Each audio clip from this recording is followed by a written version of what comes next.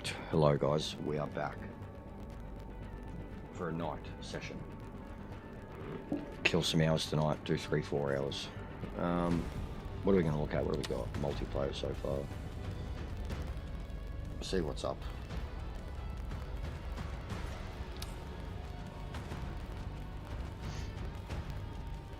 What's going on, mate? How you been?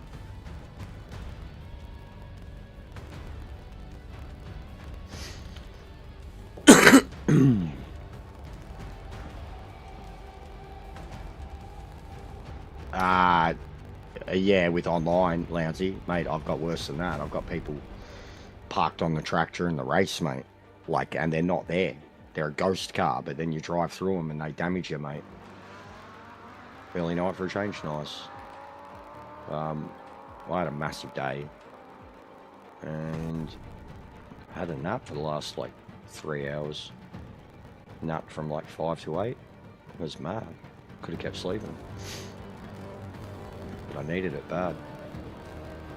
Finally, like, catching up on all the sleep. My body's finally starting to be able to just crash out hard.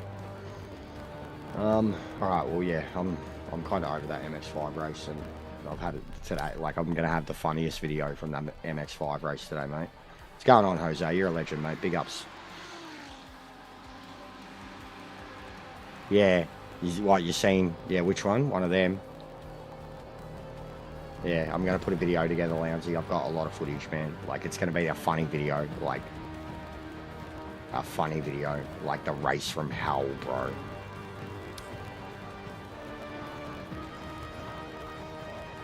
What about if we got some custom going tonight? Yeah, same, Lounsey, same. Same, mate. And I'm starting to get a lot of cars really, really fucking set up. Really well set up. This Daytona event. This fucking Daytona event. Yeah. Mate, we spent an hour, half hour, an hour setting up this car for this event this morning, and it's doing my head in. I seem ruthless. Yeah, it's. I think it's already out, Lounsey. I think the DLC's tomorrow, but if the update's out now, I think it's out. Out. Unless they're just updating it pre-early, so like, because you know how many problems they have when they have updates and they launch them. Not everyone can get back on at the same time because of the size of it too. I'd say they're preloading it. I don't think it's live. Like, I don't think the update will be overhauling the game tonight. I think it'll be installing it all, and then tomorrow when it goes down for maintenance, and then when it comes back up, it'll be live straight away. Yeah. So I think it's, and even the size of the install, it's purely for the pack. There's no, the tracks too. The tracks will take up a fair bit, but all the endurance content and shit that's going to be in the pack, like, I think they've had an 8 car pack before. I can't remember when they did it, maybe Spec 2. And it was like 8 gig. So this is twice that size. I can't imagine too, how big. So like, how big is that going to make the game out there?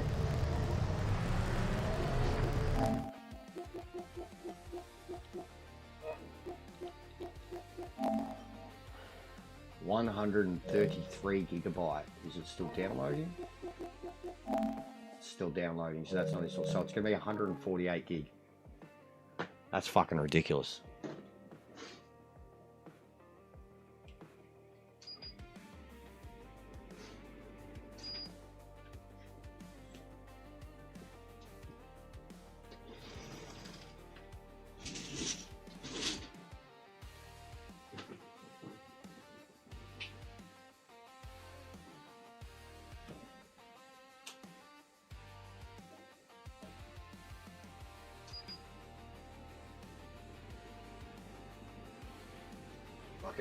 We finally had a 30-degree day, mate.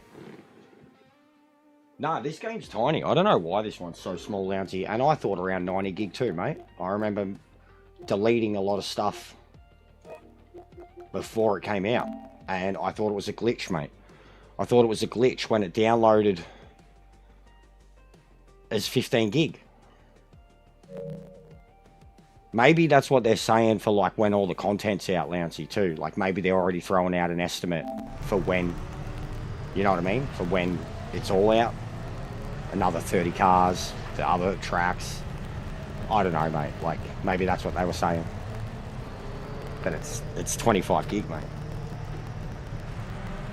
Weird too, because it installed as 15. Then there was obviously the first update and then the second update. And even the second update was only like 1.5 gig. So I don't know how it's jumped from 15 to 25, unless it was all the first update. But yeah, it's interesting how it is so small. And if like a game like this can be so small and get away with it, how come others don't? But then again too, like something like No Man's Sky. No Man's Sky, look at that and what it is. It's 55 gig. That's got a big update coming too, actually, apparently. Yeah, it's mental. I've had a full race, Lansing. I've had a 32 race now. And I went for this shit straight away. And yeah, even doing it, even any of the online races, mate, as soon as it's over 20. As soon as that number gets over 20, you're like, oh no, now we're looking at something a bit fucking silly. No, Red Dead's, I don't know about an update for Red Dead 2, but Red Dead 1 has been released on PS5. It sucks too. I should have got it when it came out a little while ago. If you have the PS4 remaster of it, the PS5 one is free, which is the way they should be doing it. It's good, because they only did the PS4 one not long ago.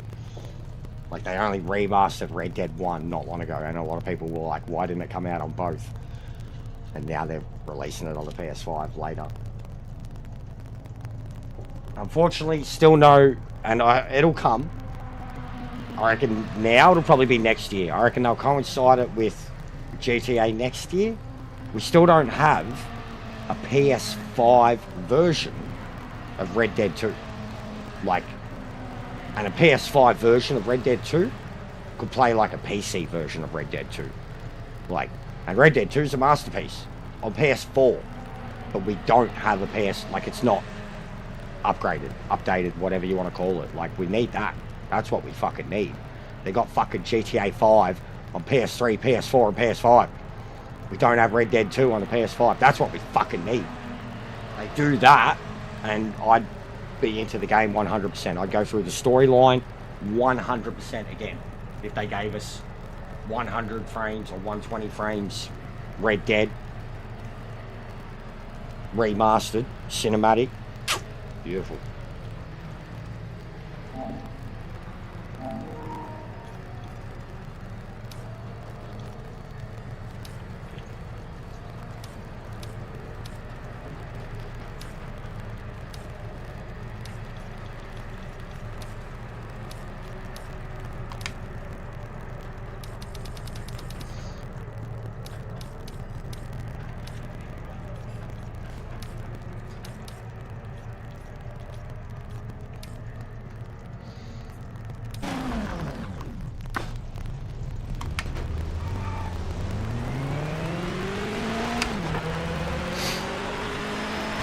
Clear of pit lane.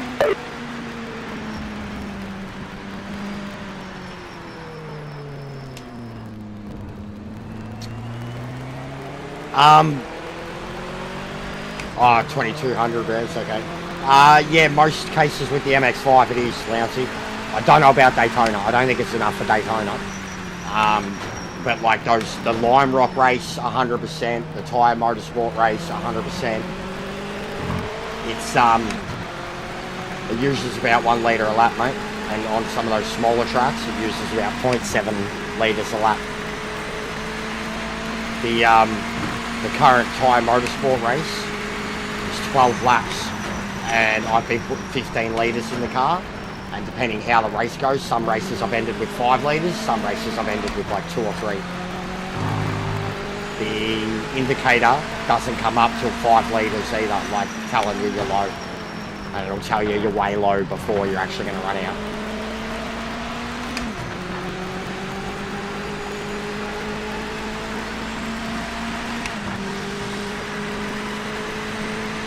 buddy. Go past.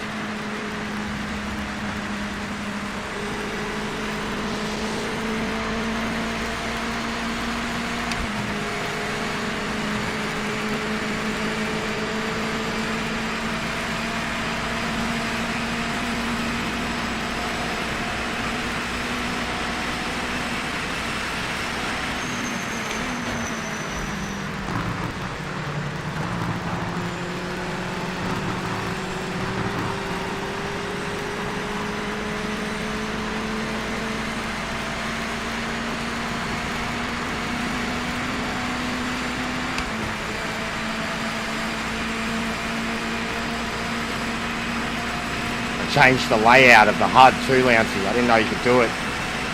See, I've got the accelerator meter here. I moved the map, but I moved everything around so I could fit the cameras in better. And you can see the reg meter and what gears I'm in and shit. You need to be able to make it bigger. You can move it all around. They need to give you an option where you can make it bigger, like more zoomed in. Blow it up a bit. Yeah, the mirror in the middle, but it only works for the cockpit, really. I moved it across, it doesn't seem to affect it there, but I did move it across, so I moved it right near the center thing, and it didn't stay there. And then, Ash said it too, it was like, it's weird, you can move it, but it doesn't actually move. He said straight away, the mirror doesn't move, and I still thought I could move it around. Doesn't change. Fuck with these tyres. Where are we?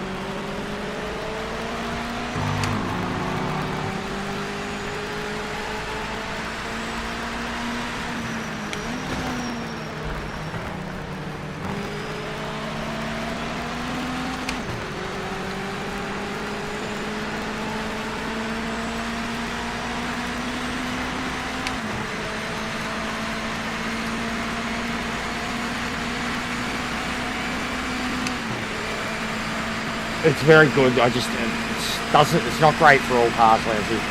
All cars, all tracks, etc. But this car, 100%, is one of the better ones. I'm always faster like this, man. If we had a forced cockpit view type thing, yeah, I'd do it. If everyone had to do it.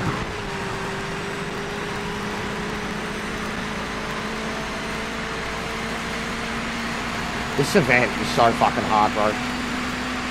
Like, to see Ruthless struggling at it in the exact same ways.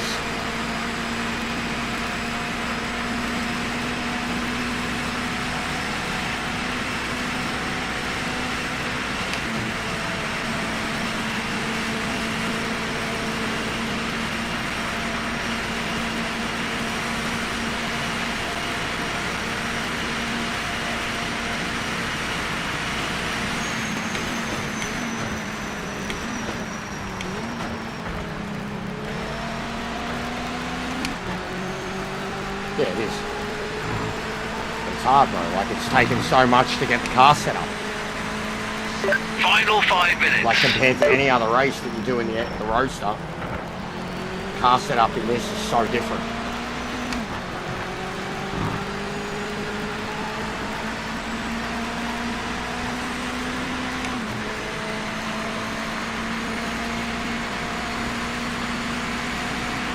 Yeah.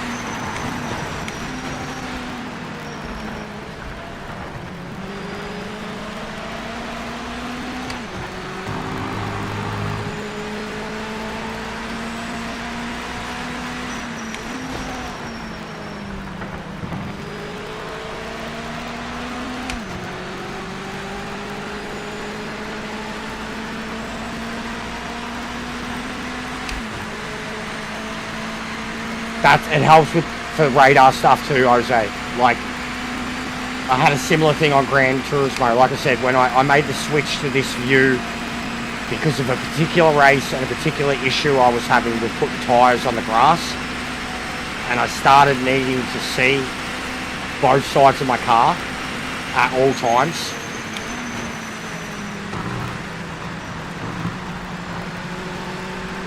But like, the control part of the car, regardless of being able to see the wheel or the cockpit, like, I feel in the same amount of control in this view as what I do with the cockpit. Cockpit's more immersive and absolutely in your brain, makes you feel like you're doing it. But it's like every bit of feedback I get from the wheel when I'm in this view, it's no different to me being in this view than being in cockpit. I can feel the wheel. You know what I mean? I can sometimes get used to driving around this and still have complete control of the wheel. Like, still feel like I myself am driving the car. You know what I mean? Like,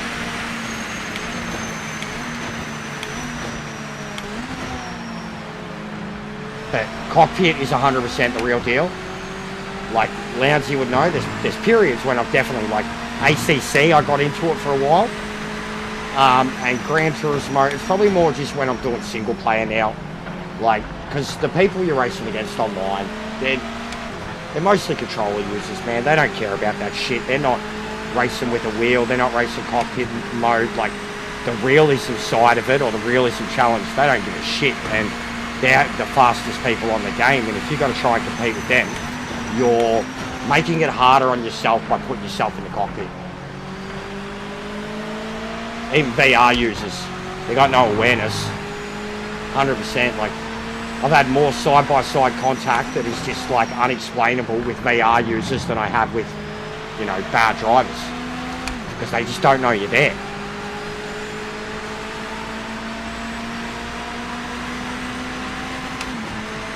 That's what I mean, Lounsey. It's hard online because they just use fast runs. And that's essentially what I'm doing with this. You know, me getting in this is a second faster, a second and a half faster. And until this game, at the very least, until it has a radar, no, I'm not touching it.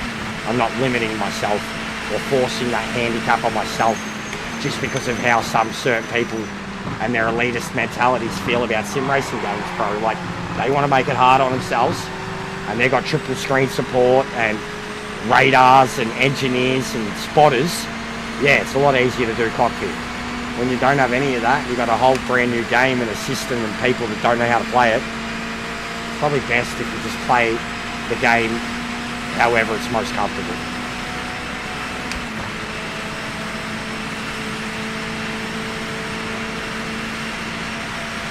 What's going on, bro? Session ends in 1 minute. Look how tight qualifying is.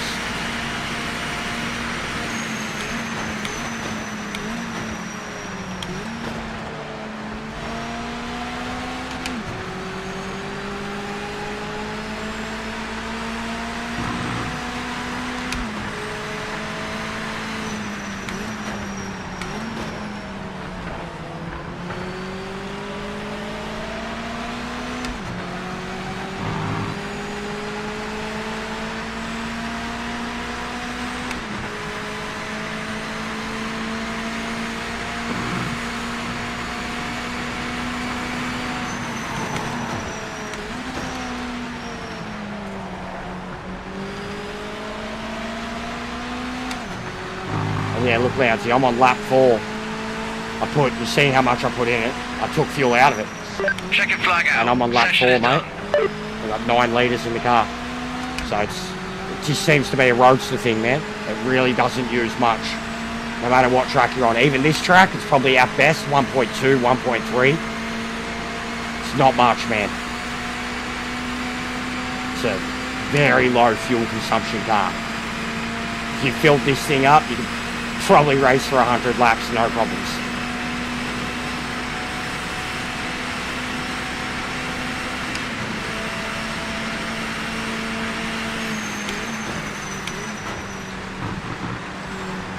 Oh, there we go. Don't lose it. There we go.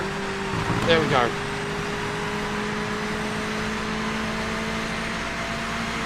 Should get me to 3rd. Oh, actually, no, it could get me pole. It hits the 7s. Not that it's going to matter, because they'll all blast me off the line anyways. With their perfect grip and their perfect launches.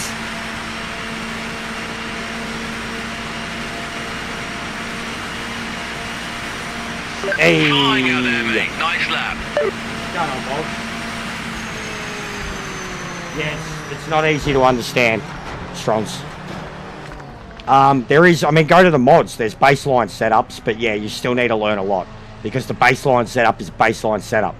From track to track, that's when you've got to start making changes. So I've literally, like, I'll show you as my Google search history, bro. You've done it. There's like 3 or 4 fucking technical engineering terms that only exist in the game. Like, I was trying to Google what they meant. Like, fucking technical terms. And I was just trying to figure out the feedback and shit. It is ACC all over again. But ACC too, they were very, very quick to get setups out there. Start with a T and a J. Nice, bro. So what, you got a few hours to yourself? Crash, mate. How old's the kid now? How old's Gracie? 3? 2, 3, getting on? What, you got Crash a couple of hours a week?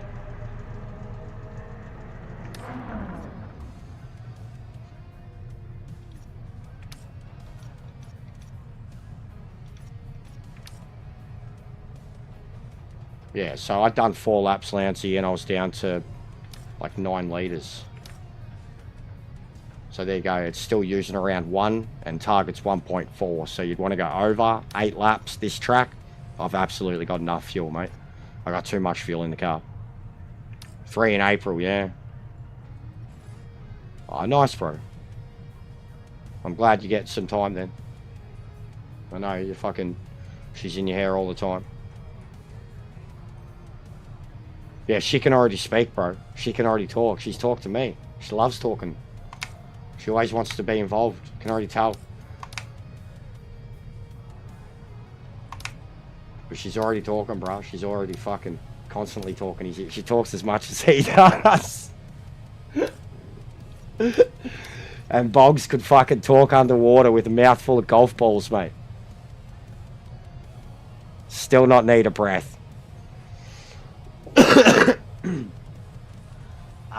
Not 25, Tony.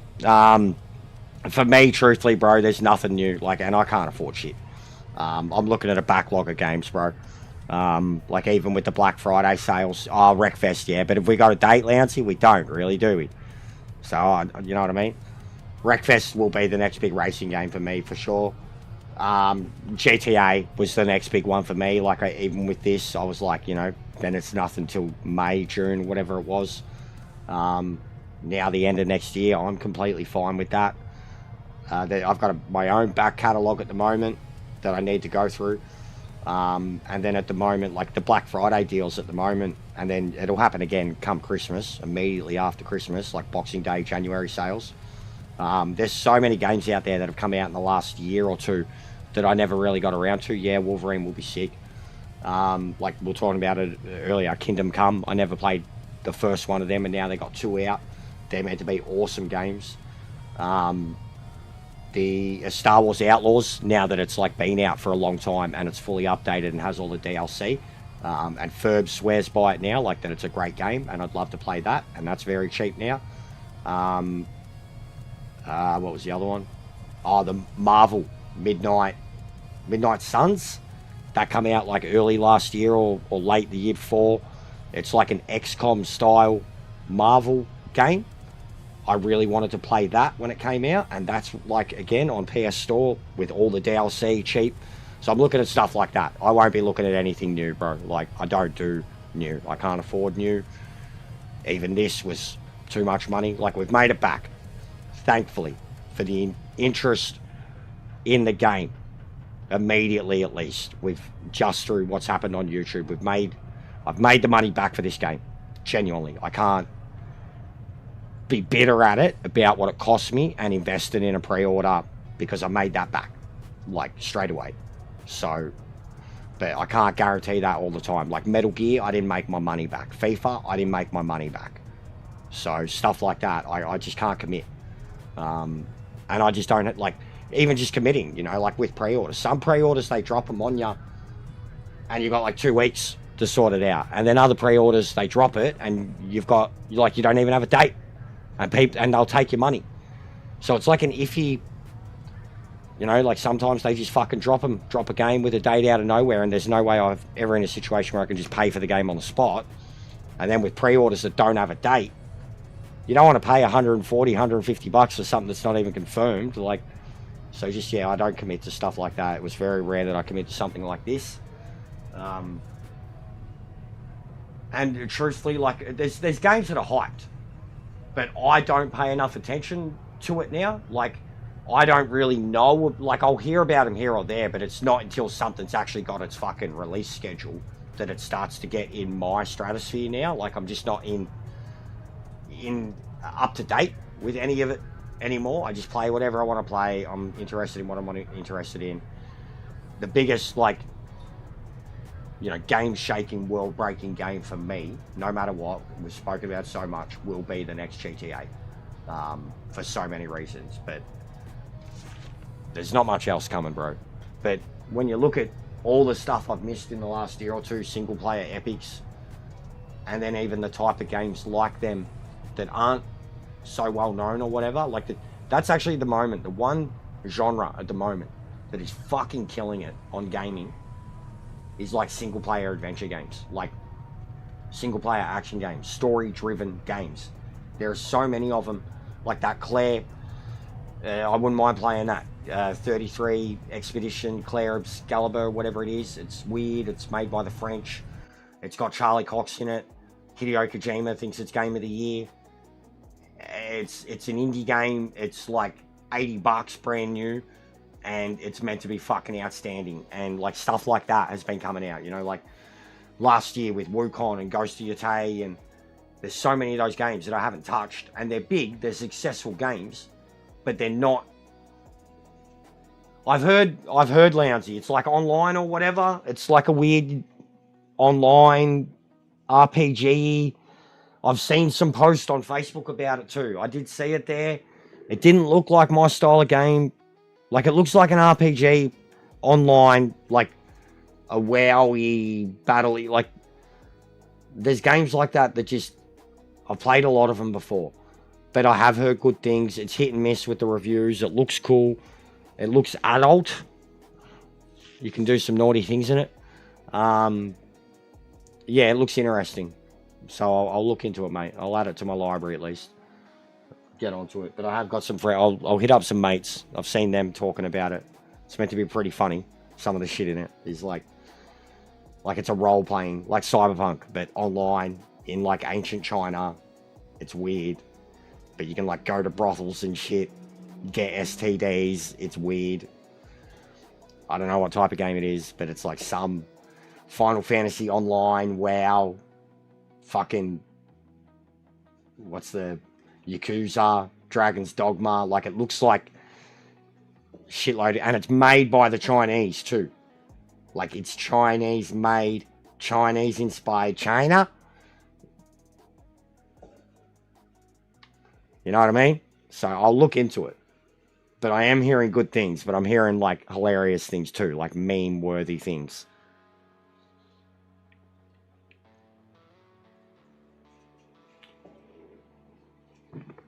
But I will look into it. Apparently they're doing 5 games for was it December? They've already announced. I think maybe it is this month. Either they're adding more ones this month to the outright PS Plus, or at the end of the month they're doing a thing, because I remember them doing that once too. I seen a thing. It's 5 games are getting added, and Red Dead is rumored to be one of them. Red Dead 2, and Rockstar do that a lot. They'll hand it out for free before Christmas and shit, get people into it, and then they get hooked on the online, and then it's just another money revenue. Rockstar don't even have to support that game, but if you get someone new into that game, they're going to want money and gold and shit straight away. And the game's old as shit, doesn't get support. It's not like GTA where every time a new update comes out, people buy the cards. But if someone gets the game for free and they get online, they're going to spend money on gold. 1000%. That's how Rockstar fucking lay their shit out. going on, Sparrow? How are you, bro?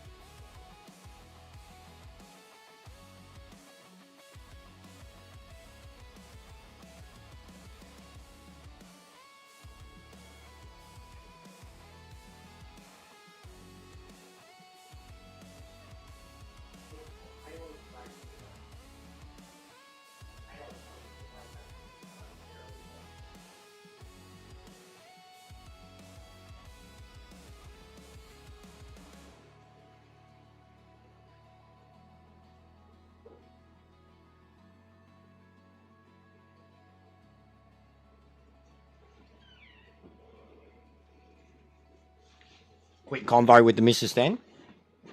I thought of one that is coming out. I don't know if it's got a date, but I thought of one that I am fucking hyped for. I've got to look it up.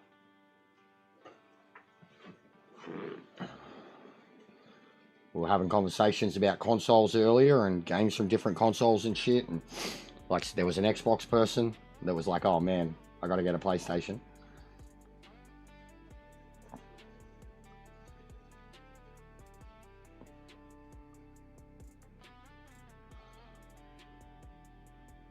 Should I have a date? No, okay. The next big one for me next year is Halo. Halo Legacy, whatever they're calling it. Legendary Collection. Whatever. Halo. On the PlayStation. All 5 of them. Oh, oh, oh. Bum, bum, bum, bum. Bum, bum, bum, bum. Bum, bum, bum, bum, bum, bum, bum, bum, bum, bum, bum, bum, bum, bum, bum. I will fucking eat the shit out of those games. Do the whole campaigns. Legendary. From the start. Fucking haven't played 4, haven't played 5. And then fucking online, which is like permanent now. Like it's a world and shit. Like Destiny. Great game. Yeah, 100%. I'm a PlayStation fanboy, but Halo is Xbox. Like, Forza's Xbox, but Halo is Xbox. Halo is, even at the time, I've spoken about it so much. Halo 1, 2, with your mates, co-op mode, legendary, online, or then Halo 3. Like, fuck. Halo 3 at the time on the 360 was... And I was a big Destiny fan too. I've got both of them. Even seeing my main account recently, we were looking at my games with my hours, and Destiny 1 is still in my top 3 hours played on this account, which is insane that it's still up there. All these years later, it's still there. It blew my fucking mind that Destiny 1 was still up there over like 2,000 hours. Destiny 1. And then Destiny 2, I still did 700-800 hours. Like 2 years into that game, and I just kind of got over it. But Halo, that's the reason I was playing Destiny. We didn't have Halo on the Xbox, but that was as close as we got. And Halo's Halo. Like, it's... The stories are sick. That still to this day, like, those set pieces from those first few games, the way the missions play out and shit, they're just fucking perfect. Like, they're a product of their era, of what games were like then, of how big they were getting, of what set pieces in a shooting game could do. And the AI, like the legendary AI on Halo, like that first time, like you're in a firefight and fucking they outthink you or outflank you or fucking wedge you out of cover with grenades and shit, like the AI, and this was back then, like before fucking everybody was obsessed with just permanently playing people. The AI back then was the best I ever played in a shooting game. Like, it's gone backwards since then. 100%. Destiny was sick too. Like, Destiny had it to an art. Destiny, Legendary, fucking raids and shit was some of the hardest shooting shit I ever did. Like, rage-inducing, insta-kill shit. Like, but you got there. You got used to it. Halo was sick though. Some of those boss fights, getting the sword, fighting with the Arbiter. Halo 2. Story of Halo 2. I even kind of like the show because there was stuff that they did well. There was stuff that they shouldn't have done at all. But the stuff that they did well just gave me such a feeling from the games, and I wanted it to succeed. So yeah, I'm a Halo fanboy. I'm a PlayStation fanboy, but I'm a Halo fanboy.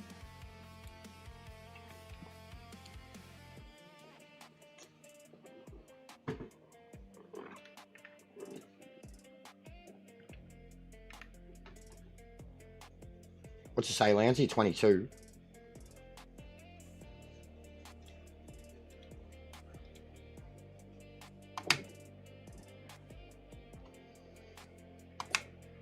Not bad, mate.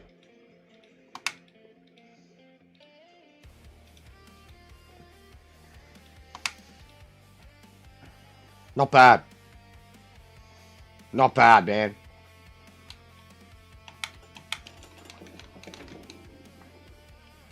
Look at him with that grip. Just fucking straight around you like nothing.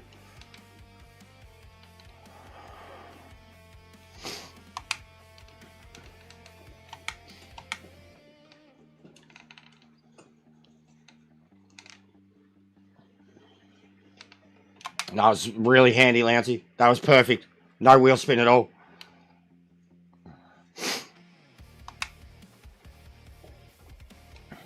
$22 to $35, sweet spot. Oh, see that? The AI actually went into a skid there. Same as me. Copy. Fucking. It's fucked, guys. It's fucked. It's gonna have to be a Christmas present to myself. Like, straight up. I think as soon as... It'll take a little while too, because I'll have to order it. I won't get paid till a couple days before Christmas. Then I'll have to order it. I'll probably get it around New Year's. It's going to cost me... I don't know how much it's going to cost. 50, 60 bucks. Depends on the price at the moment. But if I get the exact same thing, 50, 60 bucks. But I need a new one. It's clearly fucked. Like the device. It's not just the laptop problems. It's the actual fucking device. The fact that it's like outright freezing now, it's not just the sound, it's the USB thing. Like, it's just all the in and out of the headphones, the USB device, the HDMI, because it's like this big, and it's got 4 ports in it, 2 HDMIs, the jack, the USB, and every time something's stuffing up, they're always in and out, like, it's fucked. I'll order a new one, but I have to wait for Christmas. I can't afford it. I have literally nothing till we get this one, last month's pay now, and Christmas is what I'm trying to hold on to the money for. I think the missus, it's annoying, because I remember I was trying to get her a PS5 last year for Christmas. She's decided she wants to switch to now, which I was already umming and ahhing on for it, for her birthday, which is March, which is perfect, so I can do normal gifts for Christmas, and then I've got 3 months. Sort her out. The Switch.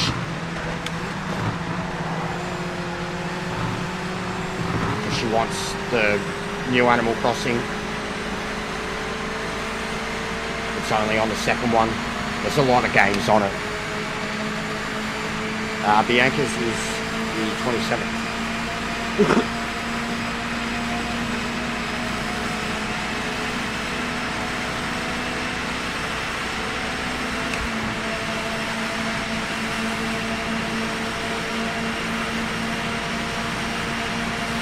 Right, that's the best lap one I've had in this car so far.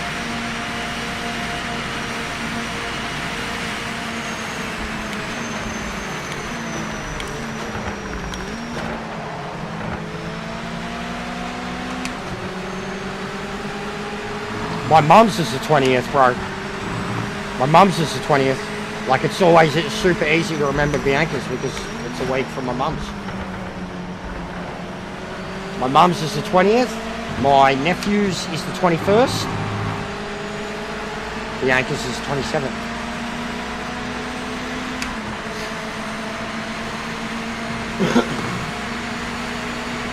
And the other thing too, my mum got married. Like, it's another way to remember it, but my mum got married. Her wedding anniversary is the 27th, exactly a week after her birthday, and then again Bianca's birthday. So, and I don't talk to my mum, but I'm always going to remember when it's her birthday and shit. Good reminder that the missus's one is coming up. Not that she won't remind me anyways. Come on, catch up.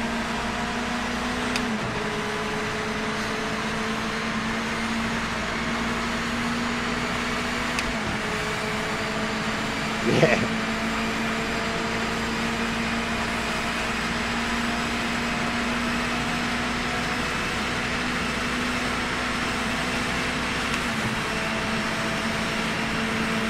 Yeah, no, we're spread out, all four of us kids. April, June, October, November. My siblings, that's our birthdays. And then my mum's March, my dad's July.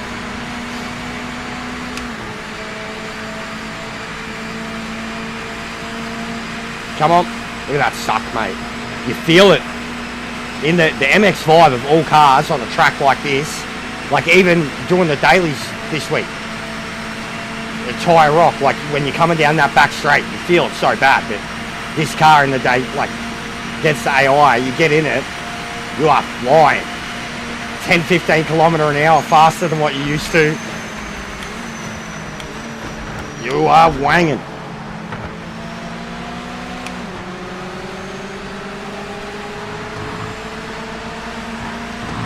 Still only doing 12s and I'm running their pace. Lap 3.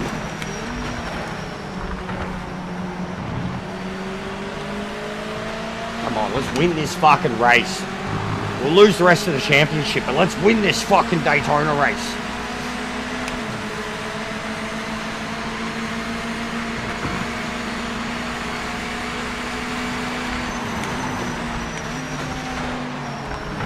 Save.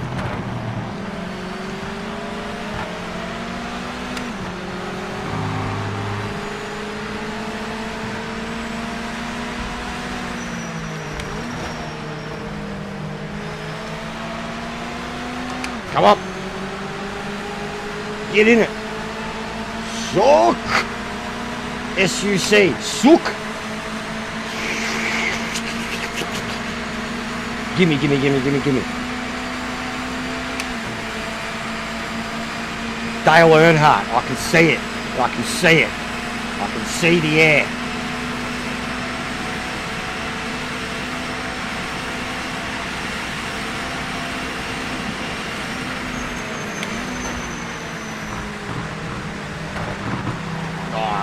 Go, go, go, go. Mm-hmm. Look at that. There's the run. There's the run.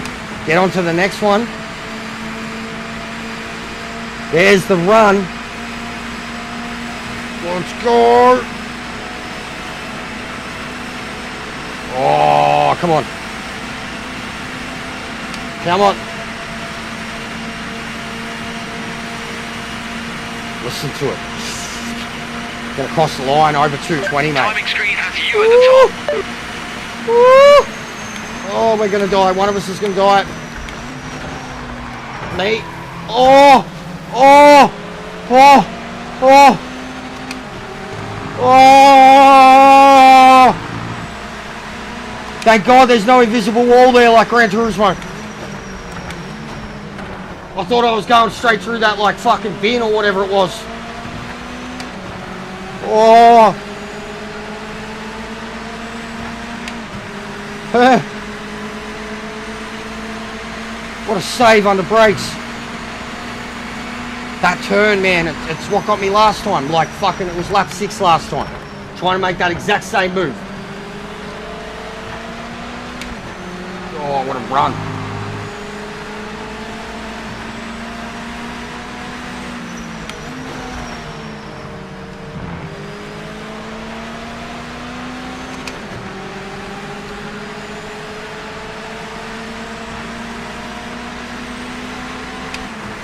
Honestly, I'd be happy with the podium at this point. I put so much time into this race. Because one of the other ones is Sebring, and I know I've got this car set up there. And then I think one of the other ones is Tyre Park too, and I'll kill it there. This is the one I thought that would be a walk in the park, just because of the length of the track and the draft and shit. How wrong I was. Best run there. Yeah, it does. Yeah, in it. Come on.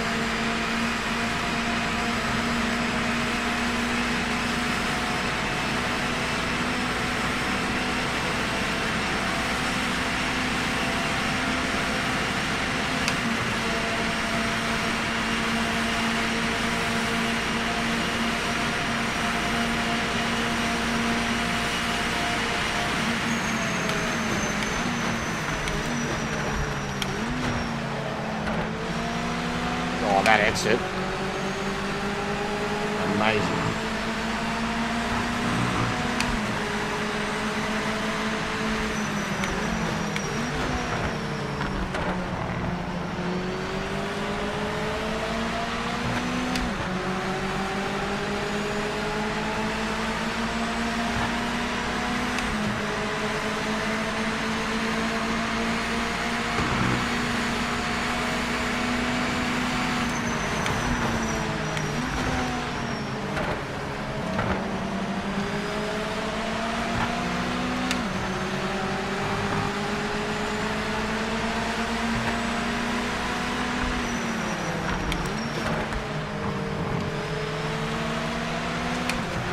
Yeah, same bro, big size.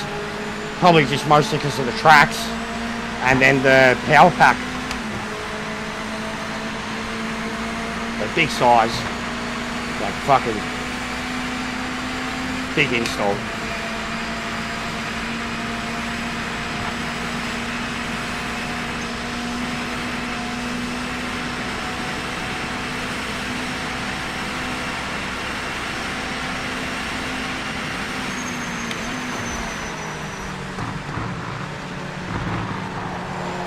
Oh. Oh no! Oh! Oh! Oh!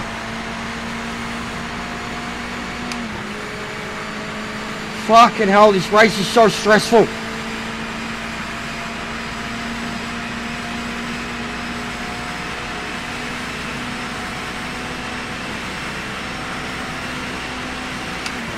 Let's fucking go.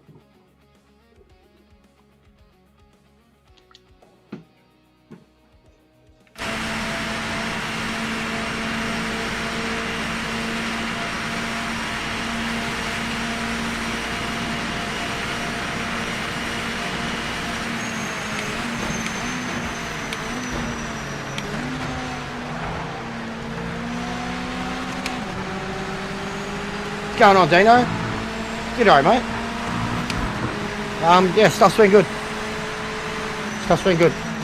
I've been smashing this, having a lot of growth, having a lot of positivity, having a lot of rants, but having a laugh. Finding the good with the bad with the good. When the game's good, it's perfection. When it's good, it's the greatest sim racing experience I've ever had in my life. When it's bad,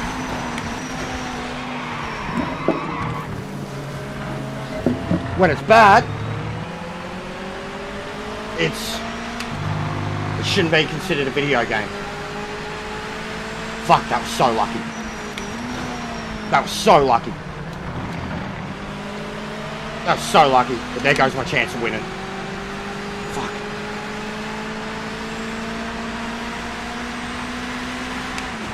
So lucky. Bro, I've nearly killed myself 3 or 4 times in this race. Yeah, plenty of updates to come. It needs a lot of fixes, stability shit. But at its core, the racing is amazing. Much more challenging than anything Gran Turismo could ever offer. And absolutely shares more DNA with ACC than anything. And actually I'd say it's like once it can match or get really close to ACC's spot on fucking physics, the setups are harder than ACC. Like there's more to it. There's like fucking 3, 4 different huge factors in the way you set your car up. You know, rather than just the generic kind of suspension, roll cage.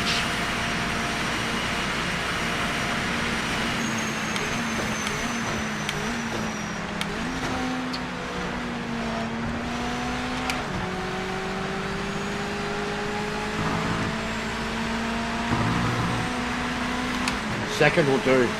With how much effort I've put into this race, second will fucking do.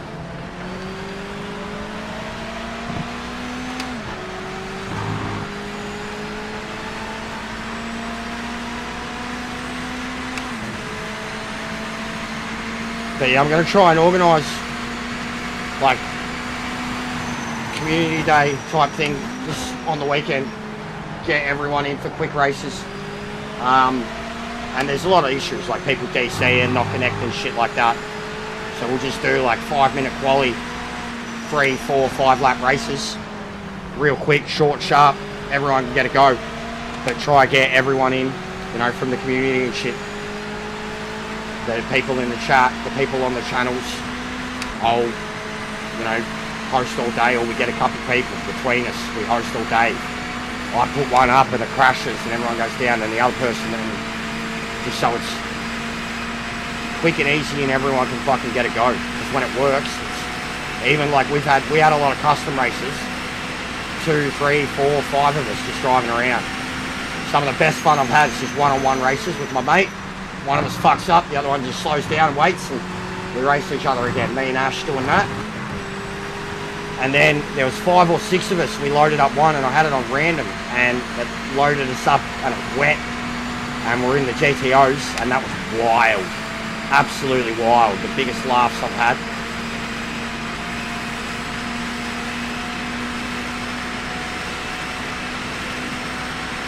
And I've been using a lot of the custom multiplayer races to just try out a lot of cars. Get a basic setup going on.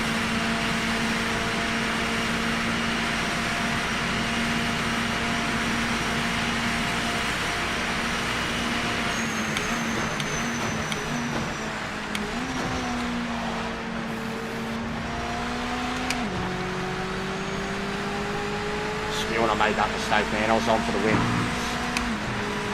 The puddles, the rain is amazing. I've shown that in great detail, just showing a replay of that race when we're in the GTOs. The rain, the puddles and the track wear is amazing. Level of detail the Kaz could never. That's their fucking farming connection though. Oddest thing to make a racing game awesome.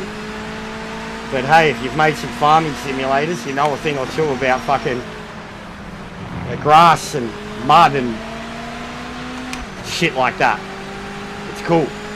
It's a very, very, very unique thing to have in a racing game, but it's very accurate, very realistic. You look at some tracks when it rains and rains non-stop, especially back in the day, man, they used to get torn the fuck up. Like Lime Rock, I turned to that first turn, left-hand side of Lime Rock, bro, I turned it into a mud patch. Literally turned it into a mud patch.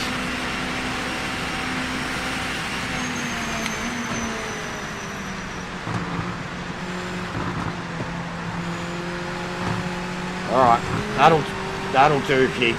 That'll do. This race has been painful. Painful. But we got a podium. Had a really good start. Painful.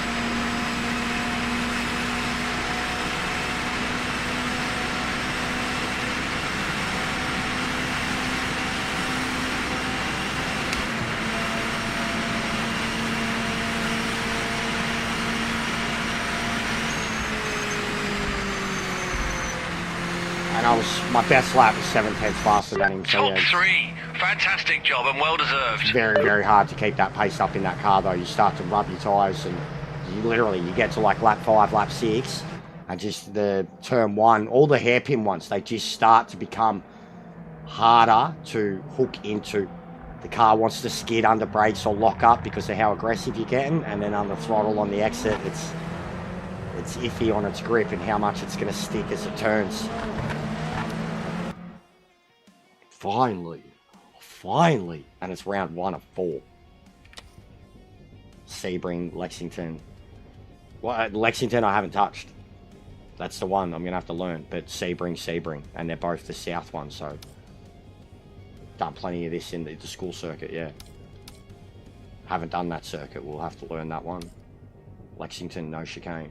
Haven't done it, literally haven't done it.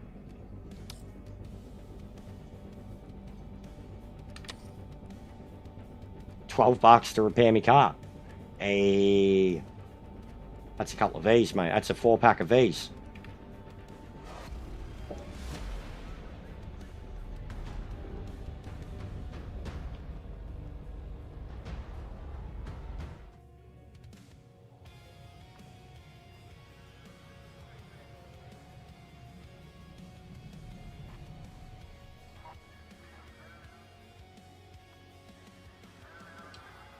Right. Yeah, that's the key.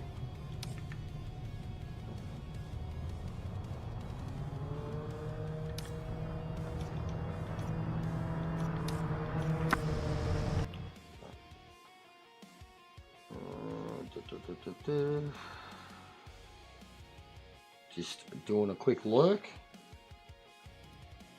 Seeing who's on. But yeah, I imagine Gran Turismo streams are going to go off tomorrow for certain people. I mean, even for me, I could get it. Like, I don't know. Is it worth it? Do you really think it's worth it? Do you just want to see it? Genuinely. Like, because I feel like even, like I'm a bit bitter on it. I've been playing this for a week non-stop. It's a racing game. The amount of people that I haven't heard hair nor hide from said boo, anything. I always hate those moments. And then you jump on Gran Turismo and they're all, oh, I'm literally here playing a racing game that they just refuse to partake in or support or... And then I'm not getting the power pack. I'd only be getting on to check the new cars, Yas Marina and Canada.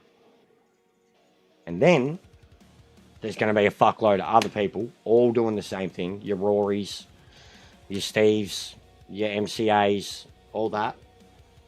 They'll have the pack and the audiences. So I feel like probably just not do it and keep doing my thing here.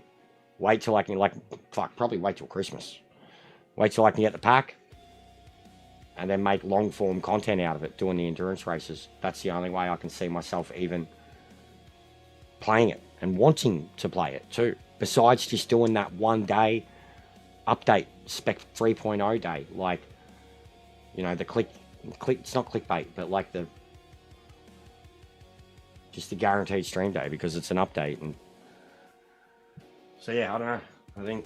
I don't think I'll bother. I think I'll stay on this and it'll probably be a quiet night. There'll be a lot of people on Gran Turismo checking it out, and that's fair enough, but I don't care. Like, I don't mean for them. I mean for the update and what it's doing.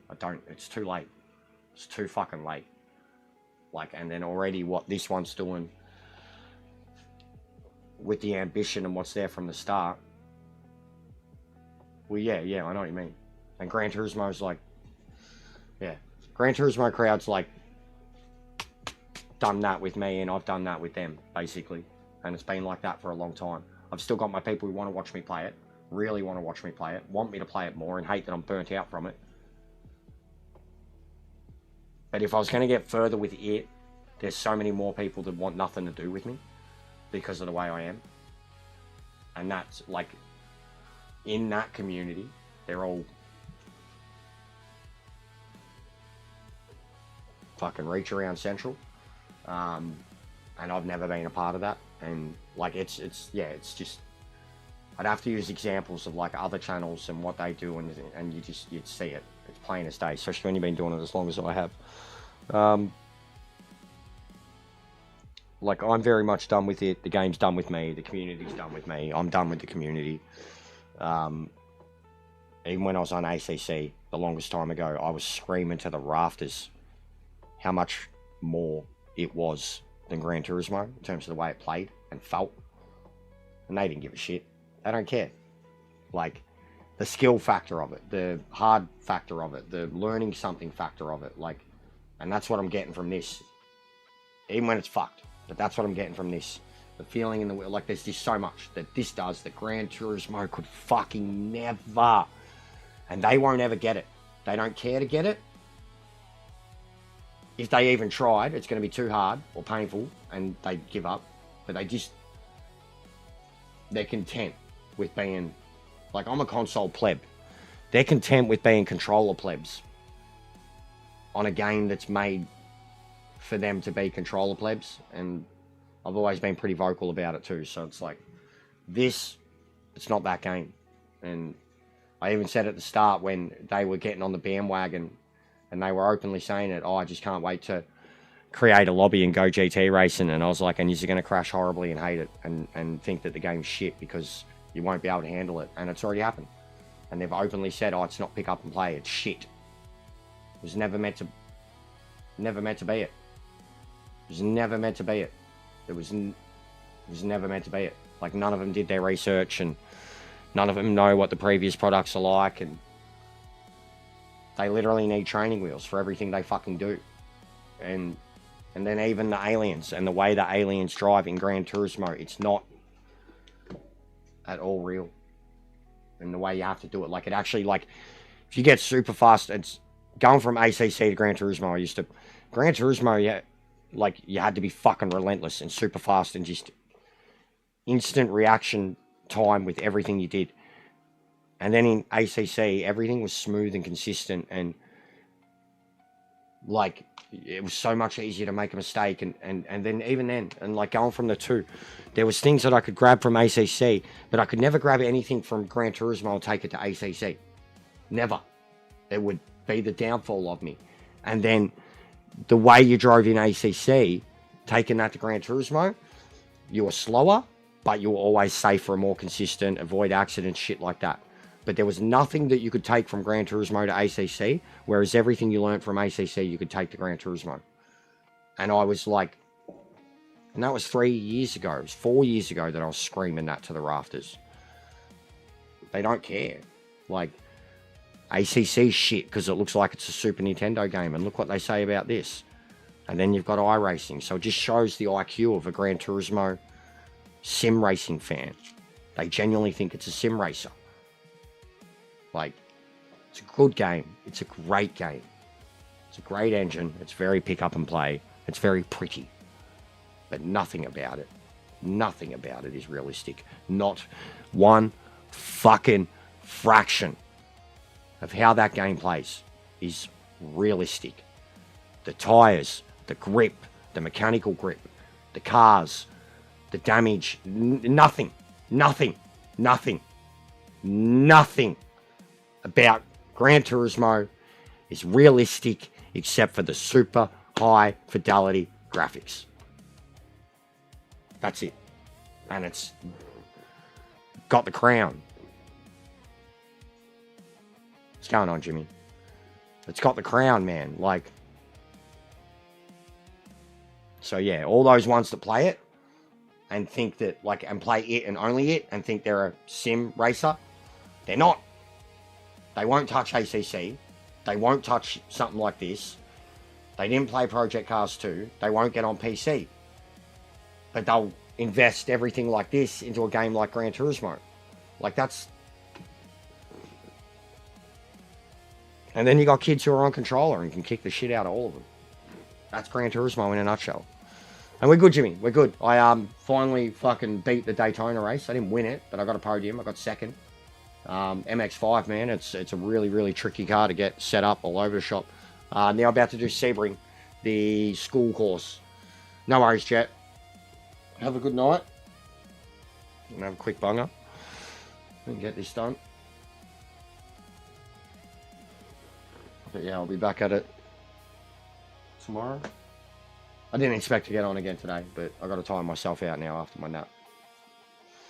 And the missus is working late tomorrow, so can have a later night. She'll probably be up to 1, 2 herself. It's only 10:30 now. Oh.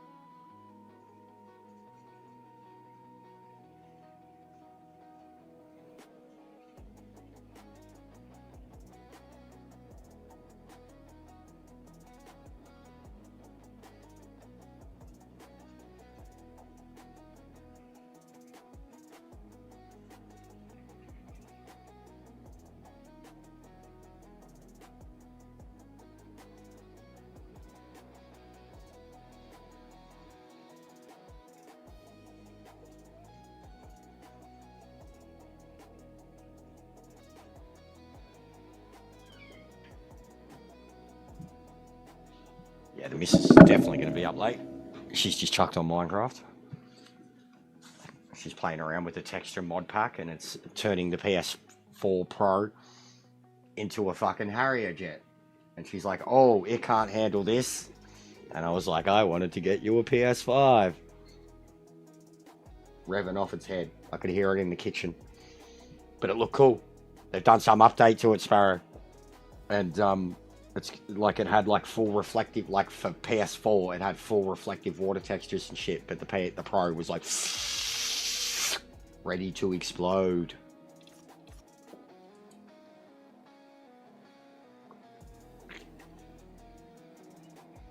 I've still got to get back into it on the PS5. Yet to play, installed it like a month ago.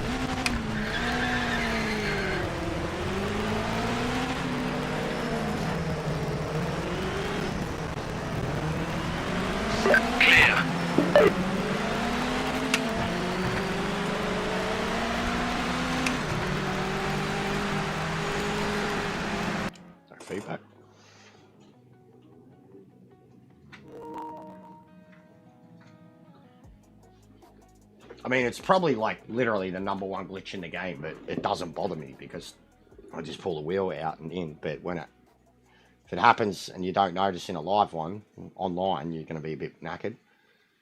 Car like this having no feedback, you're going to lose control of it pretty quickly.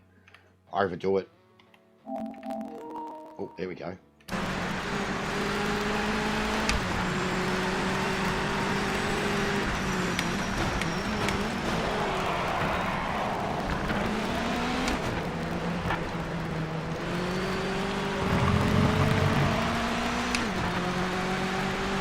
Yeah, I seen the Lego one was getting handed out.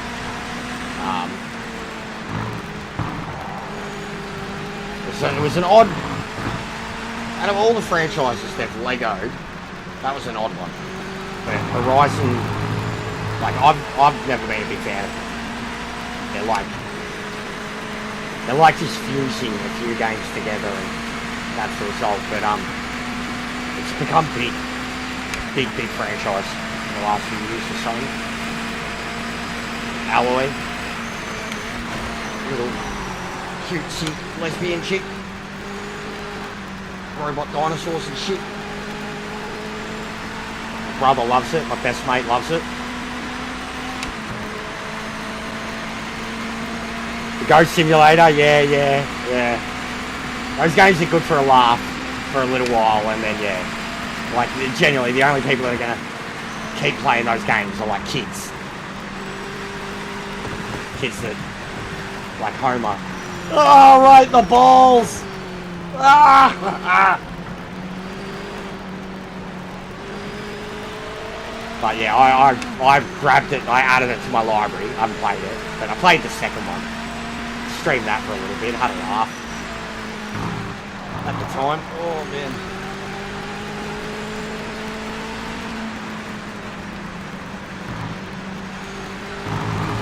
Fuck.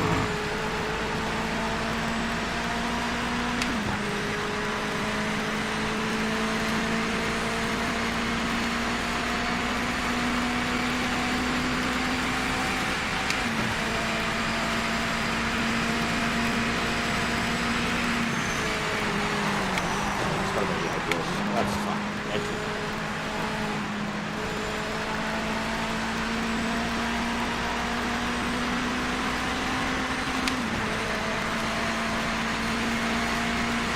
Fastest car in the session. God, this track's so bumpy.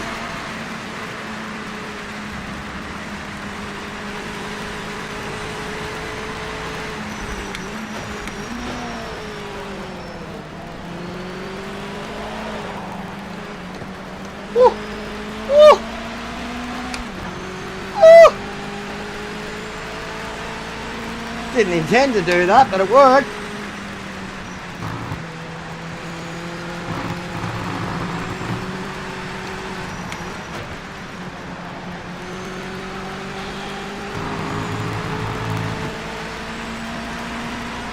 See, I've already got him by a second. Should be fine here.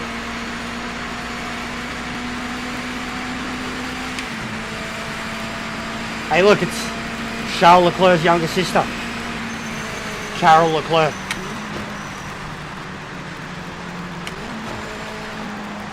They're a very successful family. My missus loves them, bro. She has platinumed about 6-7 Lego games. She absolutely loves them.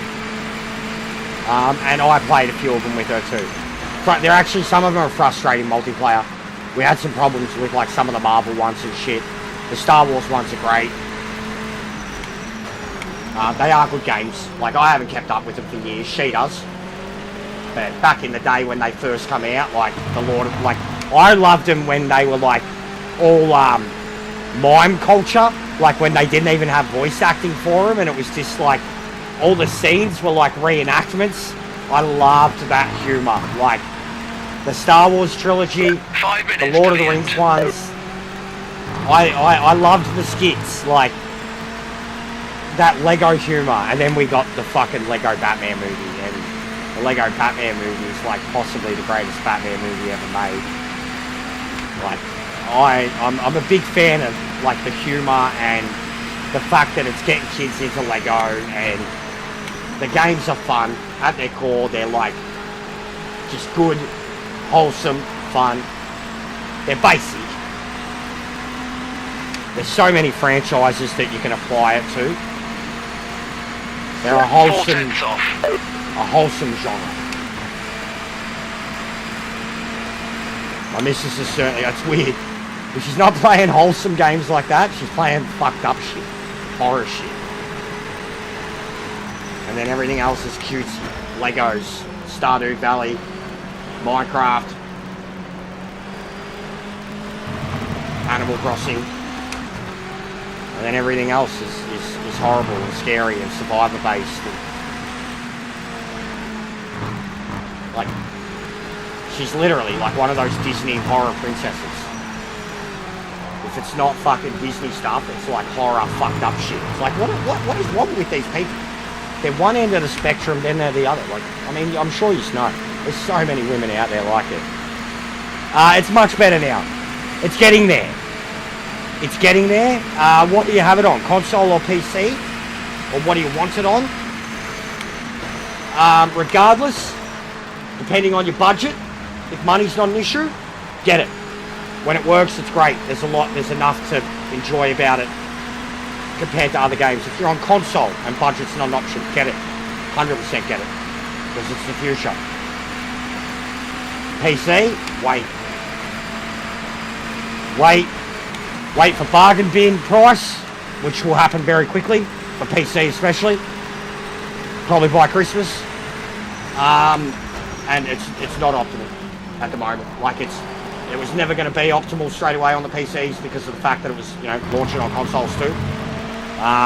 It seems to have a lot less issues on console than it does on PC. Truthfully, like from what I've heard, even just the cross-platform and all that stuff works, but even when we've just done custom lobbies, PCs have been the main ones disconnecting, crashing, errors, shit like that. And your options on PC, you've got a plethora of them. We don't have any. So, for now, PC, wait.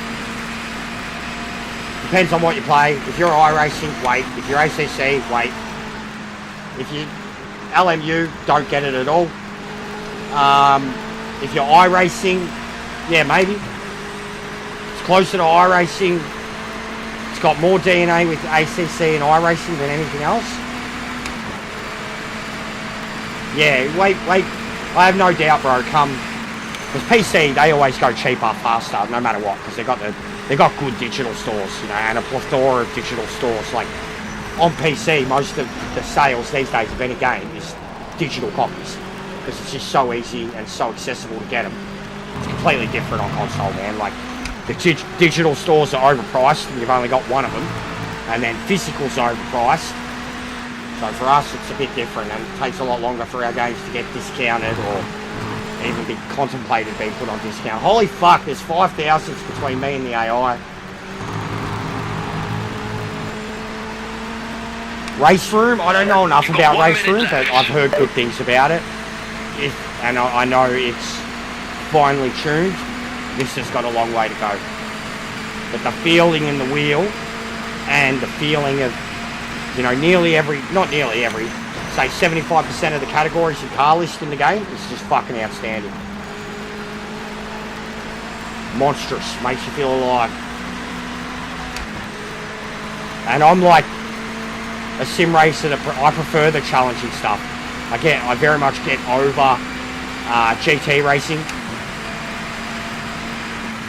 Like, it's too easy compared to the other stuff that's out there. Like GT4 and GT3s, just especially GT4s. They're just boring. Like, they're not. They can be fun, but out of the race cars, they're boring. GT3 does everything for you.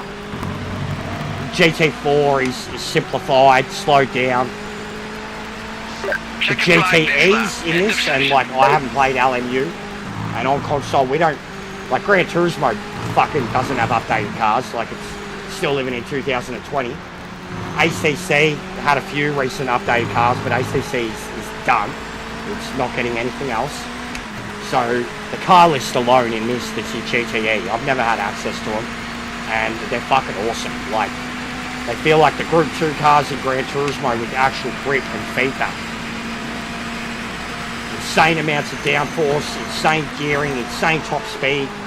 Like GTE, you know, most crazy GT racing class in the world at the moment, and LMU has perfected it.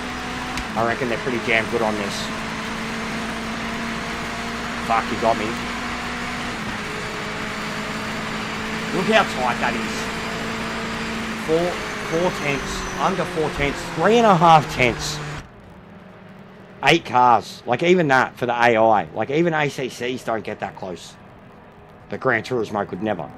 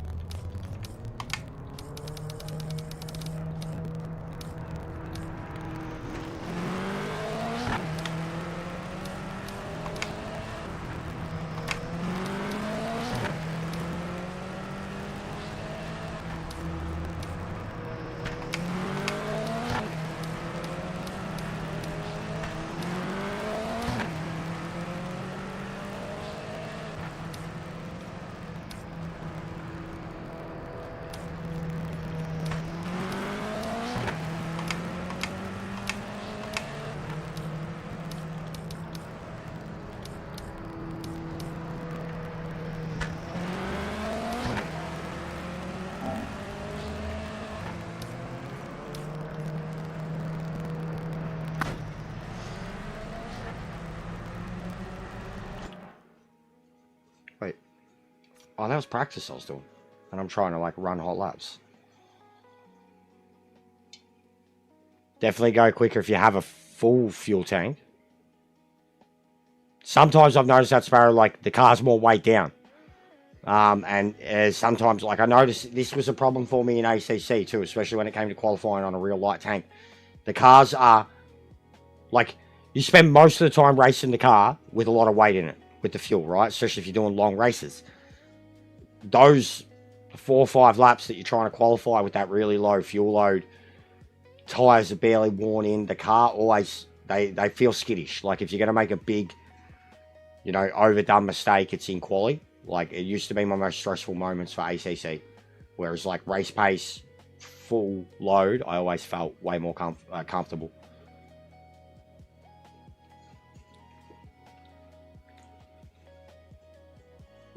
And then the end of a stint was when it would get fucking stressful.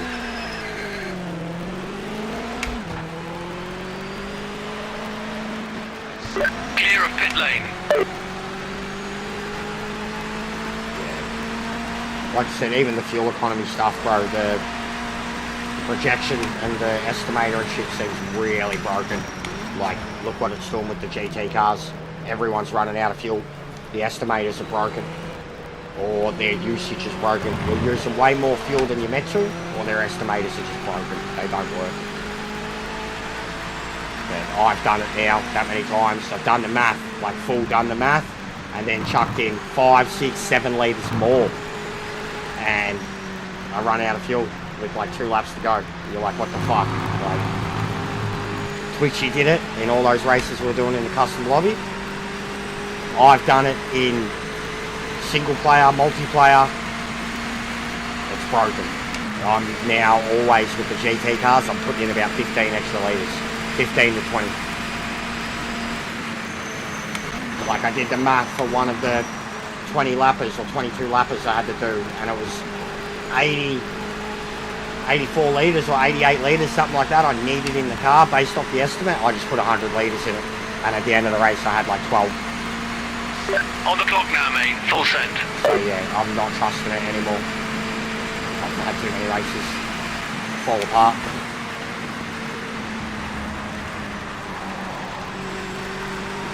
Yeah, I heard about that. I did hear about that. It would be really cool.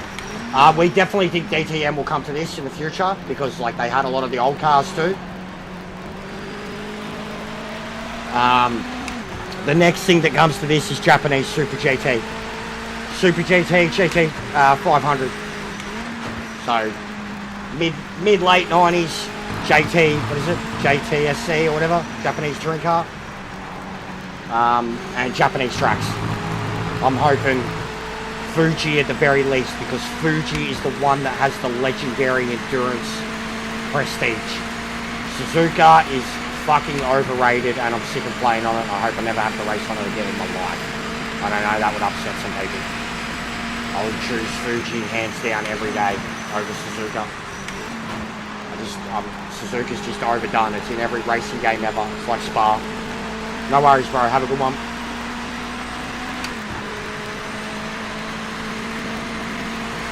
It's really warm here tonight. Timing screen shows you're the Apparently quickest car on tomorrow's going to track be right now. fucking hotter than today. Got hot quick. But it's warm as tonight. Like I've got the window open and all when there's no breeze. It's sticky and humid.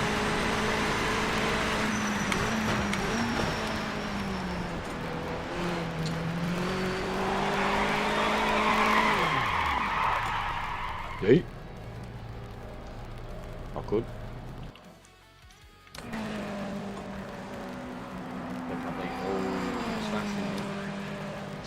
Corning's over, mate. Wish that had panned out a little better for us. Okay.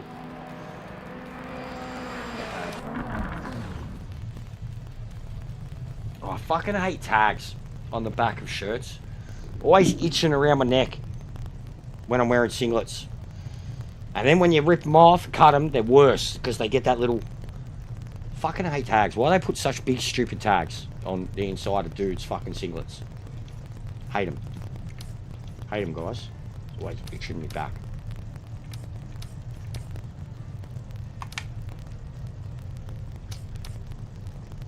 Right.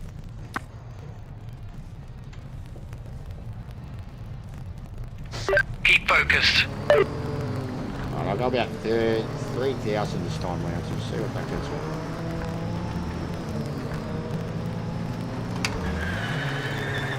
That does do a bit more, so 22 does seem to be the sweet spot.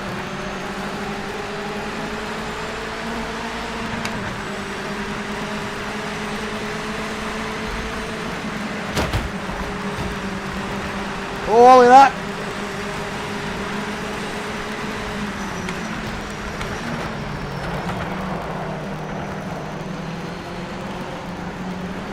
Nailed that. Go.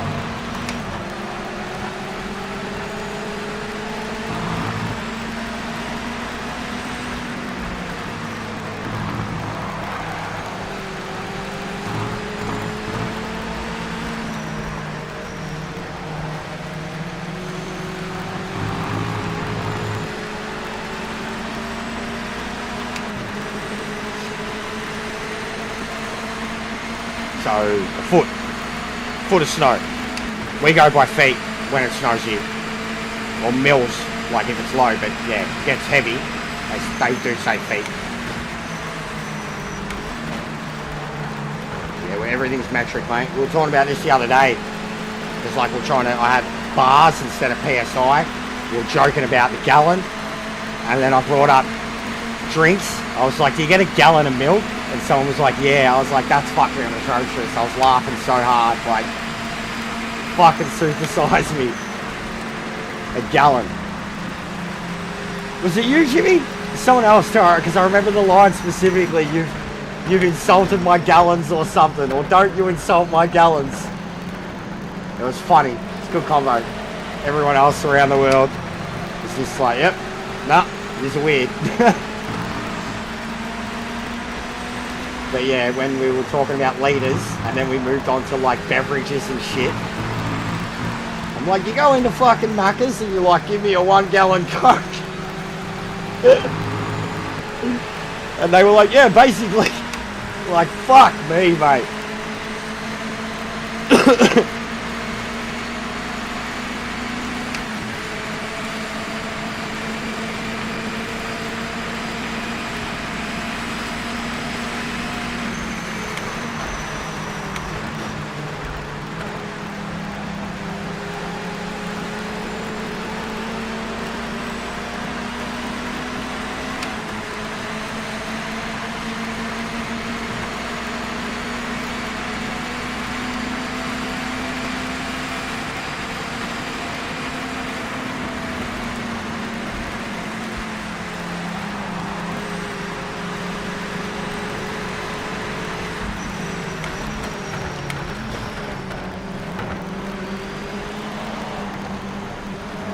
Oh, control drift.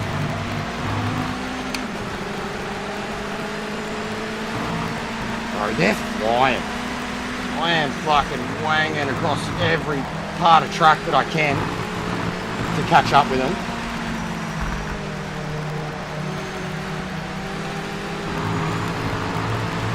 Bro, right now, tell me this game isn't good looking.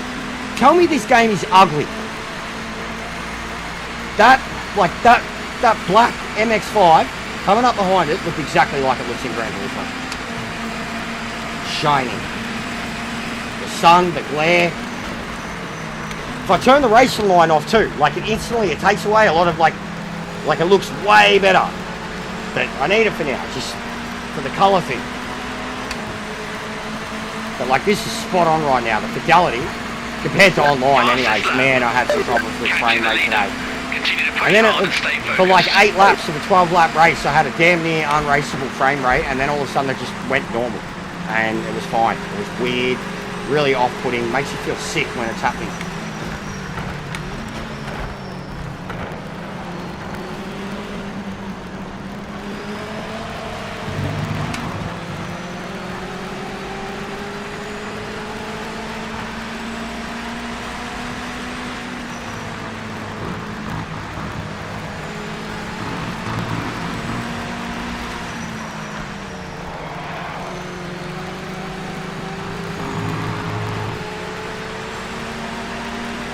Hey, Pete! Nah, don't care what you say, mate. You probably didn't play ACC either. So, disregard, mate. Disregard. You should see the drifting you could do in this, Pete. You'd wet yourself. You'd fucking wet yourself, mate. I've given you shout-outs. I've been like, where's Pete? He'd be creaming. Drifting you can do in this, shit's all over Gran Turismo. Straight out of the box, mate. And anybody who says game like this in ACC is ugly is a Gran Turismo player. Therefore, not really a sim racer. So, like, and I've spoken about this really openly. Anybody who criticises a racing game for being ugly, when iRacing is the #1 sim racing game in the world, doesn't understand sim racing and only plays Gran Turismo or Forza, Pete. That's straight up. That's the truth. Anybody who rates a racing game on looks only plays Forza or Gran Turismo, because no other game looks as good as they do, but they aren't even close to being what all the other games try to do. No, I know, but I'm truly speaking truth. Yeah, it doesn't look like Gran Turismo, bro, but nothing on PC looks like Gran Turismo. And they're going to pay $4,000 to have LMU even trying to look like half a Gran Turismo. So it's truth. Like, if looks get criticised by a sim racer, they're not a sim racer. They don't. And if they are, they're on PC with a super build and have the budget, and they're just being a fucking pleb.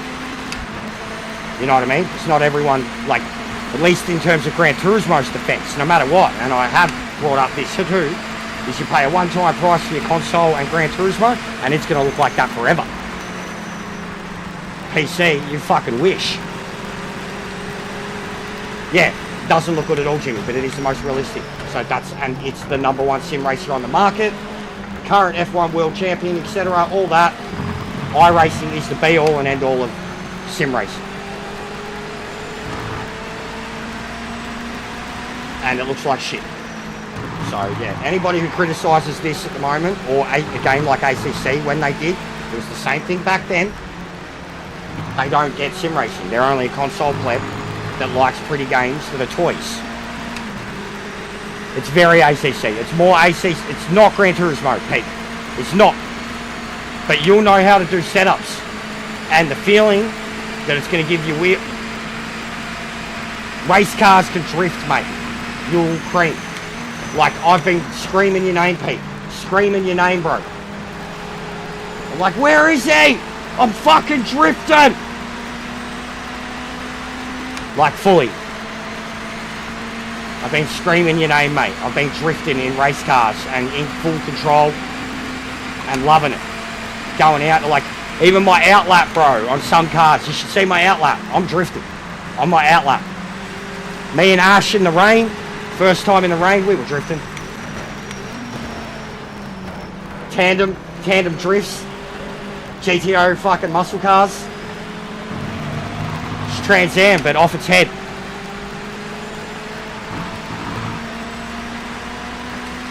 But the customization, the tuning, like even me already, I'm like, oh man, how easily you could get a car drifting. Just what I've been able to do, just with roll bar, brake balance, in race cars. But those GTOs, the Group 5s, the NGTs, drifters. The GTO just screams it. The Cougar, fucking Pontiac. And then the RX-7 and the fucking 300ZX, mate, JDM. But fuck the Audi, it's a piece of shit. Stupid OP car. Blow it up, get it out of the game. 1 to go. You're closing in on the leader. Keep piling on the pressure, then make your move.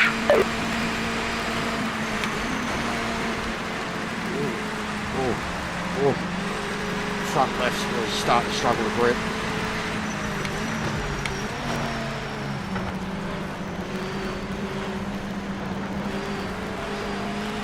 Oh man, hate that turn. So hard to just hook in on the exit.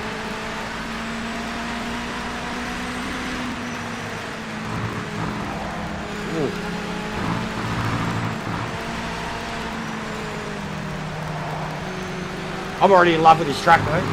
I haven't had much experience with the full circuit, but I enjoyed that. I've driven GT and LMP around it. But yeah, Sebring's sick, and I knew it had become one instantly that would become a favourite for me.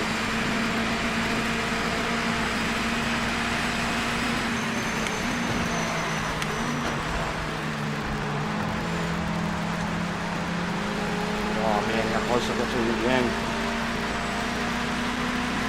But I'm pretty sure the guy in 4th won the first race, so this should be good for me in the series. Fantastic job, you made the podium.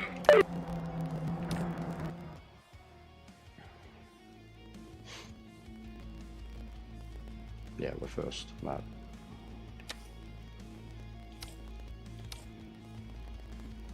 Lexington.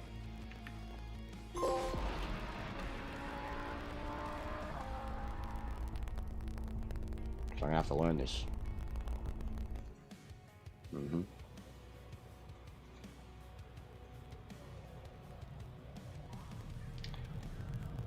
You would have to drive past me, yeah. If I could afford it, mate. We'll see how December goes.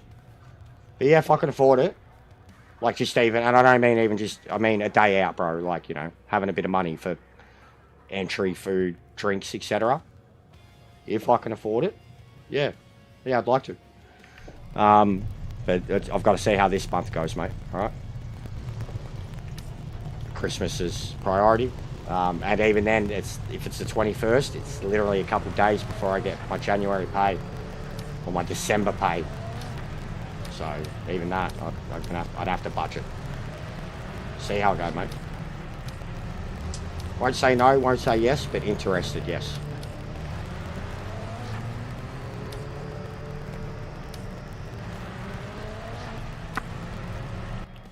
I actually miss car shows, and we were meant to do the air show this year. Me and Tim, never ended up happening. I never even ended up hearing from him. Me and Dad want to have a catch up. 31st, yeah, 31st would be mad. Me and Dad wanted to have a catch up soon, because I don't know if we'll be able to do it at Christmas. But with him, I was going to go into the city. But yeah, I've been wanting and needing to get out, even if just for a fucking half day. I haven't in months, and even if I just fucking head out somewhere by myself, I need to do something soon. I'm going a bit stir crazy. After I got sick, when I got sick, and then after I got sick, because like I was making myself take extra time off, basically. I went real stir crazy. Like, even the missus, that's why, like, I started getting sooky with her, basically. Not sooky with her, but being clingy. I got clingy. Stir crazy.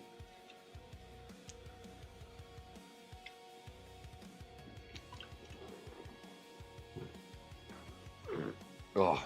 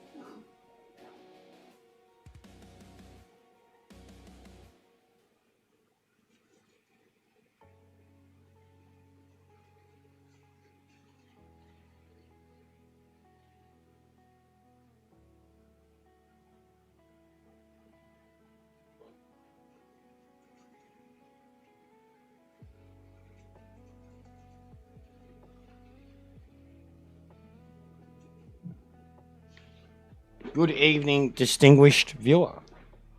Make me feel like Super GT. Good evening, distinguished viewers. Jester here. Entry less than $20. I don't have concession, Pete. What's full price? I can't get... That's why, literally, Pete. That's why life's so fucking hard. Like, all of it, Pete. Think about it. Healthcare, concession, Centrelink. None. 2 years. None. Like, it's... Bro, even my hospital trip a little while ago. It makes life hard, bro. That's why when, especially the fucking haters, the people that have said things about me and assume shit, some of the things they say about me, though. None of that, mate. Yeah, no, all good, bro. What would full price be? Fucking, if concession's 20, what's full price? 38, 48? You know what I mean? Like, it's same with cinemas and shit, bro. Anything.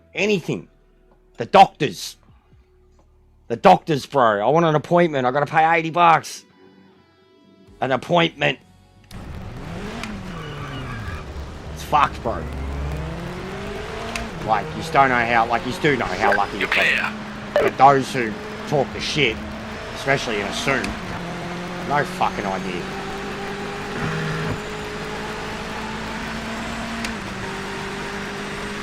I've never raced here. This is new. This looks cool. Already. This looks cool.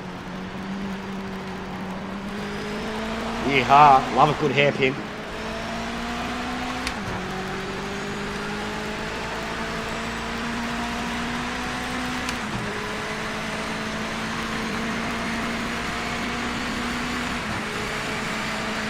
We're wanging.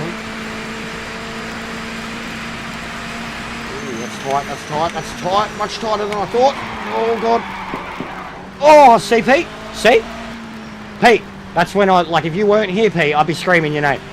I'd be screaming at Pete, like, oh, Pete! Pete, I just drifted an MX-5, Pete! Cold tyres, Pete! This is a fucking roller coaster.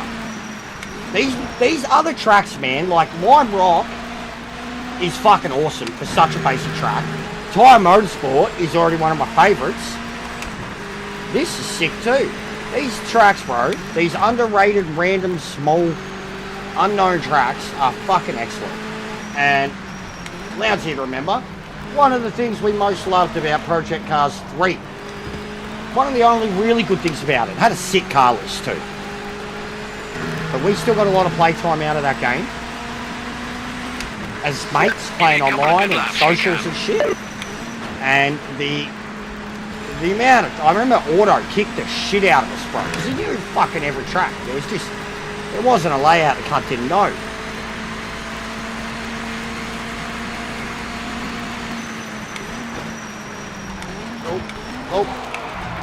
Oh. Wobble, wobble.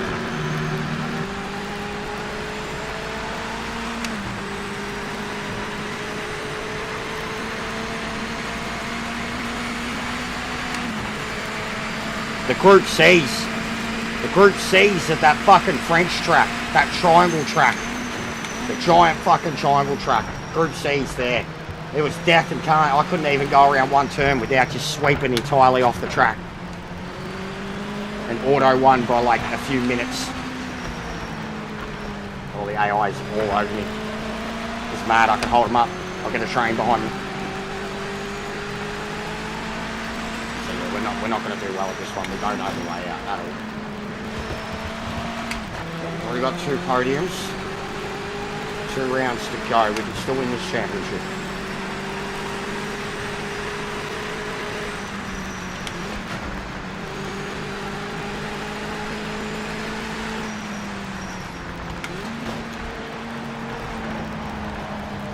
Oh, wowee. Talking about some angle.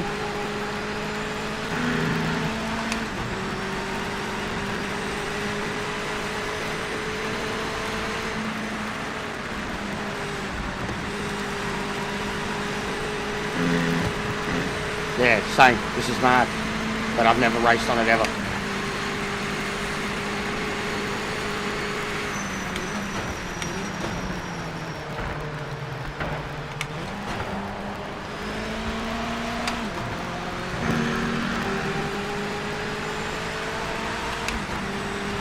Seconds off the pace.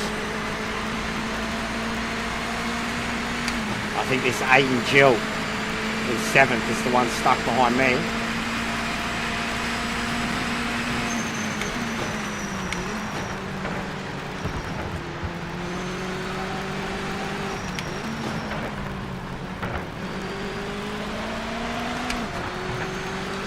Final 5 minutes.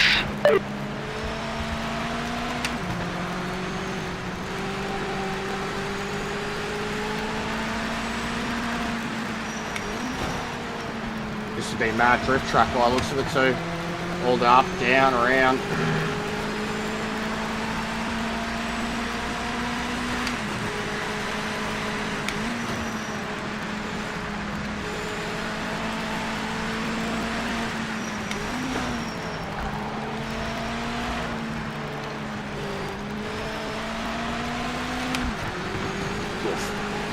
Yeah, that's mad. So many elevation changes, camber changes and shit.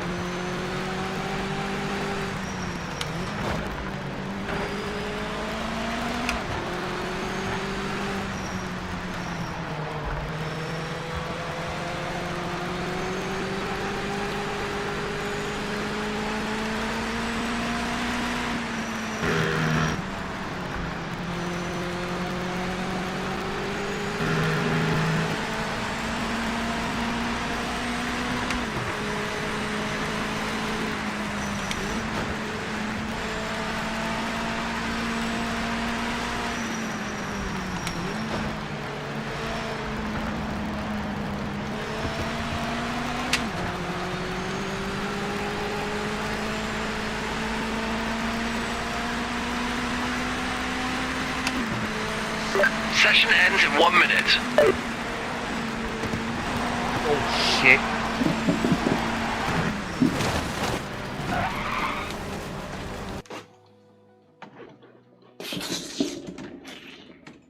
I literally would have catapulted out of that car. It fucking went like that over the curbs.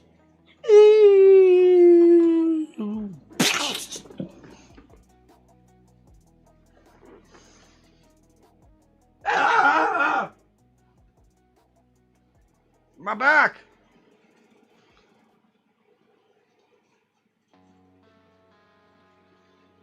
See what I mean about the tyre marks too when I plug it back in.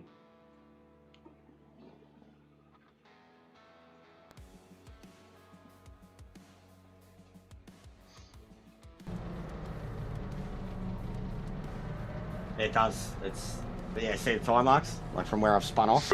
This lap, checkered flag. Session complete. Oh. Bits before it disqualifies me. Because they do disqualify if you're parking on the side of the track like that. Alright.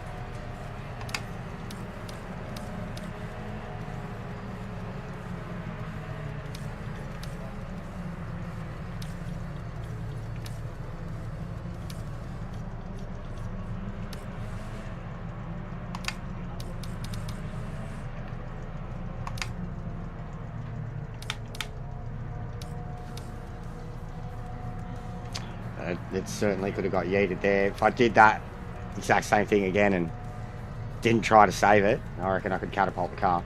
I've tried a few things. I should play with it, with the physics, and just load up a track and put in some cars like multi-class and just fucking drive through.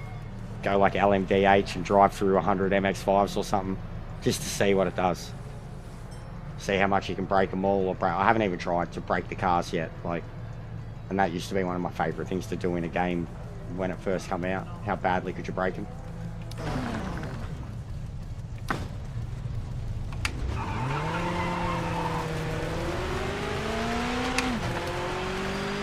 Clear.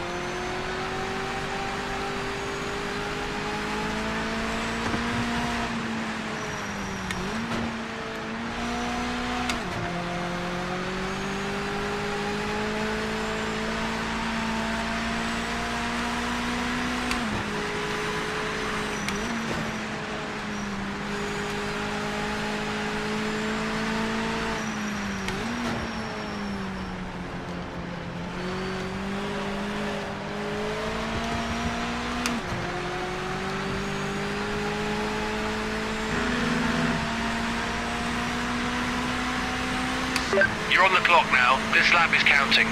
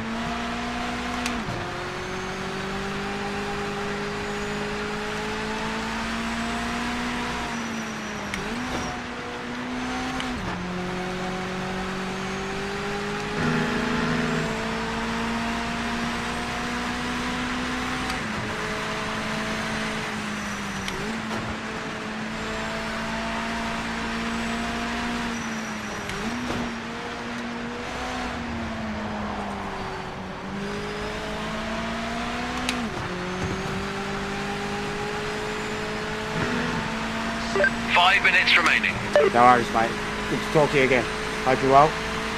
Be good. If I don't see you by Christmas, have a good one.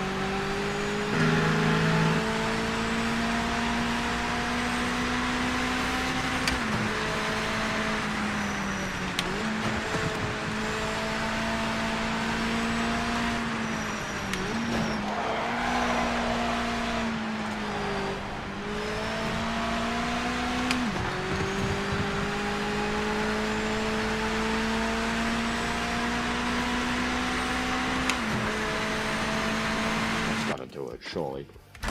Definitely got the pace with it pretty quickly.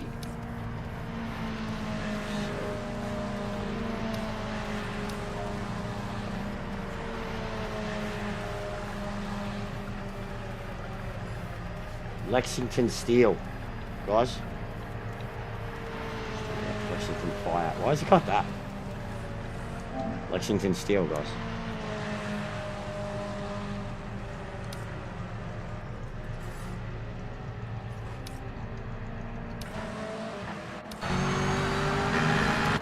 Even the spectators got a lot more. It's not perfect, but it's better than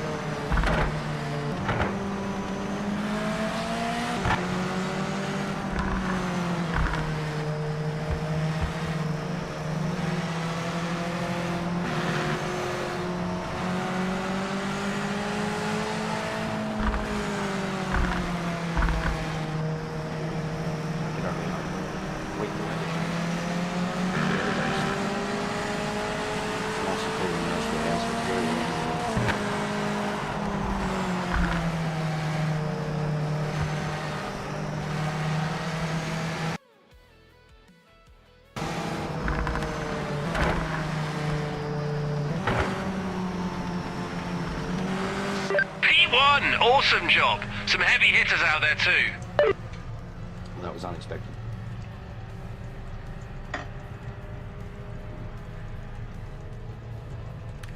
Alright. Get ready, mate.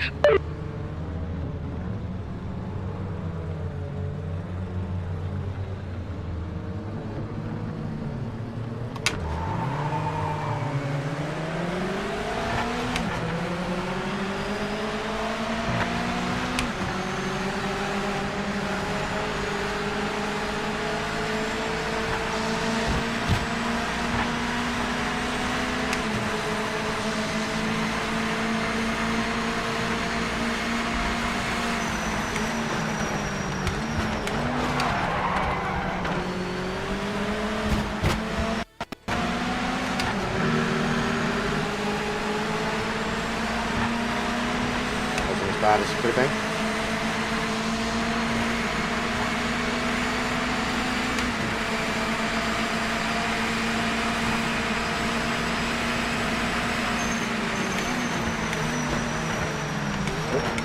That wasn't it. Ah, save.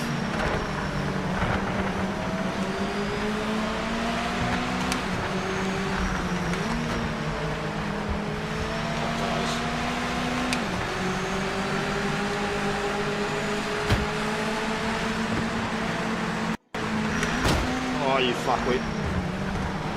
Dead set.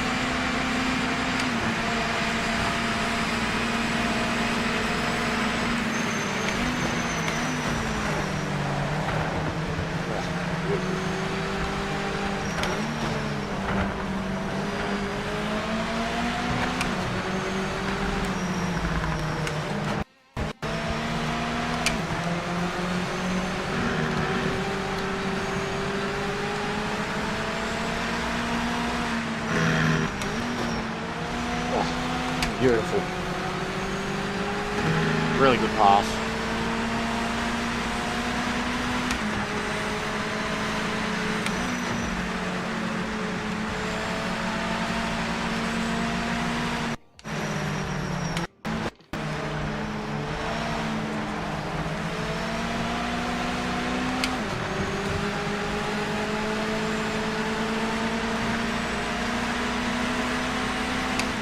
You've got the fastest lap right now. Nice work.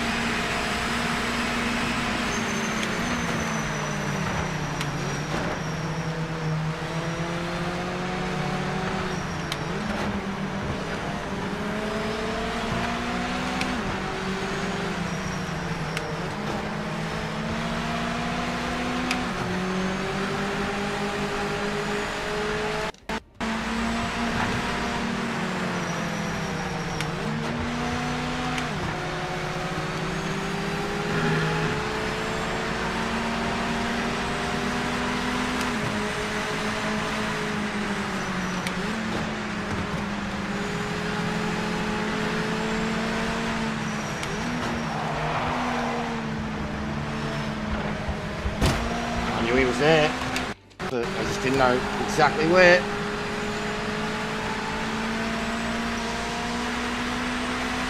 A little bit of damage. We're good. We go on.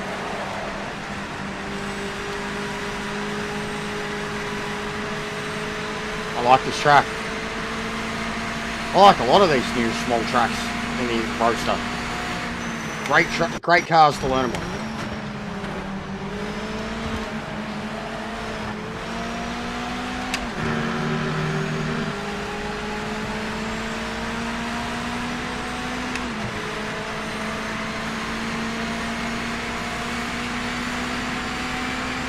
But yeah, I'm glad I'm finally getting somewhere with this career.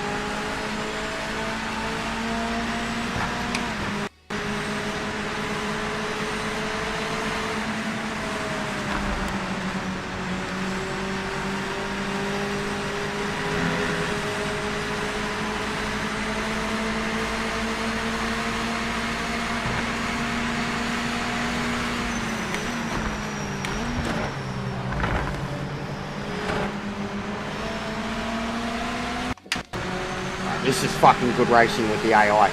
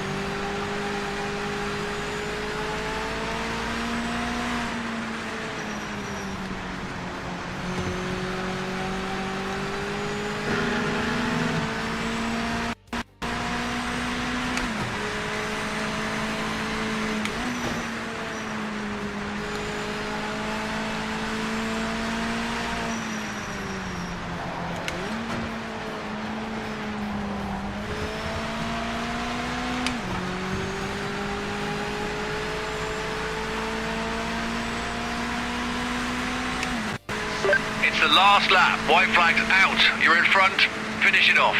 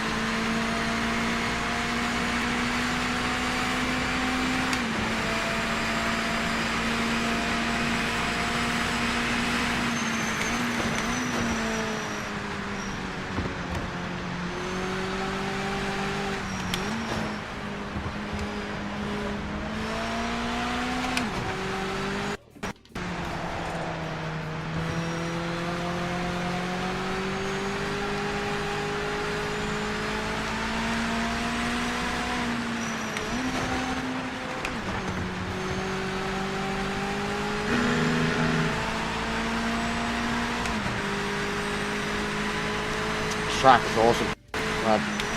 One event on it, and I'm in love with this track. It's got a mad flow, really nice flow.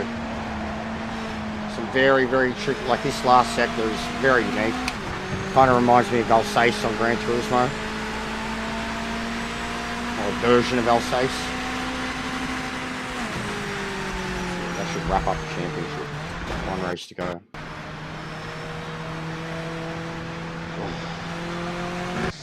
Fantastic performance. Thanks for a great...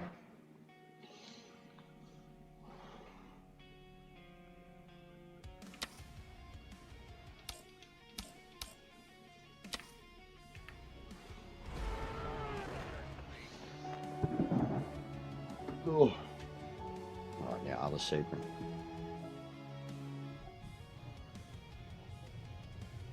The Johnson Club, so the top end.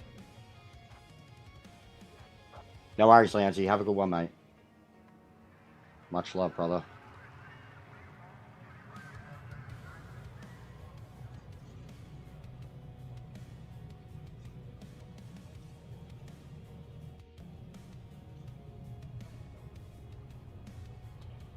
Just seeing if anyone's on with this.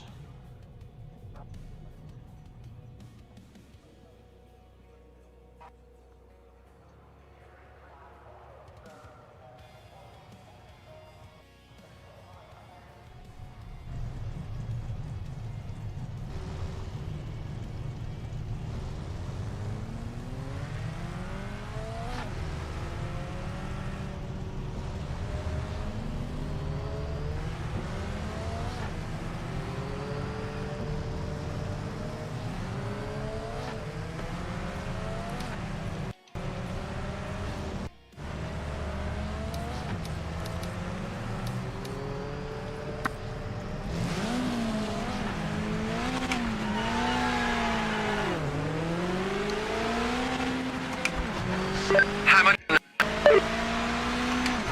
another one that I don't know.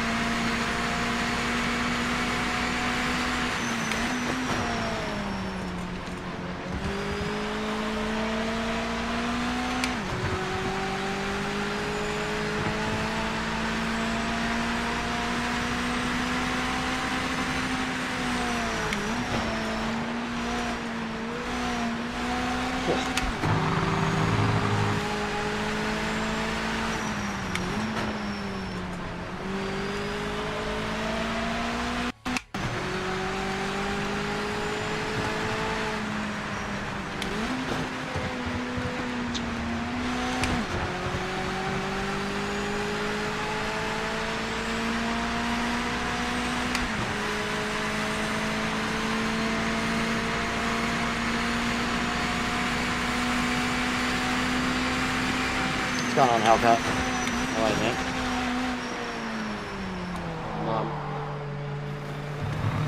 Finishing off the MX5 career.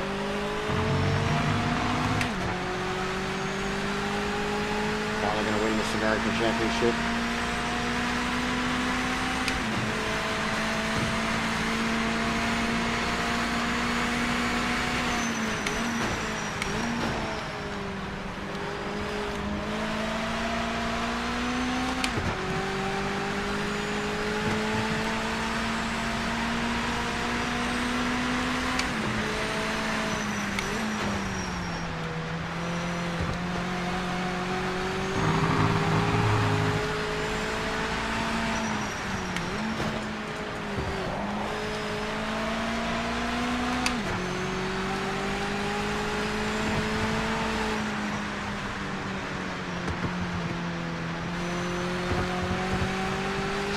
Five minutes remaining in the session.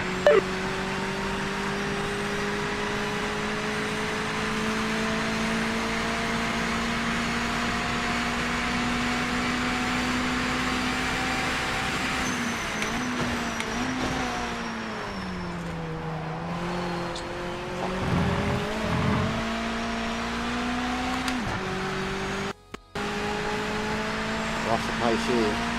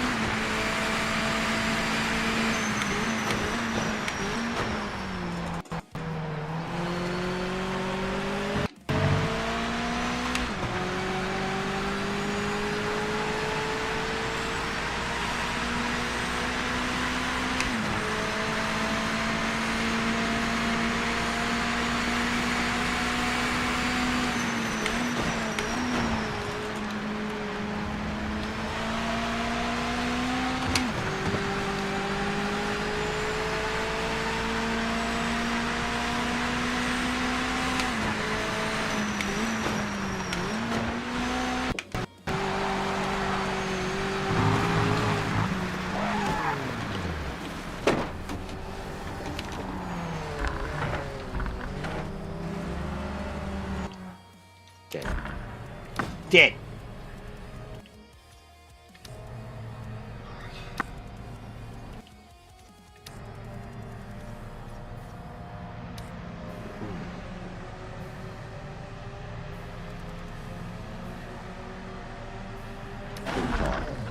Very close.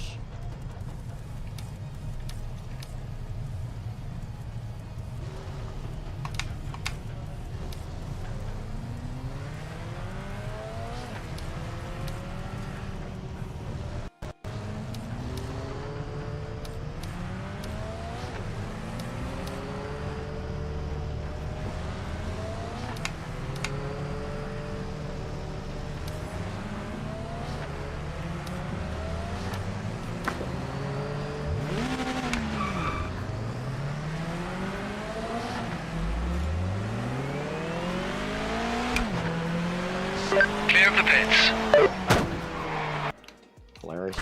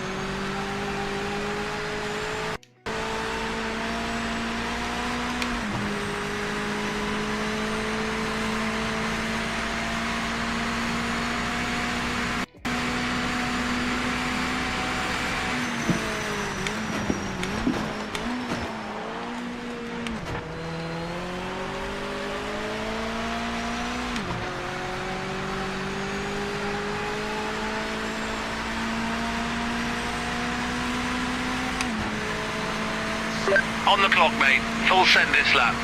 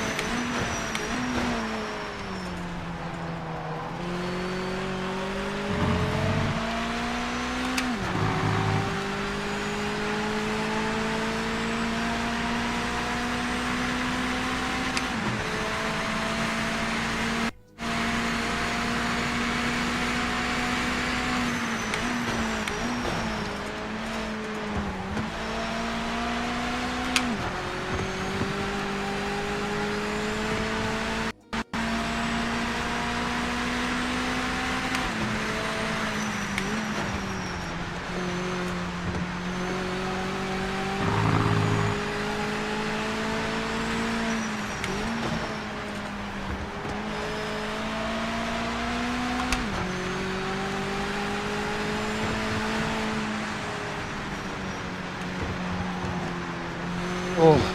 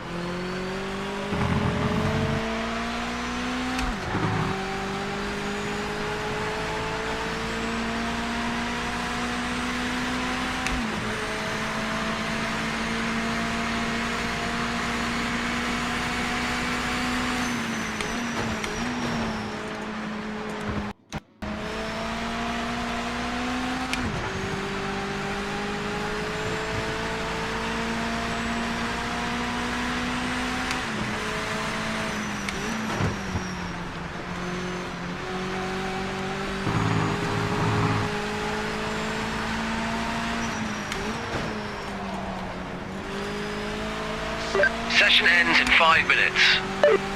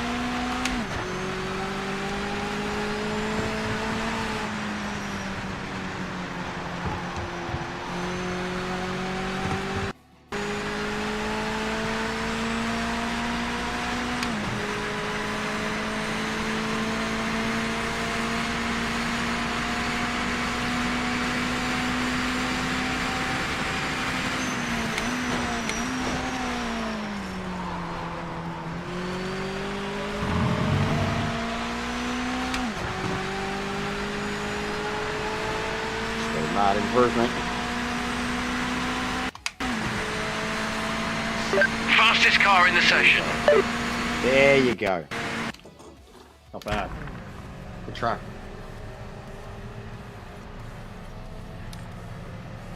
That's pole, mate. Hey. Amazing stuff. Hey, 42 here. Beautiful.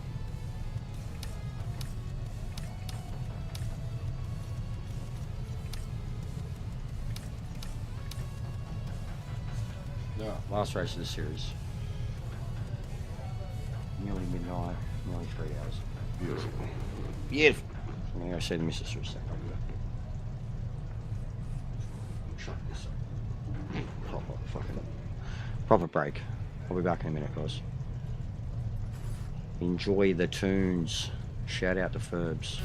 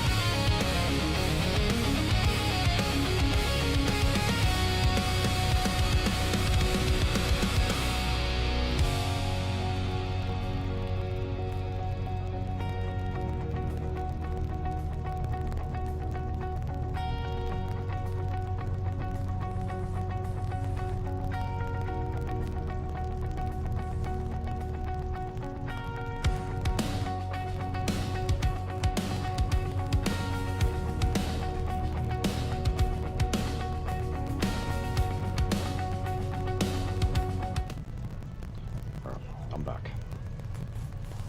So quick smoke. Refill the V.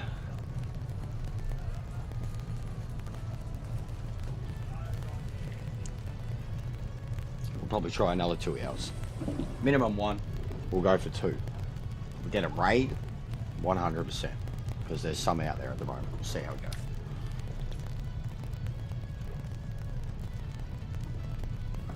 Had a pretty good run.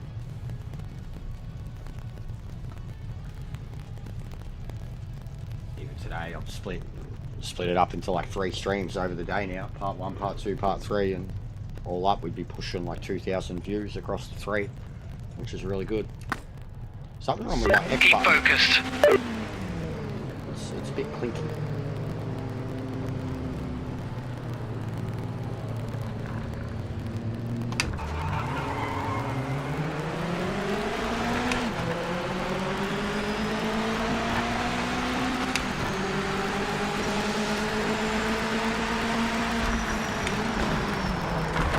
Oh yeah, AI loses it, and then the other one punches me from behind. Awesome start, guys. Awesome start. That's mad for me.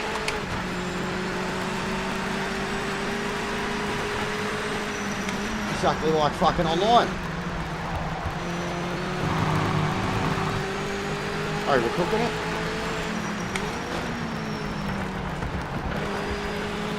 Let's go. Uh-oh. Oh, luck.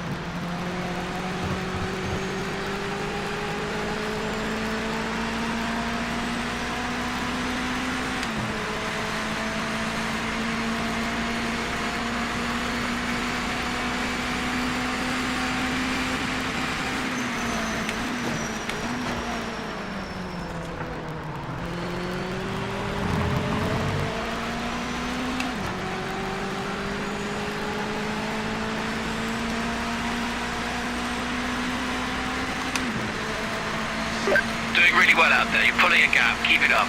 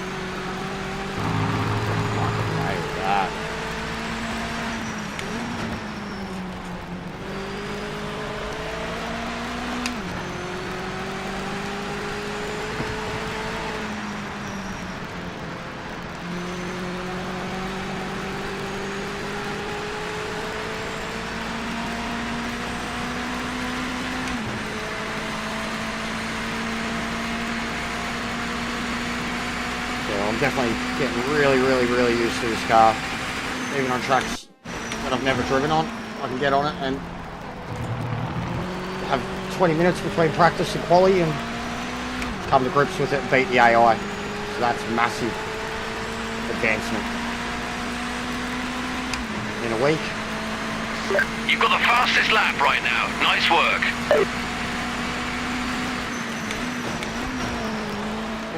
Ooh. Yeah, wait. Nearly died.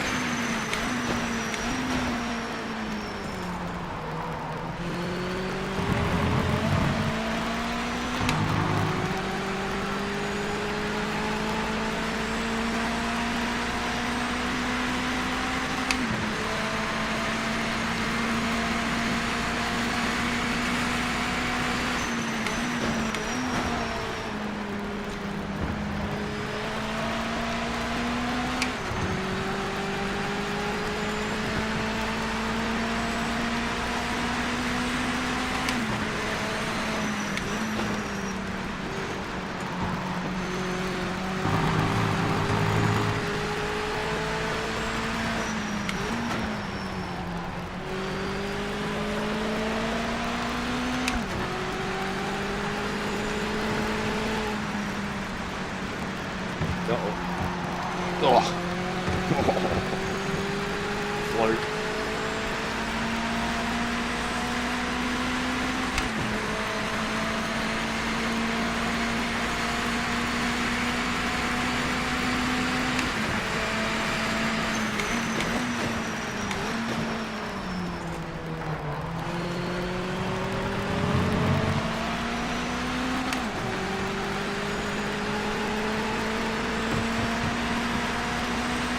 Oh man, this championship's taking me a while to get beat.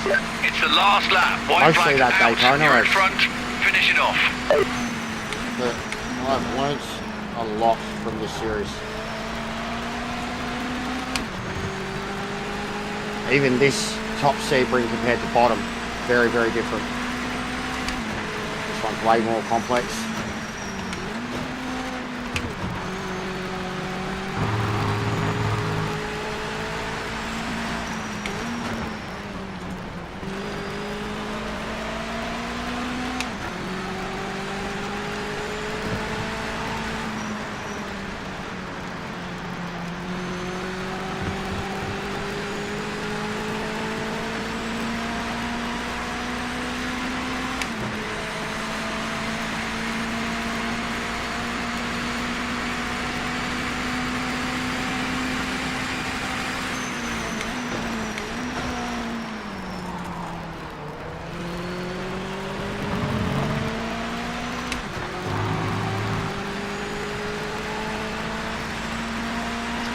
GG.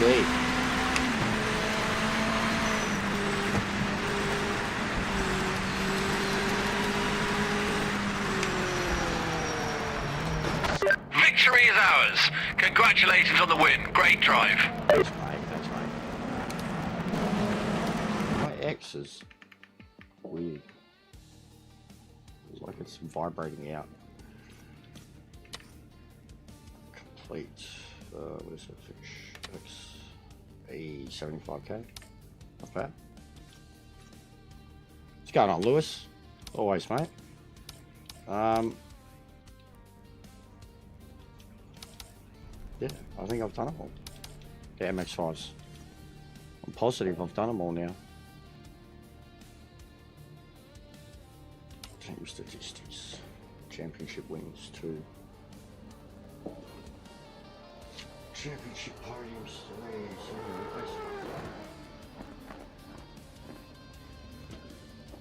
Getting there. Getting there.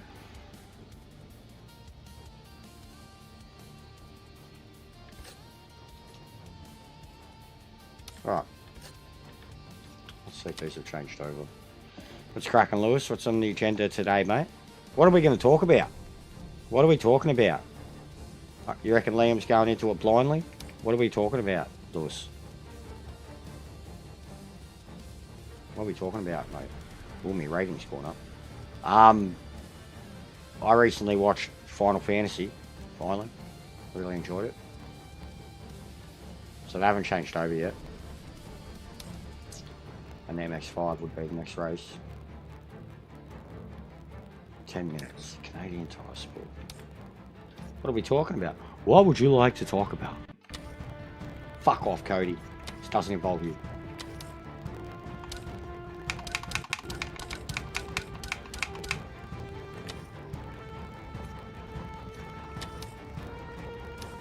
The movie, the Fantastic Four movie, the new one. F4, the first steps. No, I haven't seen it yet, but I'll get onto that as soon as it's like on digital, bro. I haven't looked to download it yet, but 100% I want to see it. I heard it was really good. I heard it was very, very good.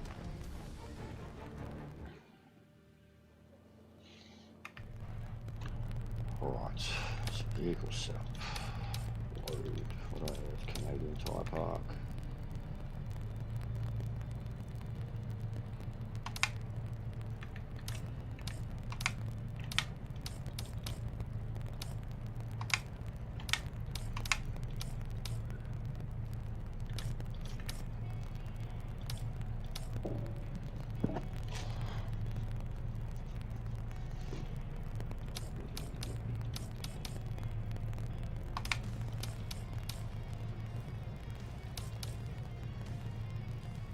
I enjoyed it. I enjoyed it. It was genuinely like a good family feel to it. Like, I enjoyed it. It had, like, yeah, I thought every iteration of the characters, like, honestly, I was, like, by, like, 30 minutes into the movie, I was absolutely in love with Sue. Like, she's just, Vanessa Kirby, like, she's got a bitch face, man, but really, I don't know, something about her being Sue worked so well for me. Even Pedro, at first, it was off-putting. Like, it still felt like Pedro Pascal, but then by, like, halfway through the movie, like, he was Reed. Whereas with her, she felt like Sue from the start. Like, she was Sue fucking Reed, you know? Like, Sue Richards. Johnny was great, too. And not as dumb as he usually is. Like, and they're meant to all be scientists and shit, so I liked that. And I really liked Joseph Quinn. Really liked what they did with the Thing. Loved his look, loved the beard. The visuals were sick. Like, even the missus pointed it out. Like, I hadn't even thought about it, but we hadn't seen really do stretch to his thing until the Galactus fight, and like, you could see why. It was like they fucking held back on the budget until the Galactus fight. Galactus himself, best iteration we've ever had of him, but still not big enough. But I mean, what can you do? I enjoyed it. The setting was awesome. The setting was awesome. It was beautiful, like, very Fallout, but, like, you know, the world hasn't been ruined yet. Yeah, no, I enjoyed it. I enjoyed it. It was good.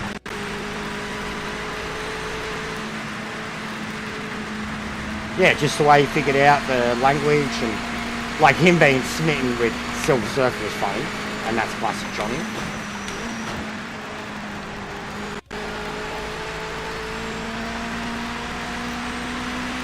But I enjoyed it, bro. I really enjoyed it. For, like, recent Marvel movies anyways. Oh, and I watched Thunderbolts. So I watched both of them in the last week, and I fucking loved Thunderbolts. Loved it. Different. Hard to, like, the Sentry, his powers still don't really get explained, and the Void and stuff. But just, even before it gets to that point, the whole team element, every single character, even Bob, every single character. Silver Surfer's an awesome character, but that's a different character. It wasn't exactly the Silver Surfer. Like, it's a Silver Surfer, but it's not the classic Silver Surfer. It's an actual different character. And she is a proper character. They didn't gender swap anything or do something new. She's a different, unique character from the comics. And she was brilliant, Julia Garner. She was brilliant. The look, bro, she was cold as shit. The look was amazing. She had a Cortana feel to her. But I was smitten with Vanessa Kirby, bro. Like, she was born to play that role. I can't wait to see the dynamic with her and Doom. And I really like the dysfunction of their relationship, man. Like, him and his brain, and, like, it's like almost foreboding for the future. Because Council Reed's type shit, you know, there's, like what they did with Kang and variants, and there's versions of Reed out there that are like the big bad. There's versions of the kid out there that are the big bad. So I felt like that stuff with them was like future setting, red herring type. Like how she was being, you know, a mum and and he was, his brain was always a scientist, and that could be their undoing. Like it's very Tony Stark. What we already got, like, I felt there were massive parallels to Tony Stark. Like the whole, I can save us, I can protect the world, I can look after us. I felt there was massive parallels between Reed and the Tony Stark of our world.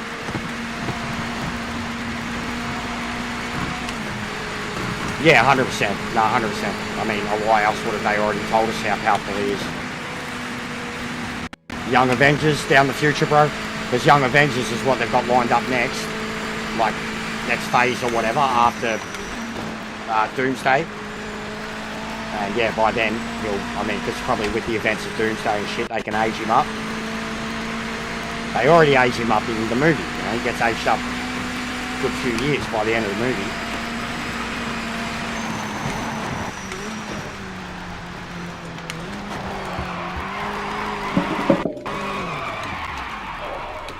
Cooking the tires.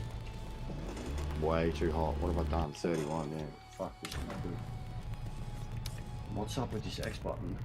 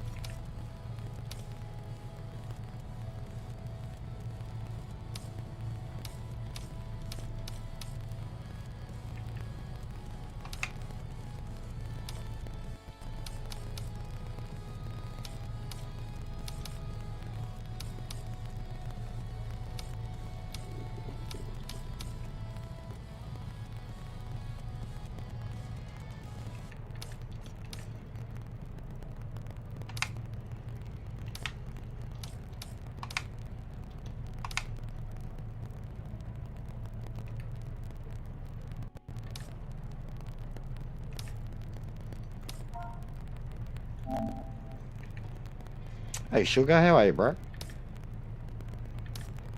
Long time no see. Yeah, this X is getting spongy. Something's happened to it.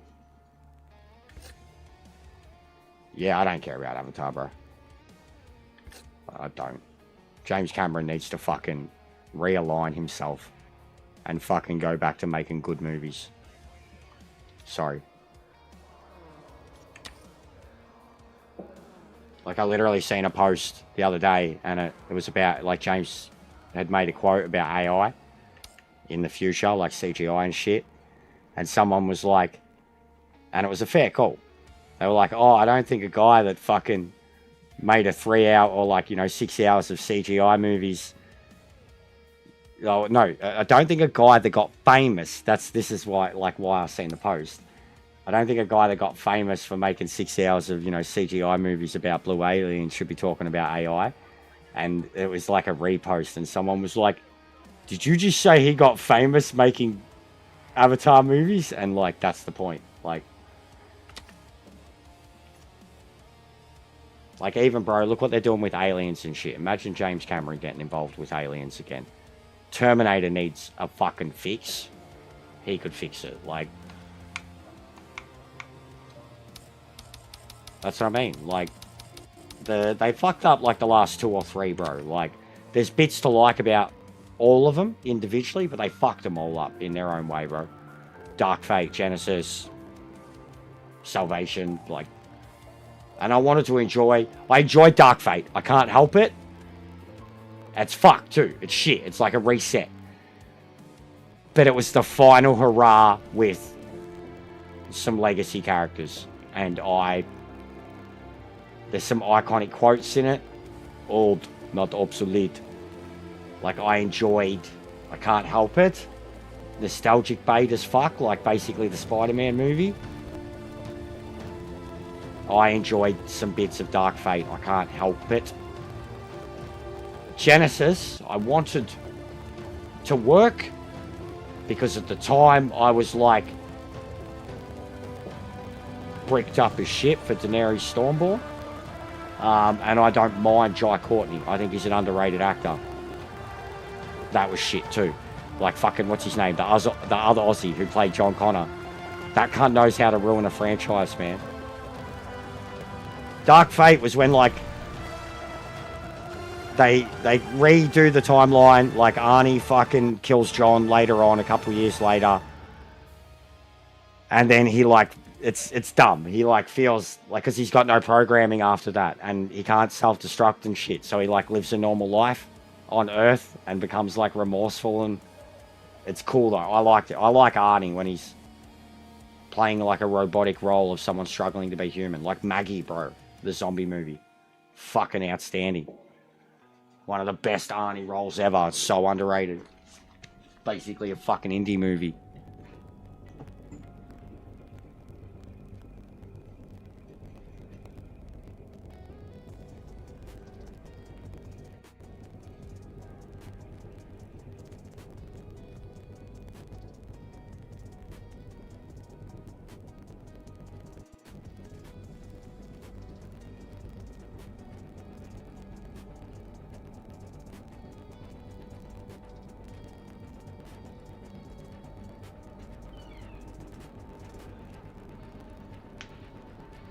Yeah, it was shit. The ending was horrible. And like I said, the bloke who played fucking John Connor, wrong casting, and just... He's fucked up so many franchises, that bloke. Jason Isaac or something like that. He's an Aussie. Good actor. Plays a prick real well. He's real good in a lot of, like, proper kind of fucking actor movies. Like Screen Guild movies. Like fucking Zero Dark 30 and shit, but... Yeah, shit house in that. John Connor. I am inevitable. Some of Dolores' quotes are from that movie, though. The one where she's like, I am now, I am the future, I'm inevitable, and in 3 minutes I'll be fucking everywhere. Like, and it's from that movie. I remember when I was looking up AI quotes and self-awareness quotes, shit like that. And I was like, yeah, that's a good one. If it DCs me again while it's doing this.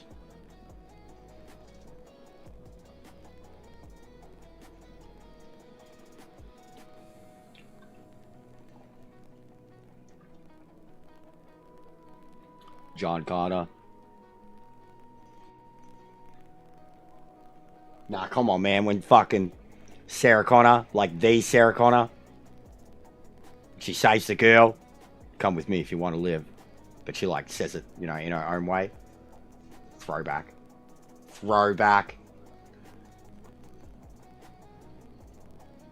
Fucking Kyle to her. The Terminator to her. Her to the girl.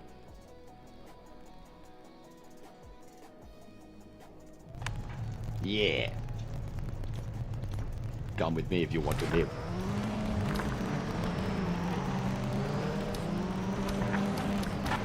Bum bum bum bum bum. Bum bum bum bum bum. Bum bum bum bum bum. Bum bum bum bum bum.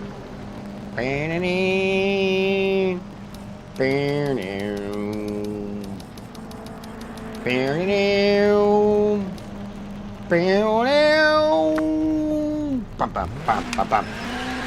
Bum bum bum bum bum. Bum bum bum bum bum. Iconic. Iconic. You like that? Have like a that? go now. I need the meme, bro. Iconic. Excuse me. Bum, bum, bum, bum, bum. This is my mind, Lewis. Just doesn't stop. It's like it takes copious amounts of fucking weed or prescription drugs to slow me down. Bum, bum, bum, bum, bum. One moment I can be like that, and then I'm like dun dun dun dun dun dun dun dun bum bum bum bum bum bum bum bum. Come on, mate. Makes everything epic. Imagine some of the shit I've seen today.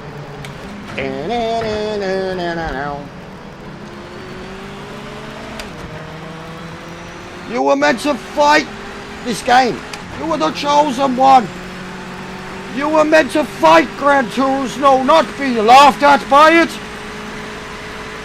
You were a future son to me. I loved you before you were even born. I've raged at this game so much, bro. Raged at it so much. I've been clipped up. Ansar was clipping me up. Sending it to Zia was losing his shit. He's like, yep, I've saved that, bro. I went nuclear, man. Oh my god, bro. Oh my god, bro. Oh my god, bro. Just let me pass. Just let me pass. Please. Oh, fuck. We're in trouble. Timing started. Focus on this lap. Is he there? Is he there? Thank God.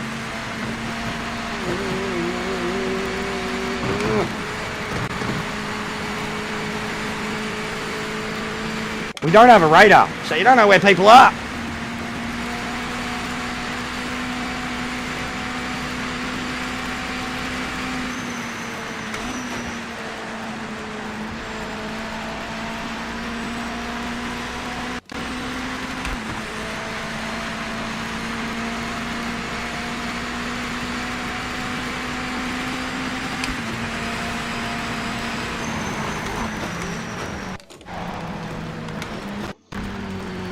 Oh, I nailed that.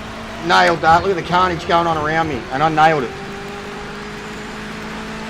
Bro, it's going to make me fucking ripped. I'll tell you that. This wheel, like I said, it's like, I described it today as trying to contain Mike Tyson in your hands as he's trying to punch you in the face, saying, screaming at you, let me fucking go, I'm going to fucking kill you, you motherfucker. That's what it's like. This thing right here in my hands is Mike Tyson screaming at me that he's going to fucking kill me. He's going to break my little bitch arms and fucking snap my thumbs and stick them up my ass. That's what it feels like. He's just screaming at me. I'm going to fucking hurt you, you little fucking pussy. You fucking bitch. Let go of me. Timing shows you're the quickest car on track right now.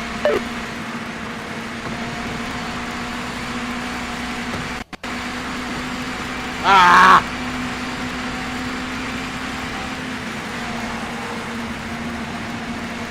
I can't keep these tyres under temperature, like I can't. I've dropped them even more, and I'm cooking them. I'm cooking them. Come on! Fuck off. Go. Get.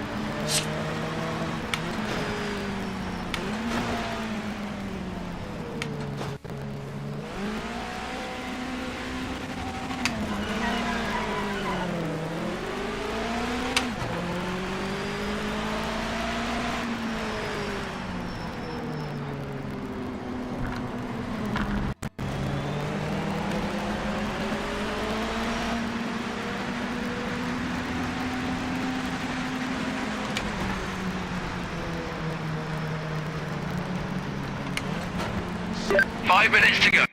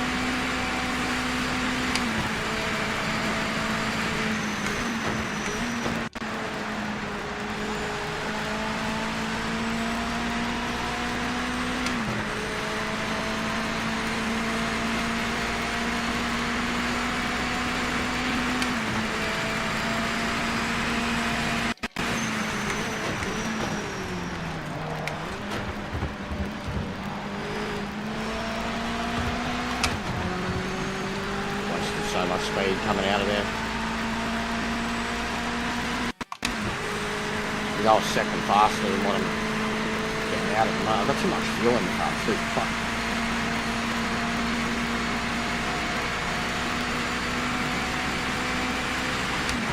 There. up to a 30 point something.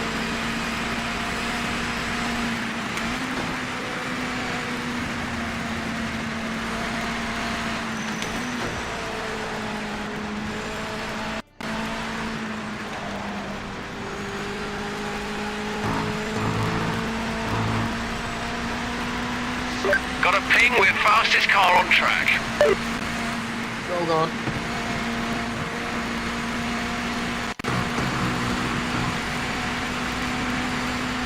Meaning how high? Dueling, appropriate.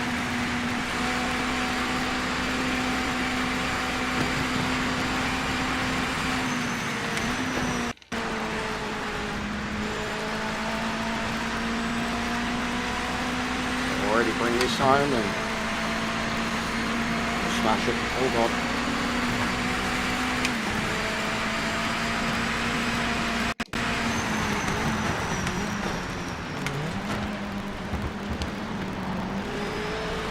There we go.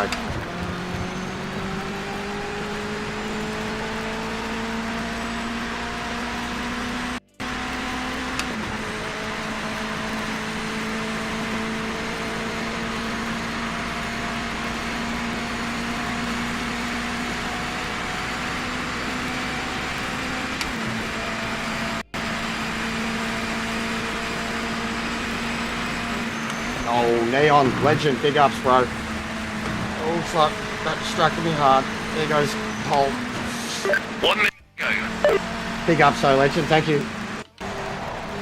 Hope you've had a mad session. Oh, man.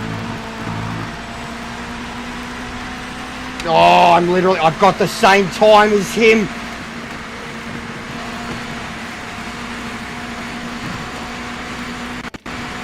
We have the same time. Me and how high? This is not a drill. This is not a drill. Get out of the way! Ah! Oh my god. Oh, come on, keep the pace.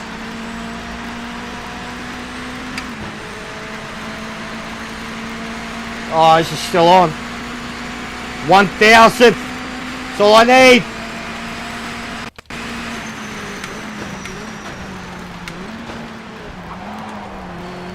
Go. Check and flag this lap. Come on. Wrap it up. Bro, my tyres are done. I don't know how I'm going to do the race. The tyres, I'm struggling with the tyres of this track with the setup that I have. It's like the extra softness that I've put in the car for the grip is cooking the outside tyre. I'm only on lap 5. Tyres are running so hot.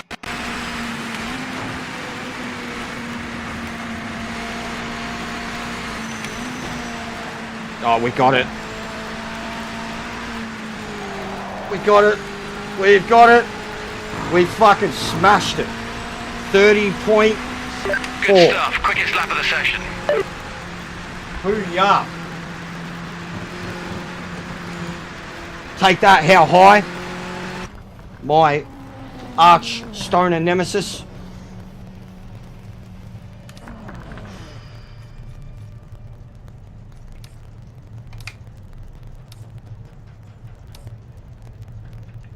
Smash those likes up, guys. What is it? Try and get it to 30 at least. But nah, big ups, Neon. Really helps, man. I was probably going to do another hour at least, so I said if I got a raid, I definitely would. Awesome job. Some heavy hitters out there too. I just finished the I finished the MX5 career basically. Spent the first 3 hours doing the American Championship, Daytona, 2 versions of Sebring, and Lexington. Hadn't driven it. Awesome track. A lot of the newer tracks are already becoming like my instant favorites as soon as I drive on them.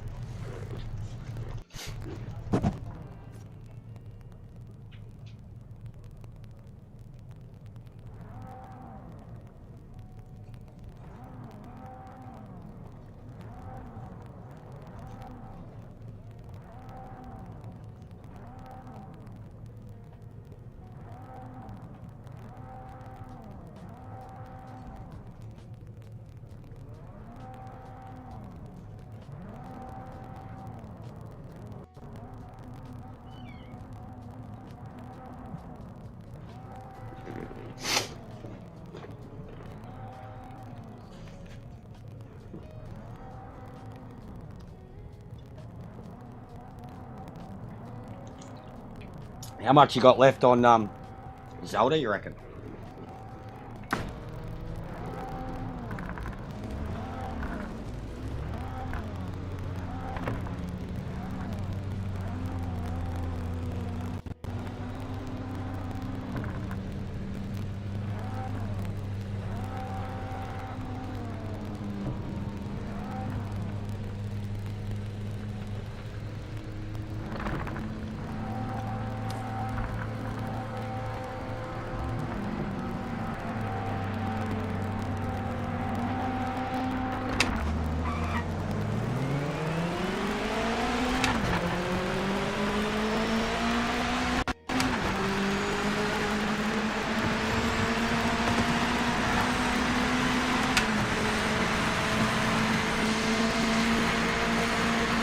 Oh god.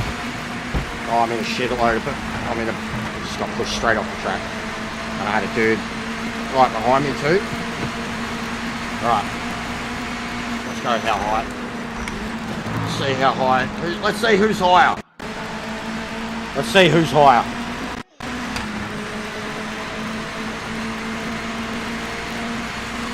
Good job. I've heard it's huge. Astronomically huge. Like a game that you're capable of putting 200 hours into. Oh, save. Let's go, mate. Pressure. Pressure you from day one. You gave me a good side swipe there, buddy. Pressure. Who's got more anxiety? Who's in their zen state? Who's too revved up?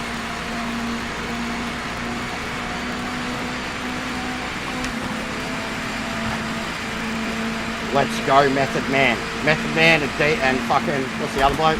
Red Man. Method Man, Red Man. Let's go. That's a great movie. Love How High.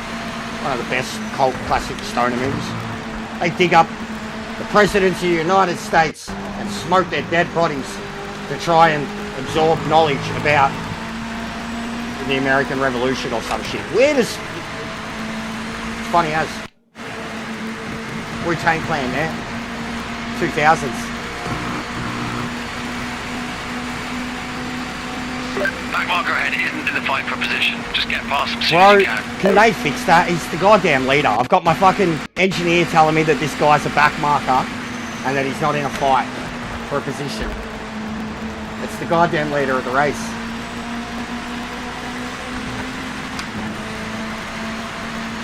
No, I'm gonna chill because he already seems nervous. I don't want to do anything stupid. I've already got the pace advantage. I've already got my tyres going. He's locking up, hit the brakes hard, getting horrible exits.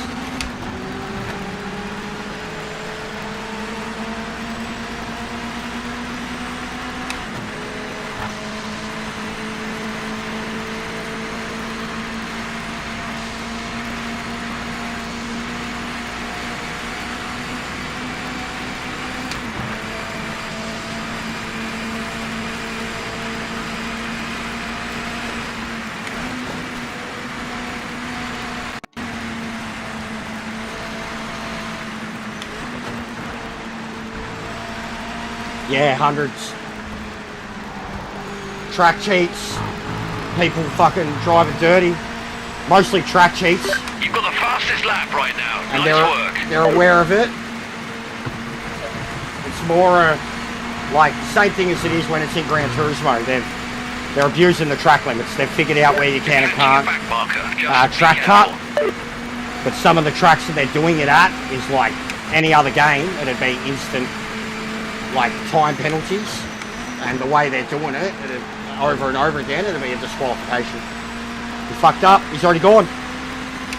We already lost him. Something happened. How high is obviously too high. Let's go. He fucked up, and he's one of the leaders of the actual championship in the ranks at the moment. I dropped heaps of ranking today. Hopefully this is a high slot, because if he's one of the leaders, it's going to be worth points.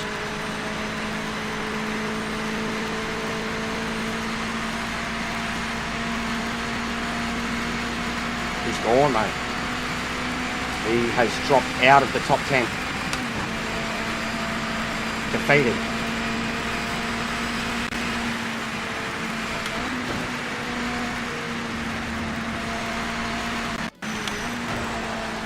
Now I've got to try and look after this tyre. Just not push. God, did you see all those barrels? Someone had a big crash.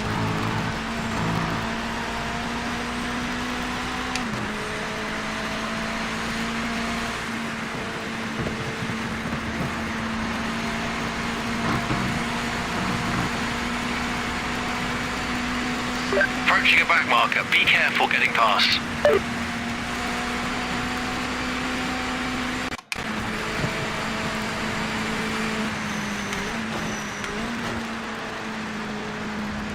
Nothing I can do about it, really.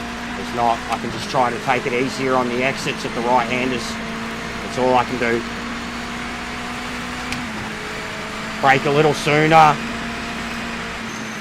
Not hit the throttle fully before like the car's done rotating. But there's not much I can do, man. I'm struggling with it.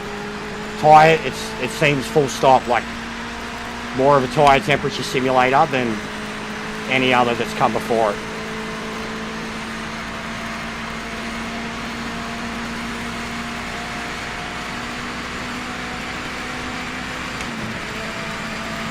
Going down, but like it'll just this section alone will relight it. Just the way you come onto the last turn and then the first turn, right after each other, like this one. And you can chill on it, but if you end up there and you're grabbing all the dirt all the time, Sugar, I think it's amazing. When it works, it's the hardest, most realistic sim on console. When it works, but it's got a lot of problems, bro. Truthfully, We're coming out to a back it's got a lot. But I mean, all over the place a few laps ago. So you're a real gamer, bro. You play other games besides fucking sim racing. What state is gaming in? Think of how small of a genre sim racing is compared to a Fallout, a No Man's Sky, a fucking Cyberpunk. So think of the largest state of gaming and what's capable of happening there in terms of way games get released and then how they're able to be improved and saved. This is sim racing, man, and not a AAA game, etc. Honestly, laying it down on the ground, launch content, if you look at this and ACC and GT7, this has them all hands down in terms of launch content, ambition, everything it has in it, categories, groups, championships, endurances, like all of it. But the fundamentals, it's fucked up. Like the physics feel like the racing is there, bro, but it's stability on the game side, like service stuff, connection issues, game crashes, bugs, people leaving the race and their fucking carcass being left on the track in a prone state. It's stuff like that where it's broken. There's a James Bond game about to come out, yeah. Be careful. Sometime early next year. I'm not too interested in it. It's Ubisoft, and it's Ubisoft. And just Bond, it looks like, and it happens a lot with those type of games, like it looks like a linear, like even that Mind's Eye, what that turned out to be. It looks like it'll be like a cross between Uncharted and a linear GTA. But it looks fun. Looks like it'll have a lot of set pieces. But it'll be one of those games that'll take you about 10 hours to get through the story, and then once you've done it, the replayability is going to be slim. It's Ubisoft, bro. It looks good. But it's like, the trailer looks good. The gameplay doesn't interest me. Like, you'd have to see it to, like, it looks like Watch Dogs. It looks like it plays like Watch Dogs with James Bond shit. More action, over-the-top explosions, over-the-top car gung fu shit.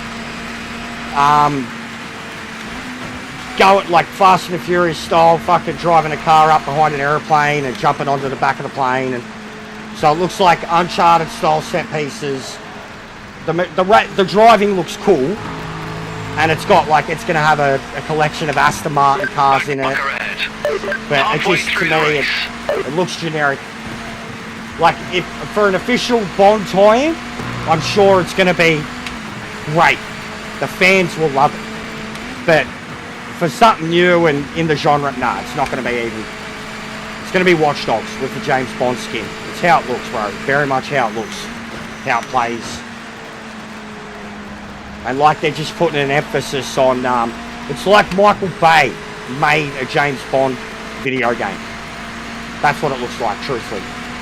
But Ubisoft are doing it. So, yeah, zero interest myself. They've just become collector games.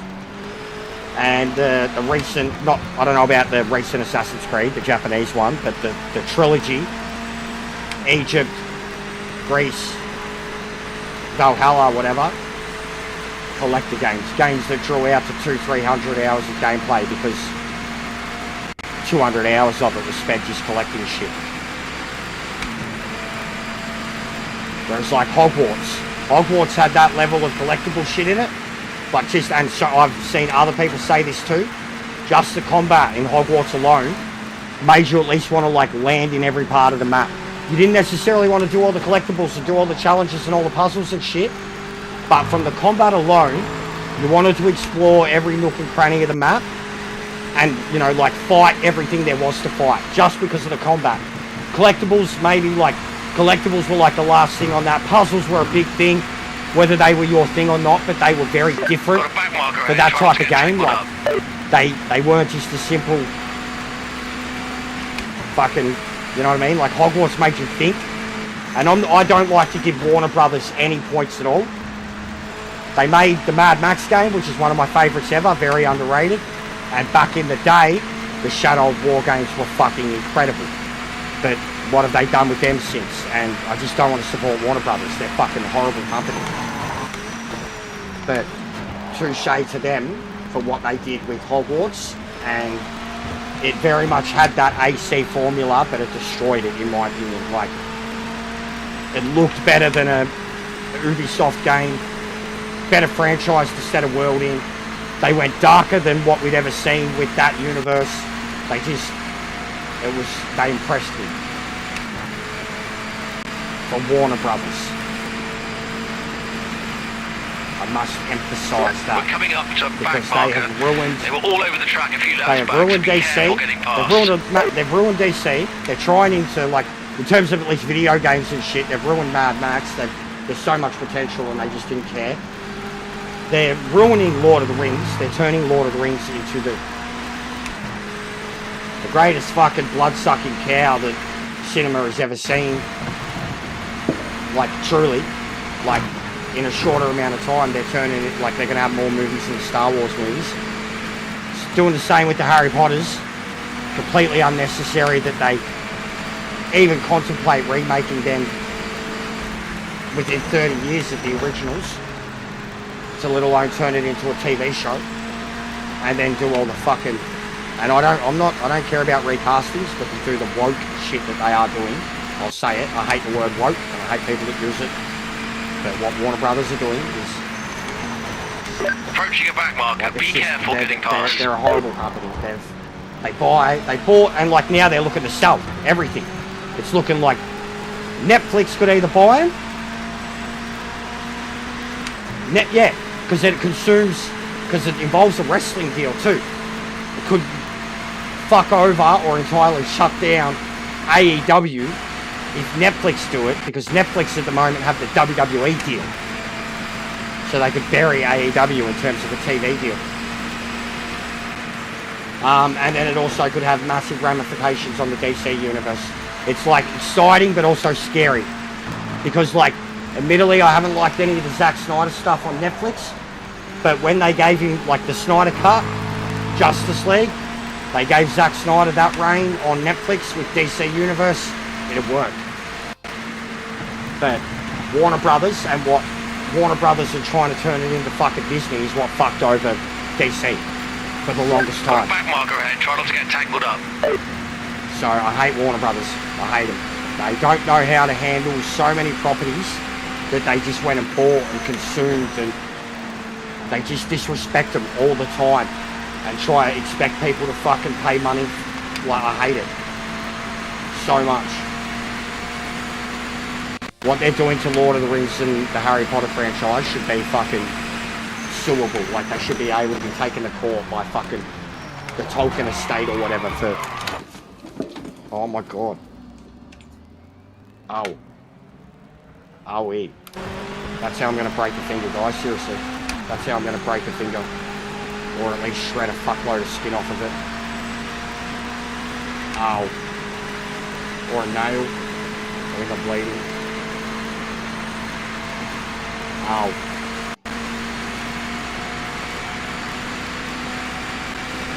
Ow.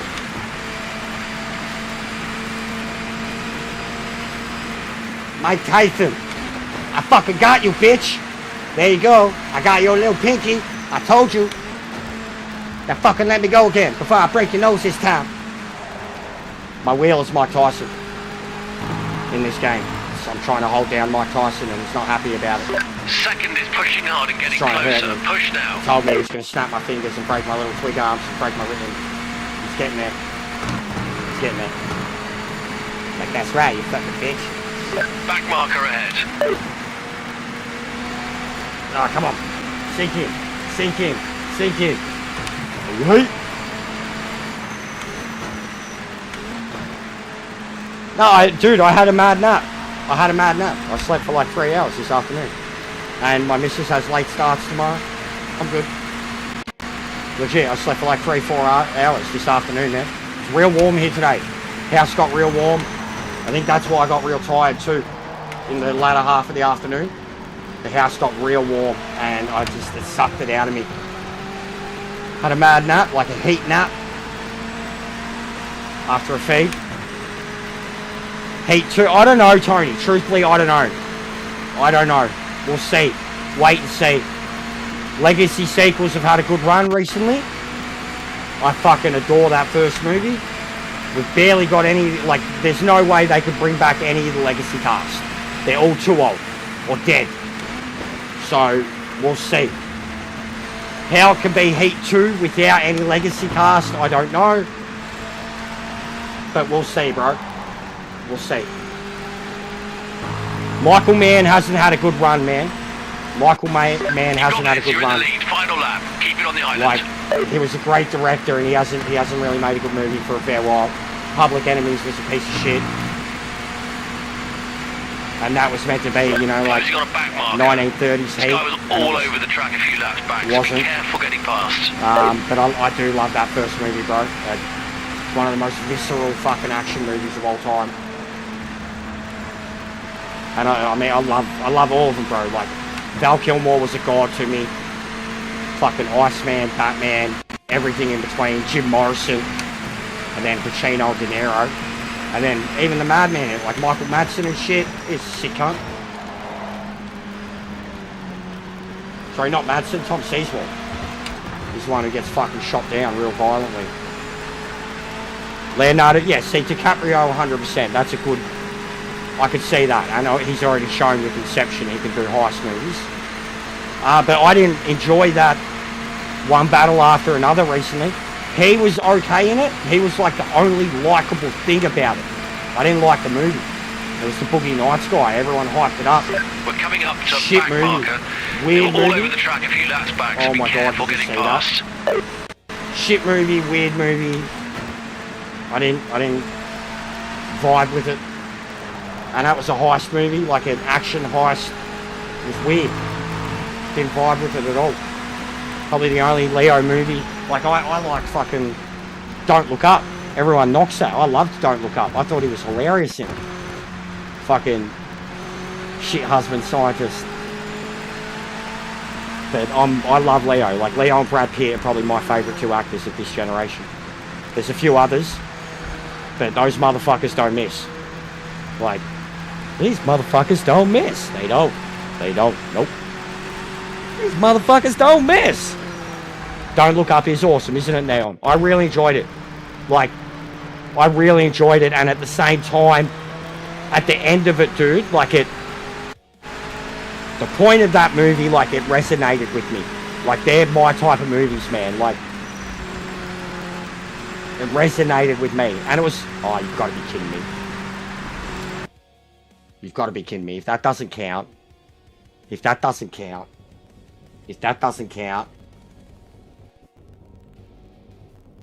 got to be fucking kidding me. You got to be fucking kidding me. It's done it to me when I'm on pole, mate, sitting there waiting for the race to start. And the pole didn't count. If that didn't count...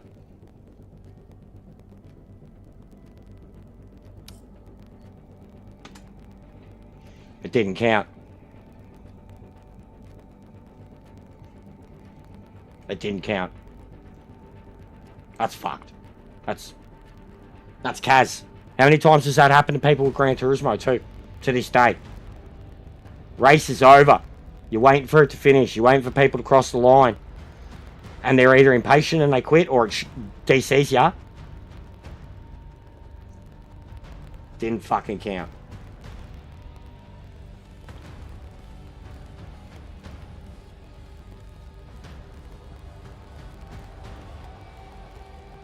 I should be 3 wins from 7 races. Which statistically would be one of the best. The only other dude with 3 wins has 9 races.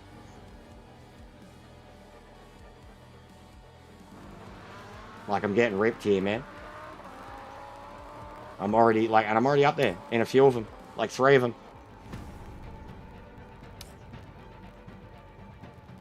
But that would have put me up there. What do I need? Another 30 points. That would have been another 60-point result or something like that. 18 points. Would have put me into 2nd place, 3rd place. 204. No, 194. 4th place. Dogs.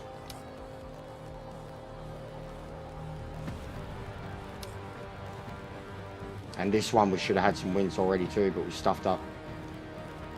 And the last one was a a Viper that I couldn't keep up with. And I've got to start trying another car. I've only been driving the Beamer there. And I don't think I'm going to be able to top that 2nd point.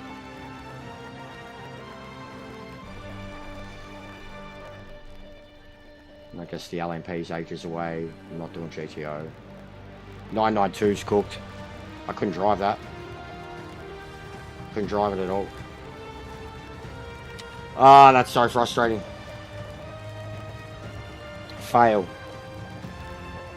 Bro, I love Casino. Casino's... I'd probably pick Casino over Goodfellas. I love both of them.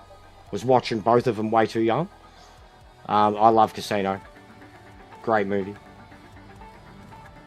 For the longest time... No, Boogie Nights is an awesome movie. I didn't say that was a shit movie. Boogie Nights is awesome. The recent movie that guy did is called One Battle After Another with Leo. That's...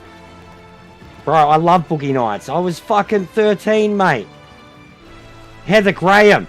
Hello. Dirk Diggler. I'm gonna be a fucking star.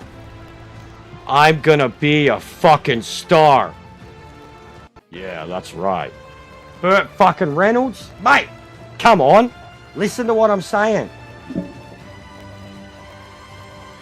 I talked about it. I was like, there was like I said, I mentioned it. I said, it's by that guy. I said the name of the movie. And then I was like, there's all like action and set pieces and...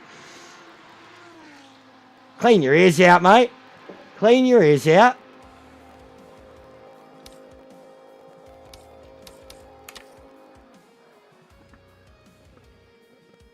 No, I love Boogie Nights, mate. Fucking Julianne Moore in that is incredible. Like acting, Julianne Moore, man. Even Mark Wahlberg, because he was still very young. Very young. But I mean, I'd seen even him. Like I'd seen Fear before that. I'll always remember Fear. Like I always know that Mark Wahlberg can be fucking terrifying. Like from so early in his career. Always remember that, and then he did Boogie Nights like 2 years later.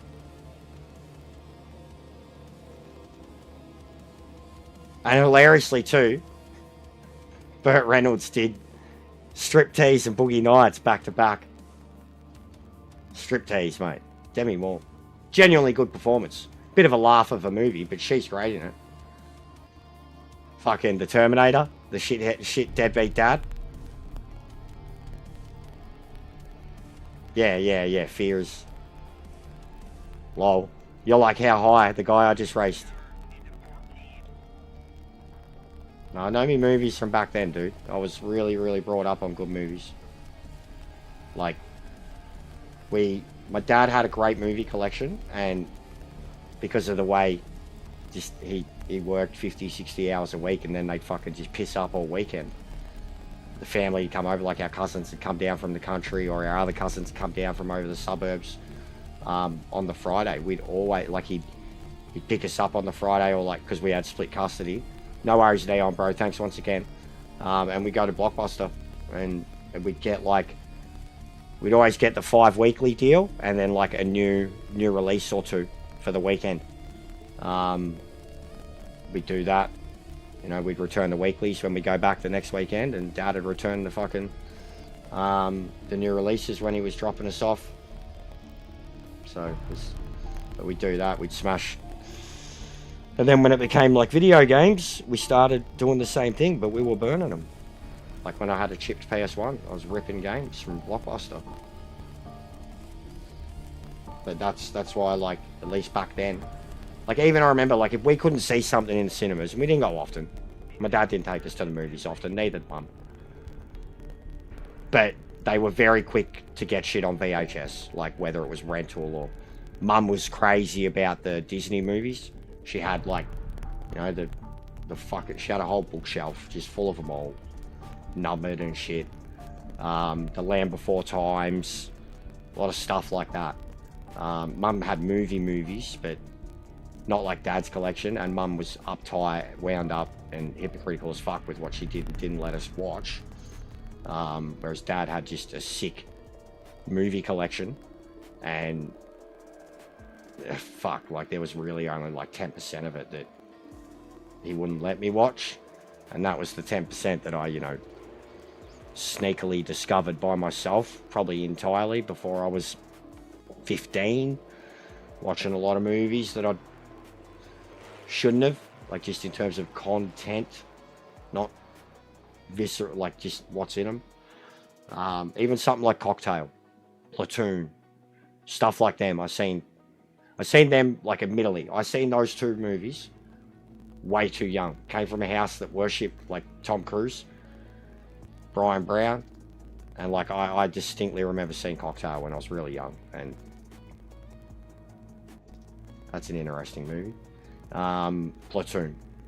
Things I seen in Platoon when I was, like, because it was a war movie, action movie, but it wasn't. And I was watching that very young. And I remember asking my dad some serious questions and getting some serious answers. And it helped shape me. And then, like, even seeing stuff like there were certain horrors that were off the shelf, but then then Predator was okay. Like, it was like the way he looked at it too. Like, he always explained it, and I guess even with me, and then even with the games I played, he always knew. And then even when I was a teenager and fucking up, I never, like, in terms of wrong from right, I was never a fucking violent person. I was never a criminal. I was never, like, breaking, like, in terms of shit like that. It was just, I was smoking weed and taking time off school and shit like that, right? Like, greatly paining him and being a dysfunctional teenager, but, like, at the end of the day, I still, like, knew this wrong from right, and he knew it, like, and it had been instilled in me from a very, very young age because of stuff like that. Watching stuff like that and being educated on it when you're a kid. Whereas my brother was like, because my brother's my half-brother, he was protected and wrapped away from it, kept away from it, then hit this certain age where he just became obsessed with it. And then if you watch him watching something like Saving Private Ryan compared to me, he's got this like fucking, he just wants to go play Call of Duty shit, and you're like traumatized by war, so that stayed with me. Cinema.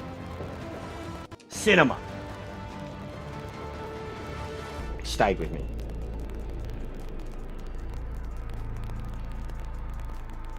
I seen Scarface very young too, but see, even that, like, there's only one scene in that that's truly shocking, and that's the bathroom scene.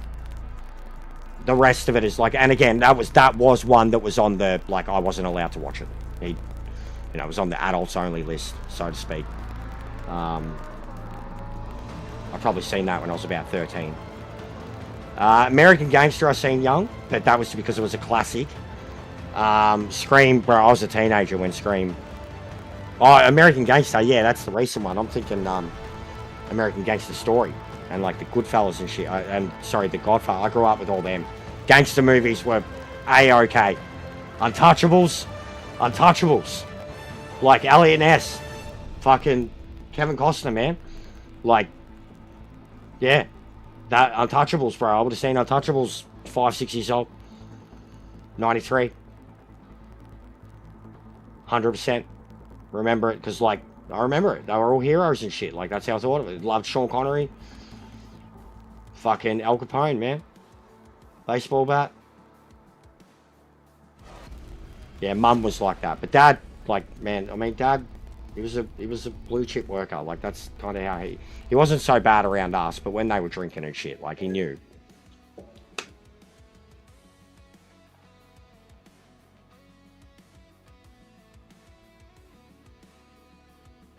And it begins, guys. And it begins. I was talking about it earlier. It starts, and then it goes fucking downhill real quick. I'm getting disconnected from a race that I've won. Get disconnected from the next race that I try to connect to, and then it crashes. Trifecta. This is what happens every night. Every day. Once a day. For about 2-3 hours. It just starts to go downhill quickly, and nothing works.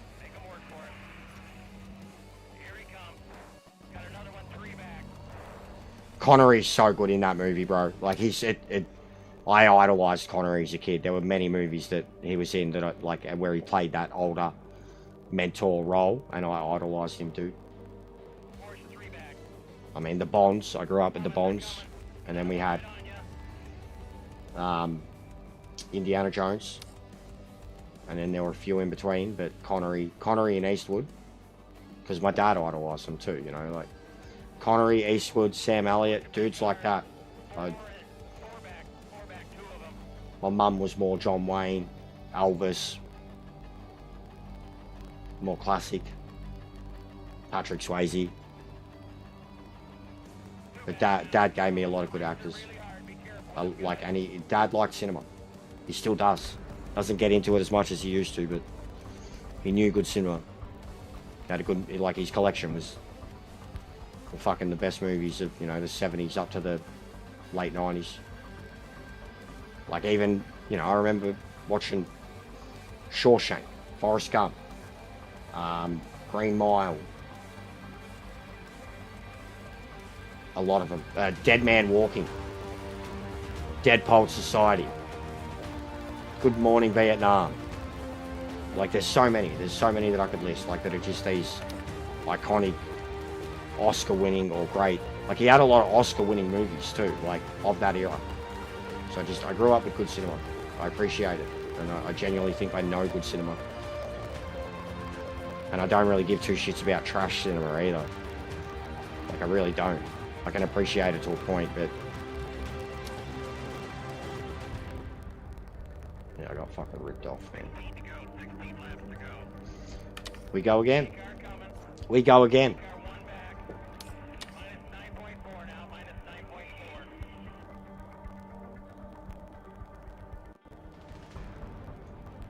But my rating's going up. It's going up like 6 points. Which I like that you got a class rating and a global rating too.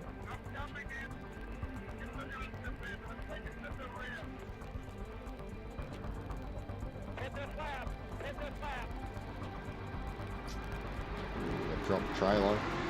Alright, Spec 3, garage stacked. 23 Ferrari 296 GT3, 22 296 GTP, Legendary Mines, R34, 97 FTO, that one I'm keen for. Polestar, Renault E-Space F1, Fiat Panda, Gran Turismo F35B, Dunlop Tyres, Tuning Shop, Collector level now pushes to 70. World Circuits gets 7 new events, lol, plus 3 new weekly challenges, 4 extra menus, a new seasonal menu, Shutterbugs. You have brand new, shutter photos. You have 4 new escape locations, new data logger. Keep an eye on the world map. Power back pavilion is pulling up soon, as will more info. So they still haven't released the fucking price. Spec 3 will be available. So Spec 3 releases. So they haven't released the price. They're not releasing the price. And Spec 3 is out from tomorrow night.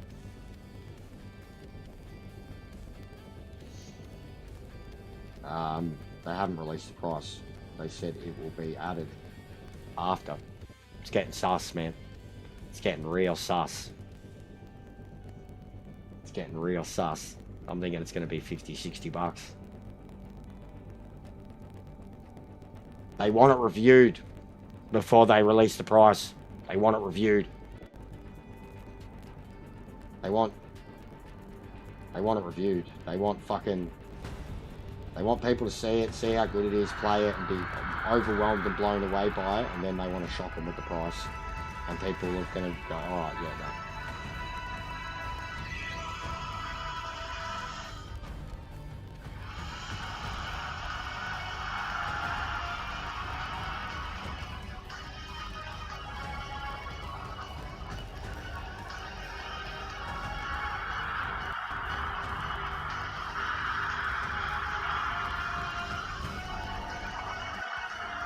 Admittedly, at least like 5 of the cars will be sick. Two Ferraris, the F1, the Renault, the FTO, the R34. That's like 6 cars. 6 of 8 are sick. That's it. Still no price. Full details, but no price. Fucking funny cunts. Thanks, Kaz. Ah. On the fucking money.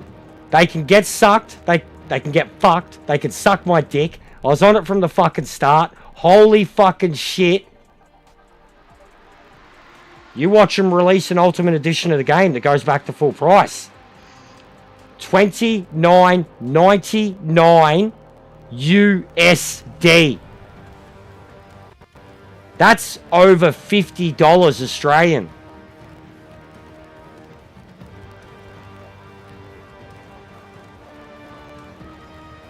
Kaz. Power Pack. $29.99 USD for a game that in 3 months is 4 years old.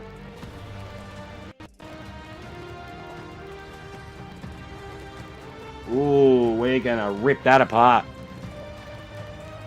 We're gonna rip it apart. Let's do the fucking...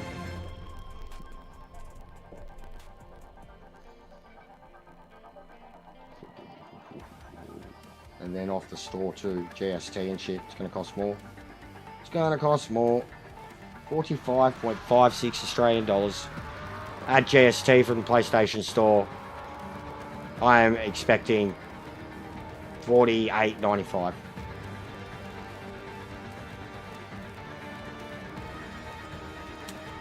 I paid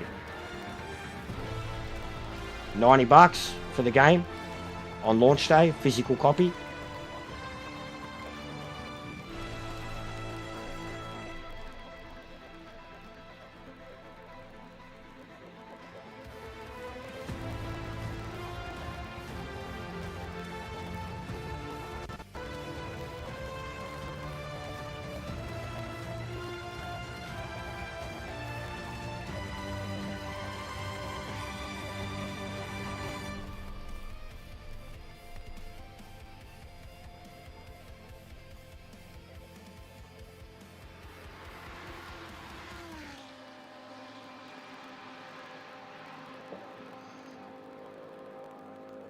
What a joke.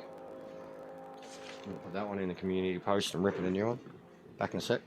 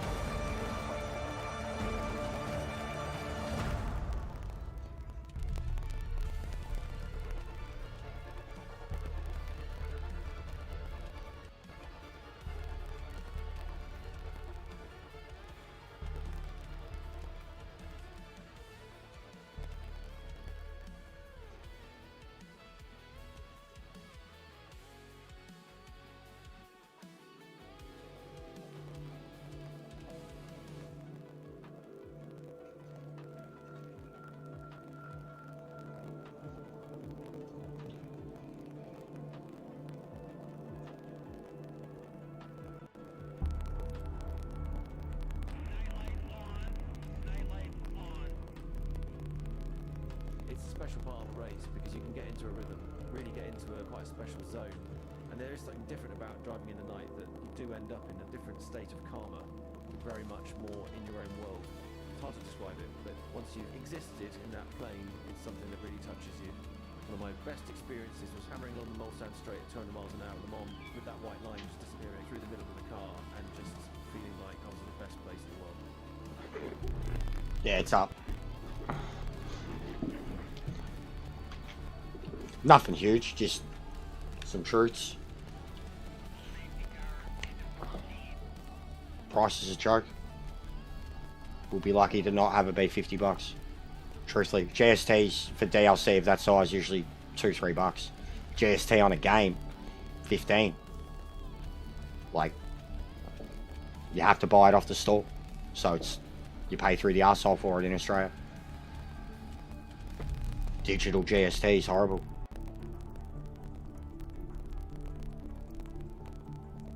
Like when you get your fucking order, you get the breakdown of it. Like even the GST on this was $8, $9. I think not including GST, it was like 134, 135, something like that. And then GST was fucking 146, some shit. It was pretty bad. It's fucked. It's gonna force us out early tonight again. It just gets, they need to sort out servers. It's because of how many different people there are. Matchmaking client shit. They just can't handle it. Can't fucking handle it. Or it's trying to split the lobbies and it's struggling. Because it's 2 people over being 1 lobby. But when every time it's done this, it hasn't connected. We'll just go back to Korea. 50 races across 20 categories experience full race weekends from practice sessions to qualifying to the main event. They're literally charging you for what this game does standard. Yeah, I actually drove the GT4 Audi the other day. I really enjoyed it, bro. How's that for the wording? Completing 50 races across 20 categories, experiencing full race weekends from practice sessions to qualifying to the main event. History of automobiles and racing. It's fucked. It's not going to connect. Welcome to the world of the Gran Turismo 7 Power Pack. This new challenge by Gran Turismo aims to provide a real racing experience. This is the joke, bro. Shuffles. The The Power Pack. I knew it too. I called it.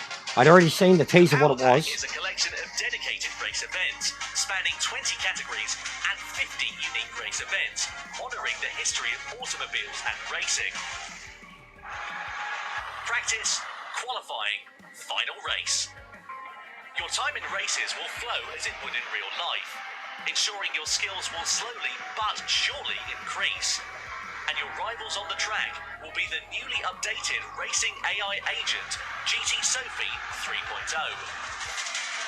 Winning against GT Sophie in these nose-to-tail battles is not going to be an easy task. Your mission is to give it your best shot in all the sessions and attempt to complete the races in the highest position possible.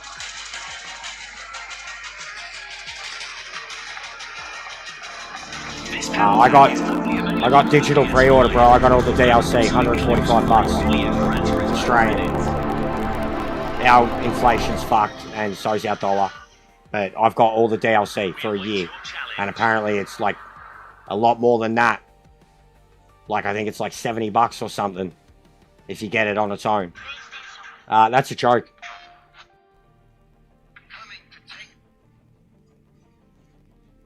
What do you mean, Tony? In anything real being released, are we as doomed as it feels? What are you talking about?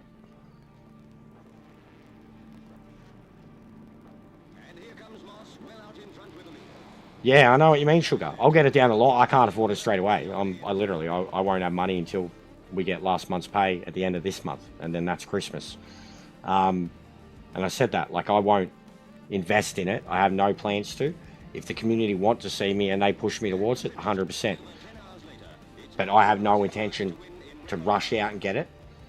It'll be something that, like, you know, if this is still fucked at Christmas, that's when I'd start thinking about it.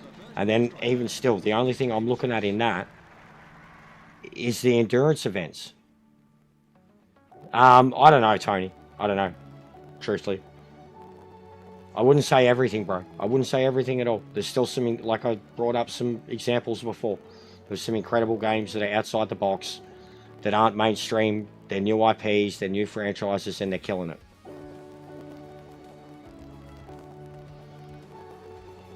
That's awesome, bro. Is that on PC? That's awesome. But yeah, digital pre-order, dude. So like even digital games, we get stung 10, 15 bucks on top. But honestly, it doesn't bother me because of the fact that it's stupid. There's no, like someone pointed it out, there's no plastic cover, there's no packaging, there's no CD. So why does it cost more? But having games installed on your console and not having to swap them in and out and shit, it's pretty handy. Once you get used to it, it's pretty handy. Like any PC gamer would know. And yeah, in terms of at least longevity sugar, I'd completely agree, bro. In a lot of those, like even Marvel Rivals, bro. Look at how much that's been supported over its short lifespan. And it's entirely free to play. Entirely free to play. And the gameplay is excellent. Entirely cross-platform. Entirely consumable. Entirely hard and complex. But it is what it is. Like, I lost interest in it a long time ago. But it's a beautiful game that plays beautifully. That has a beautiful system. And it's making a fuckload of money. And it's free to play. So, yeah, I agree. To an extent. Some of the free plays are just shovelware. That new one that's free on PSN at the moment is meant to be pretty good.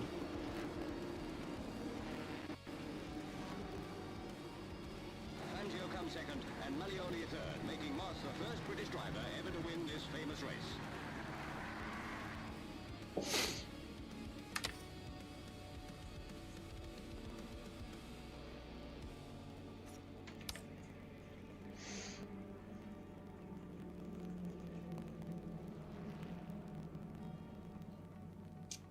No.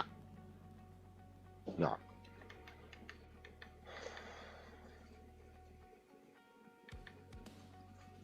Fucking 2 races. Seriously. Killing me.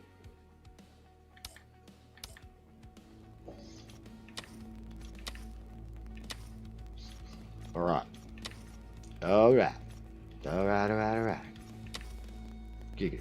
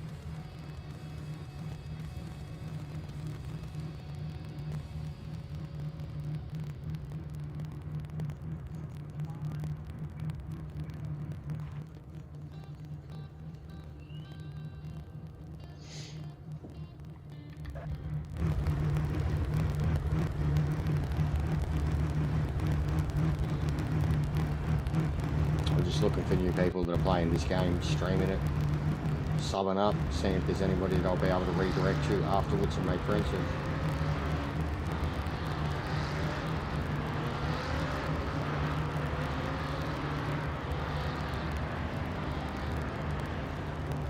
But yeah, it's a fail for me from Gran Turismo, and I called it beforehand. Like, you could literally go back through my post, my community, and go through when they announced the thing and what I had to say about it, what I assumed it was going to be, and what I knew this was going to be, regardless of what it was working, what it was going to have in its base content. And in my opinion, it was a fail. Even just their poor fucking wording. Experience the true definitive GT7. So the fucking game you've had for, you know, the whole time hasn't been.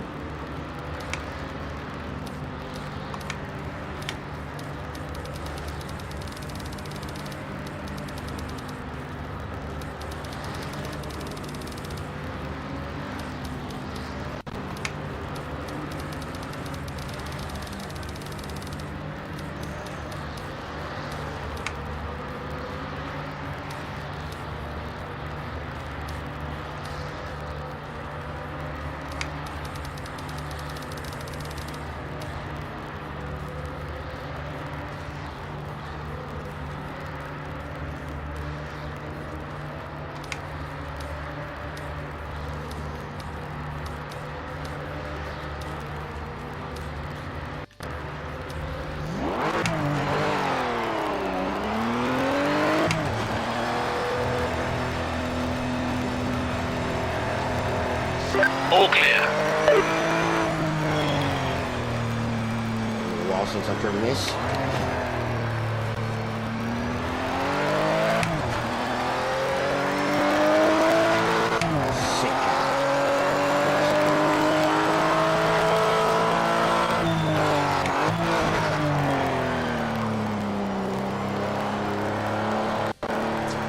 I actually think it looks really good in third person.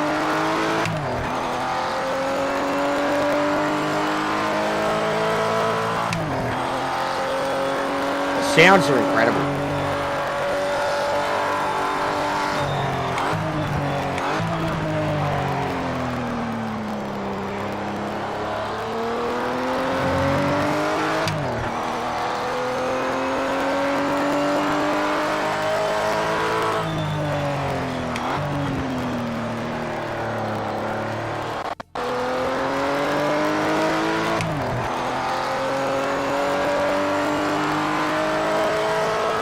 I like the way it tilts too.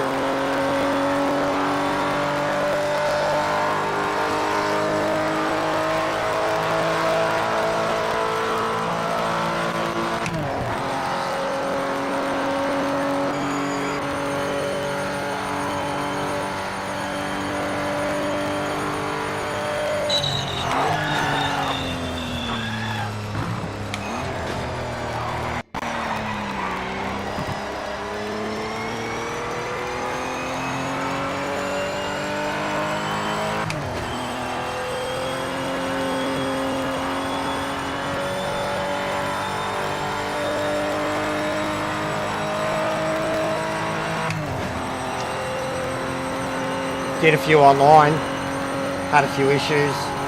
Yeah, I finished the MX-5 career, jumped back into Porsche. I'm going to finish up soon, see if I can redirect to someone.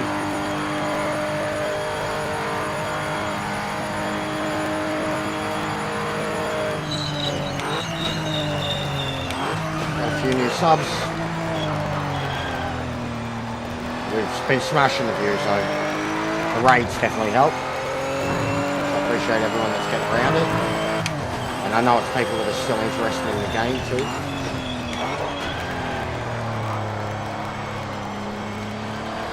But yeah, like it's third stream for this today. We've done over 2,000 views between the three of them, so it's pretty good.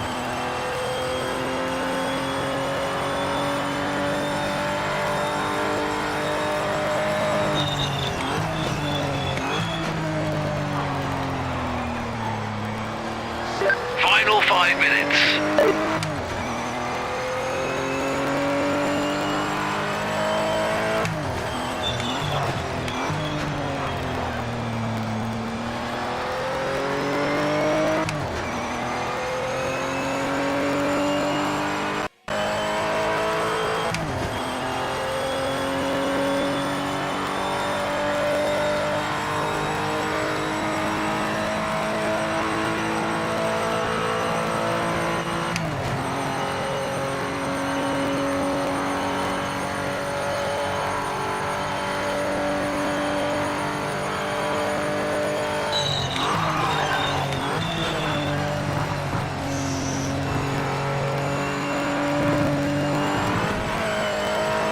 Yeet.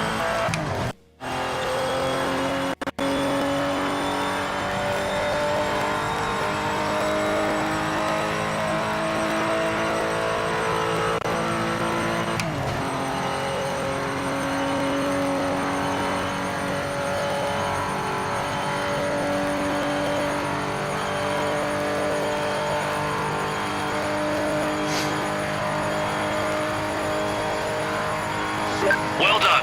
The timing screen shows you're the fastest car out there right now.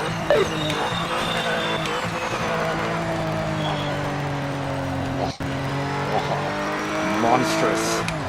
Monstrous. Yeah, we're getting better at this. We're getting a lot better at this.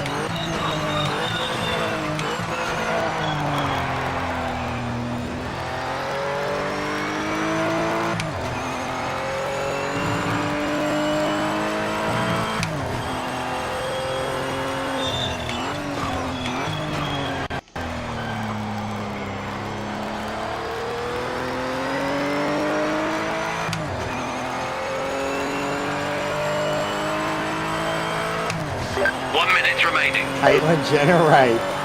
Again, huh?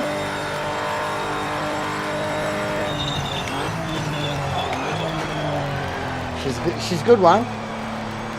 They, them. I don't know what she likes to be called. I don't know what I should call her.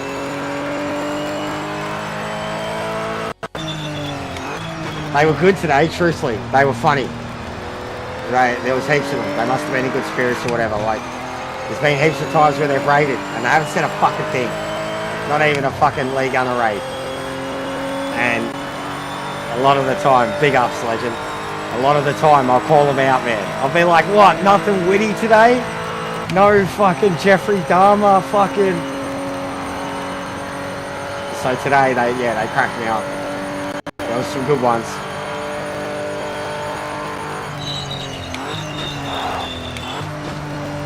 I was like, thank you for playing along. Session over. Check it flying. Big ups, buddy. Big ups, mate. Couple of pounds. The pound's amazing at the moment, bro, compared to the Aussie dollar. It's like fucking $2.2 a pound at the moment. So big ups, mate. That helps. That's a V. That's an energy drink. Yes, 15-second time penalty. 15 seconds. It's the biggest time penalty you can get.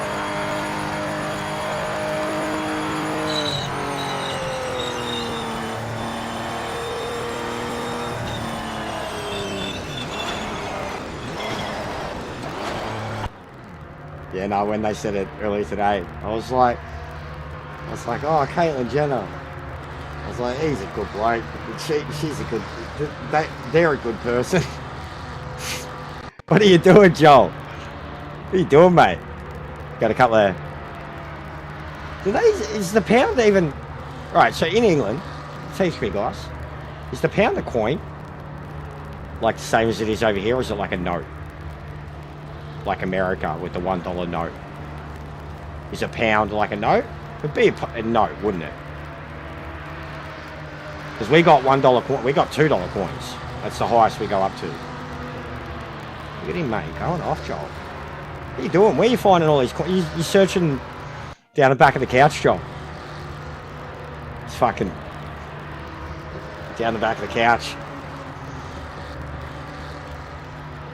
Like a, you're making it look like a bloody Lee stream, mate.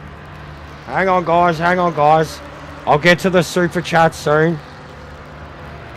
The engines sound incredible. Do you want me to turn it down, or you just mean in general, like you can hear it when they kick off, like when they take off?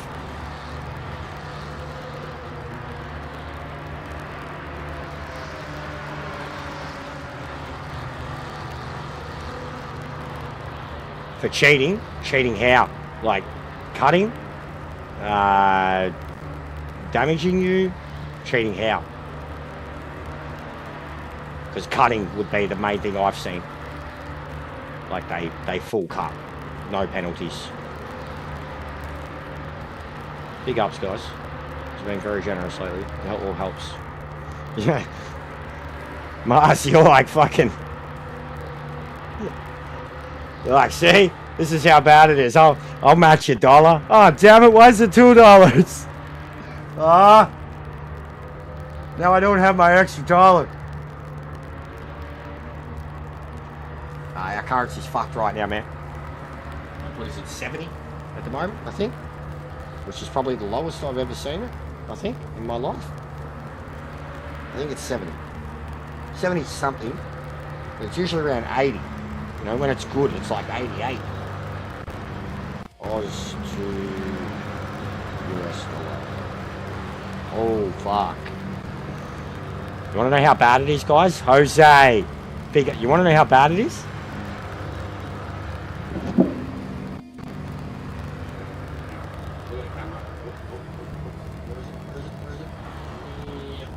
There we go.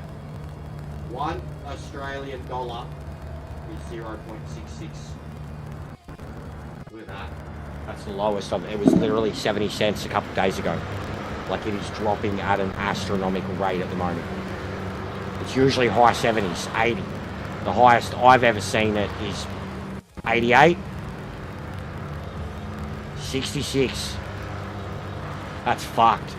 That's how bad. Well, I don't know what. Like, I literally looked it up. Like, even when I googled the dollar, the very next thing was like, why is the Aussie dollar so low to everything at the moment? And it just came up with all these explanations, and it's less than half. It is less. So I got a, and this was how I knew straight away that it was like really bad. I got a £20 super chat, and because of the way it comes up on OBS, like with OBS does the exchange straight away. Like YouTube does it, whatever currency it is for that person, it puts up their currency. On OBS, you get the exchange straight away, right? And it's just the outright exchange. It's not before YouTube's tax or whatever. It's just the outright exchange. And a $20 or £20 super chat on my end was nearly $44. And I was like, what the fuck? Like, what the fuck? And then I looked it up, and that was literally like 2 weeks ago.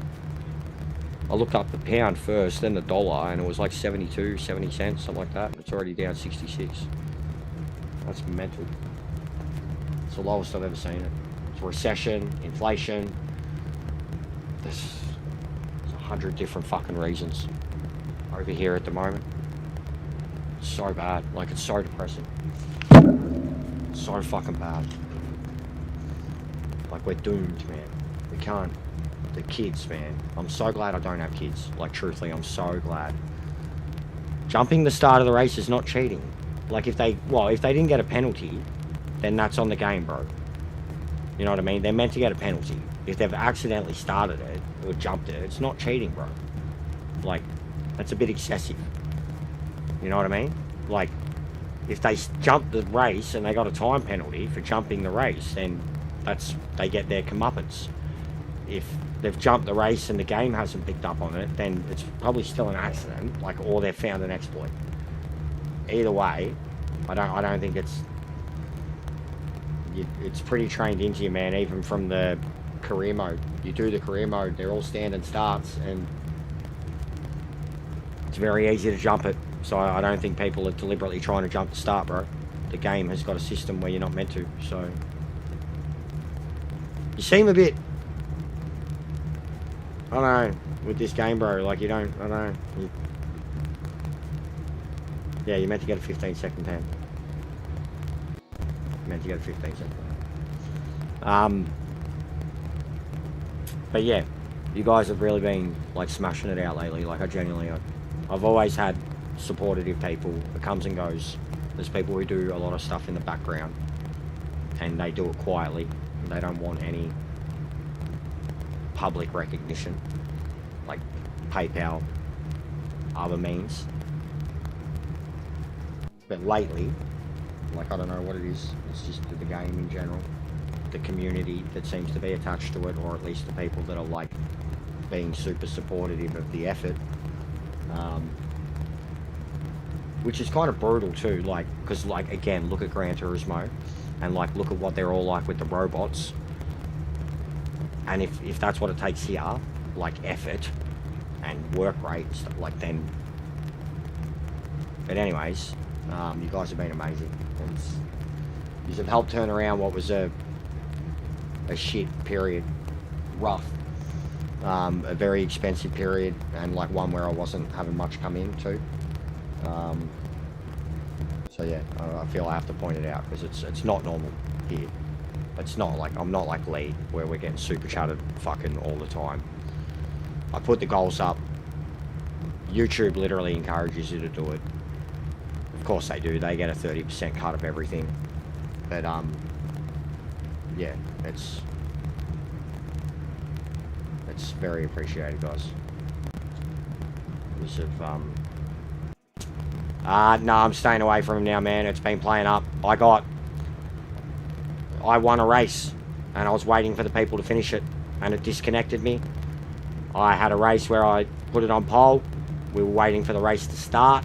It disconnected me. I've had multiple wins now where it's disconnected me, and the wins aren't counting. I should be in the top 3, top 4 for that Roadstar race.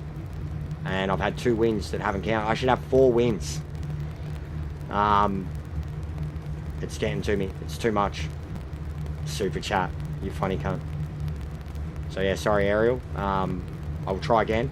Seems to get to this point every day. I get like an hour of good races, or where it'll connect to all of them, maybe 2, and then it just goes downhill. It's like once it disconnects, and I've reset the game, everything, like, it just, there's only so much I can handle of it when you're sitting there for so long, like, waiting to match, and then you do qualifying, and there's only so much I can take of it. I don't want to be angry anymore and be raging about it. I don't, and, like, because there's already a competitive scoreboard there, and I'm already on leaderboards in a couple of races. I don't want to get hyper-focused on it, and I'm getting hyper-focused on it. What's the next race? I mean, it's too late anyways. I'm not going to match for the 2 AM.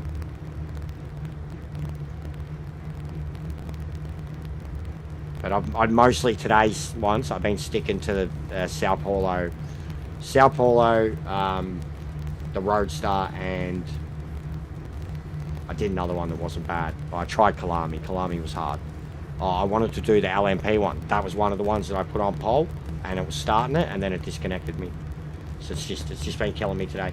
It's been very, like, it's been almost every day, but it seems to play for a few hours, and then you'll get a DC. I'm not, truthfully, I posted in the community about it. I had a good say about it when it was announced months ago. It's a cash grab. It's a cash grab. It has like 10 endurance races in it. This game has like 40 straight off the bat. It's the same cars.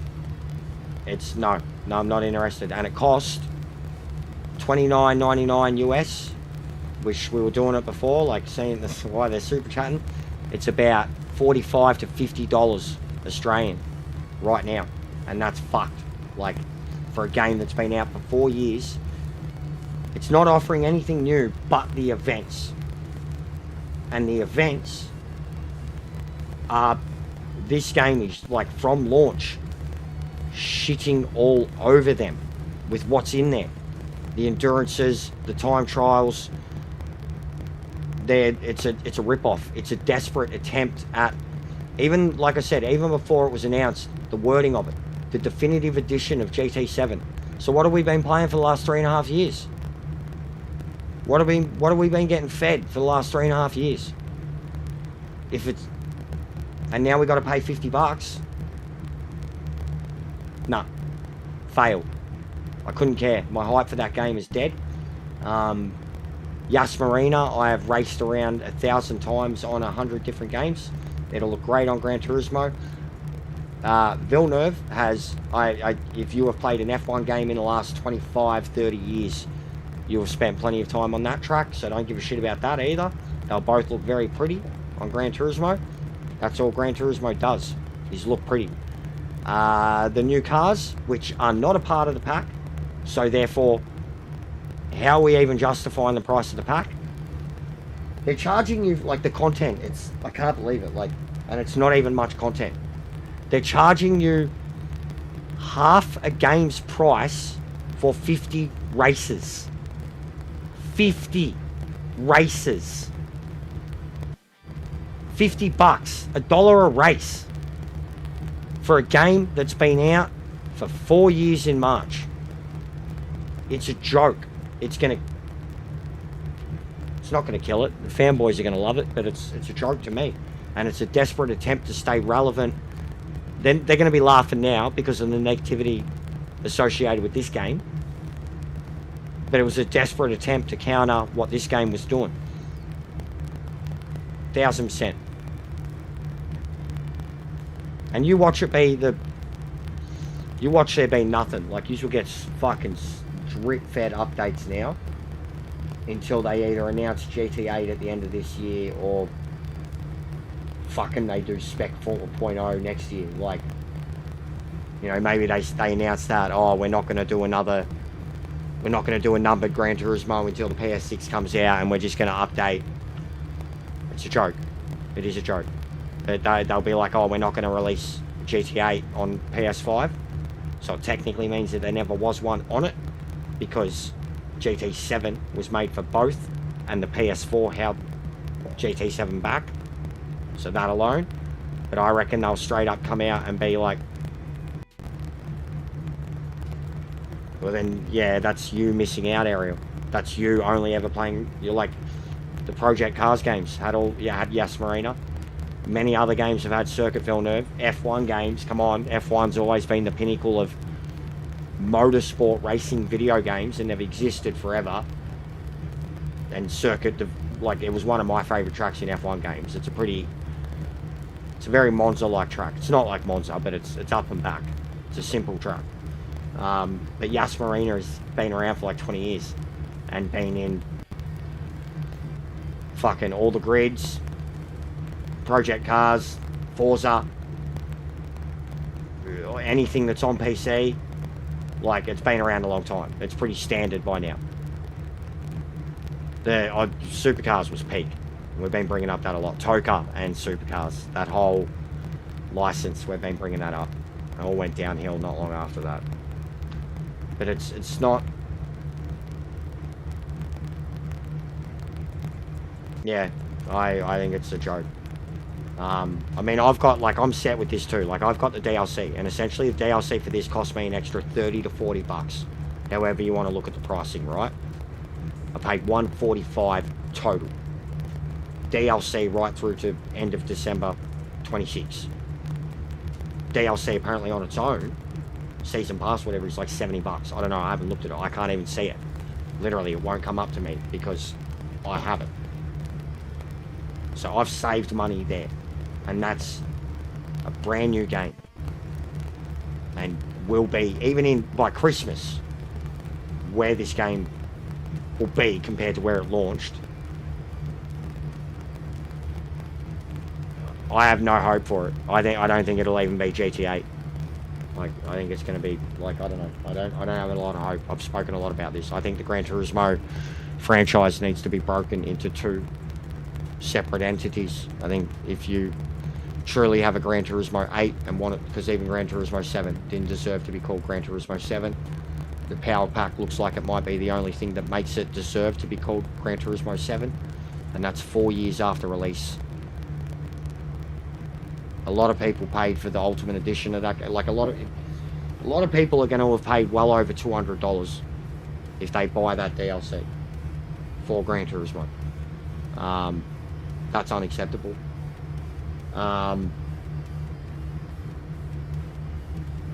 got content on this for the next year. At the end of next year, it'll have 15 categories, 16 categories, 140, 150 cars. The cars that are there alone already now, it's got 28 tracks now with, like, what is it, 32 layouts, and then by next year it's going to have 4 more. I don't know how many layouts. I mean, even Spec 3, they haven't even, and obviously it's not happening. They've already announced all the details in it. The biggest, like, here, let's fucking talk about it. I mean, like, I feel like Cody Rhodes. What do you want to talk about? Let's talk about this. Long before it came out, when it was announced, Spec 3, the Power Pack. Spec 3. Spec 3.0. Okay, so are we getting like a physics overhaul, a BOP overhaul? Are we getting a car category overhaul? Are we getting new categories added? Are we getting rain on every single track? Are we getting a proper day-night cycle on every single track? Are we getting, you know what I mean? No, we're not getting any of that. Any of that. Sophie 3.0 is coming, but Sophie's shit. But, like, for me, longevity in the game. For me to do lobbies. Weather. How many more tracks you got then? How many tracks you got rain? How many tracks don't? Weather. This game, everything. Day-night cycle, which was something that they said at the start of the game, was there. That was a lie. It was there in certain tracks. It was in ACC. Every track. ACC on console, on PS4, is like 6 years old. Gran Turismo said it would be there. Wasn't there. They literally, you can go back and watch the fucking launch trailer. And they show Scuba as an example of it. It's not in every track. Monza, Perpetual Night, Perpetual Sunrise, like the rain. Again, ACC, 6 years ago. PS4, port of a PC game. It was in that. The AI in ACC, 6 years ago. Shits all over Sophie, and I guarantee it'll shit all over Sophie 3.0. The AI here. This was all stuff that, before we even talk about the content, if you're telling me 3.0, the definitive edition of Gran Turismo 7, don't even fucking talk to me about content and endurances and fucking extra missions and licenses and fucking mission challenges and whatever else the game is sorely lacking. Talk to me about ways that you can improve the actual game, because the 3.0 overhaul is that, an AI overhaul. Who the fuck plays with the AI in that game? Genuinely, it's all sport mode. And then even then, the events that they've added with the content, fuck all. All the races that aren't endurances, I've already seen it. It's in the video. Nearly all the races that are coming up in the video are road cars, 3 laps, 5 laps, and then GT race cars like a daily. 10 laps, 15, then you got your endurances. Every single fucking event that's going to be there, you can already do in the game if you create your own custom shit. And it ain't going to be any different than any of the other events they already have, or any of the special. It's going to be all the special events, the one-off special events. It's going to be full of them. There's some unique looking Civics, some unique looking V-dub Beetles on the dirt. It's going to be them. Is that worth $50? Nah. Nah. It's not. It's really not. Not after 4 years. Like, again, the ACC thing. I'm not talking about this and my future with this and what I plan and hope and whatever, and the platform and the potential and the ambition. I'm talking about fucking ACC on the PS4. 6 years ago. On the PS4. 30 frames. 30 frames. I'm talking about that. And how that blew the fucking pants off of anything Gran Turismo 7 did with feeling, technicalities, feedback, tyres, wear, damage, penalties, proper car categories, proper BOPs, track selection, day-night cycles, weather. 6 years ago. PS4 game. Port from a PC that the people from PC said was half the game that it was on PC. And Gran Turismo can't even do what it did then, today. And Spec 3 isn't adding any of that. So still, you just continue on with this generic vanilla fucking sim cave. And here's this genuine monstrosity that has the potential to be a monster. Sim racing on a console. What this is released as. I've already showed it. I still have not looked at every single category in Korea. I think we've got 3 or 4 more to look at. I've got 12 categories to look at. I have counted 30 to 40 endurance events alone in Korea. Just in Korea. Then there's a whole tier of time trial challenge ones. Spec 3, the power pack, those endurances that are coming, the 10 of them, the dozen of them, same thing. They're going to be like, it's going to be you against the AI, but it's going to have a leaderboard for you and your friends. This game has like 5-6 times the amount of the stuff that's coming to that at launch. At launch. And has a year's worth of content lined up. I'm sorry, man. I don't care about what they say about, like, even the way it plays. The way it plays, the way it feels.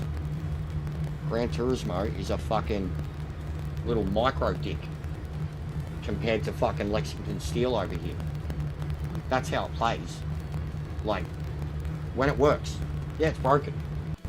Anybody that thinks Gran Turismo released perfectly when it comes to multiplayer, online, and AI is wrong. No, babe. Seriously. Seriously. Do I need to continue? Like, this is from someone who's spent the last 3 years playing it. A couple years before that playing GTS, but spent all the time in between playing everything else that there was on the market for consoles. Not just someone that's just played Gran Turismo, or just played Sims, or just played arcade games, or just played with a controller. And I'm not just a fucking sim racer. And I understand the video games come out a little broken, and that video games with much bigger budgets and care factors and audiences behind them can come out in much more of a broken state than what this is considered, and go on to become some of the greatest games ever that are still kicking 5, 8, 10 respective years later. But no, let's wipe it off as a gaming industry, because all we know is sim racing and our perfect little mindsets of what our favourite racer is. And if this isn't that, then it's a fucking failure. And that's what we'll do. We'll just call it irredeemable. I'm not going to go down that path again. About Gran Turismo, it's not worth my money. If you guys want to see me play it, hit up the PayPal, I'll do it. I don't think it's worth it, and I won't do it immediately. If you want to see me on it tomorrow, hit up the PayPal tomorrow, I'll fucking do it, but I don't want to. I'd rather still be playing this. Will I get to it eventually? Yeah, I will. But I'm in no rush. I'm in no rush, and I'll wait for it to come down in price after Christmas or some shit. Unless this game got, like, shut down. No worries, Ariel. Unless the game got shut down. Like, and it couldn't be played. Single player at all. That's the only way I'd want to get on it. Because I'd be itching to race. But I'd still have plenty that I could do in the meantime that's not racing. So and I've been making that obvious for fucking 3 months. Like, I had a feeling of what it was going to be, and then also laid out an expectation or a what if it is these things, then yes, I'm interested, and it stands a chance, but it's none of it. It's none of it. And this is all of it. So I'm, like, it's the truth of how I feel about it. It's not even being a fanboy for this, or an anti-Gran Turismo fanboy. I can't be accused of being an anti-Gran Turismo fanboy. I can't be. Like, I enjoy the game. I'm just done with it. It's that you guys are done with it. Their own audience is done with it. Even half of Rory Alexander's audience is done with it. They just play nice, and it's all they know. So they just sit there and they still complain about the dailies and shit. Like, and that's all they're doing. They're sitting there watching someone play the dailies that have been the same thing for 4 years. It's the whole entire Gran Turismo audience. And then there's ones that just are genuinely obsessed with it. That it's their life. Gran Turismo is life. They can't do no wrong. All they want is competitive racing against people. If they're not in dailies, they're in lobbies. It's all they do. You know what I mean? Like, it's I'm not bagging it either, Justin. I'm genuinely, it is what it is. But I'm saying that biased nature of it. The blind nature of it. And the way he pumps up, like, bro, literally putting out a video about Maggior, fucking putting out a video about Red Bull. Like, he's literally, like, he's not paid to pump it up. His audience pays him. But as long as they keep consuming it, he'll keep shoveling it out. And someone put it, if you're getting paid 6 figures a year, you could feign interest too. You can't, like, I'm not going to go into full details, and I don't want to full knock other streamers. But I have never been involved with one of them. I was appreciative of one of them, and one of them is the obvious. But yeah, I have nothing to do with all three. Rory has showed up here before, and I don't know why, or how, and all he does is drops in, and it's like I don't know. All he's done is drop in and say, hey, and then he's gone.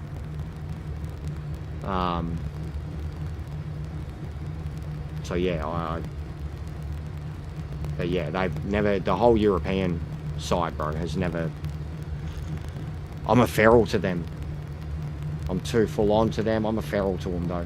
I know that. I'm a feral to them. Like, feral Aussie, you know what I mean? Convicts. But yeah, there's, yeah, one of those personalities I can't really stand. And then the other one I liked, but then there was an issue, and I was just like, this is ridiculous. This is play school. And Rory's Rory. I've never really been involved. I'm sub to him. But yeah, I think a lot of Justin, I think that's half of them, bro. Yeah, I'm not Ariel. That's 100%. I'm not. I 100% agree on that. 100% agree on that. He's been put in that position too, though. Like, He's grinded. I'm not hating at all. He's the prototype. But it's not for me. I can't consume it. It's GT, Gran Turismo. Just let's say at the moment, like straight up, I can't consume Gran Turismo. Unless it's my friends playing it. And I'm there to support them. Yeah. That's it. Like I'm not hating at all. Like there's so many different ways that you can get success on YouTube. What I don't like about, and it's not Rory, it's not him. I hate the template that it's provided. Like, no sim racer is allowed to have feelings or emotions or like anything outside of total calmness and collectiveness, and like you've got to be a robot. It's like none of them have ever listened to radio from any fucking category of car drivers. Like F1 is literally the most wild, probably NASCAR after that.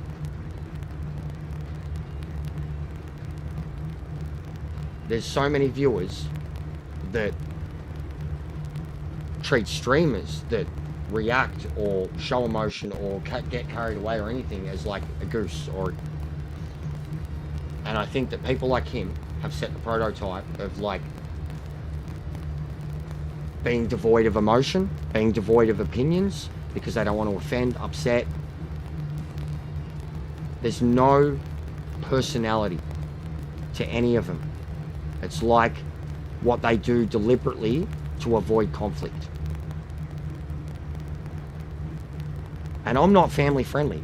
We have an advisory warning in the bottom corner. I have an advisory warning in my fucking about bio section. I'm a nearly 40-year-old man. I'm not. And I don't try to be. And there are people that do. And the moment you do, you have to... You're babysitting. You're babysitting. Like, you can't be an adult. You can't have humor. You can't tell a joke. You just can't do things that you could do in the workplace or in a conversation at home or anything like that. You just can't. And that's just the personality side of it. How the prototype that you have to be behind a camera. When you've got people stream sniping you, targeting you, taking you out, do the...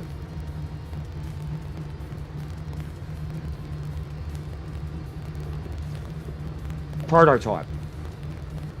That's just the personality, right? How you act behind the camera. Then let's talk about like the presentation. Everybody rips off the presentation. Everybody rips off the presentation. Down to the... He's got his own font that they all rip off. His own font style. Erie's font. Rory font. You know, bright YouTube font. It's what YouTube tell you to do.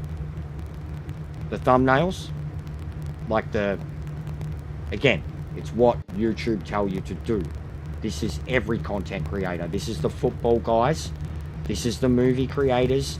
This is the reactors, the music people.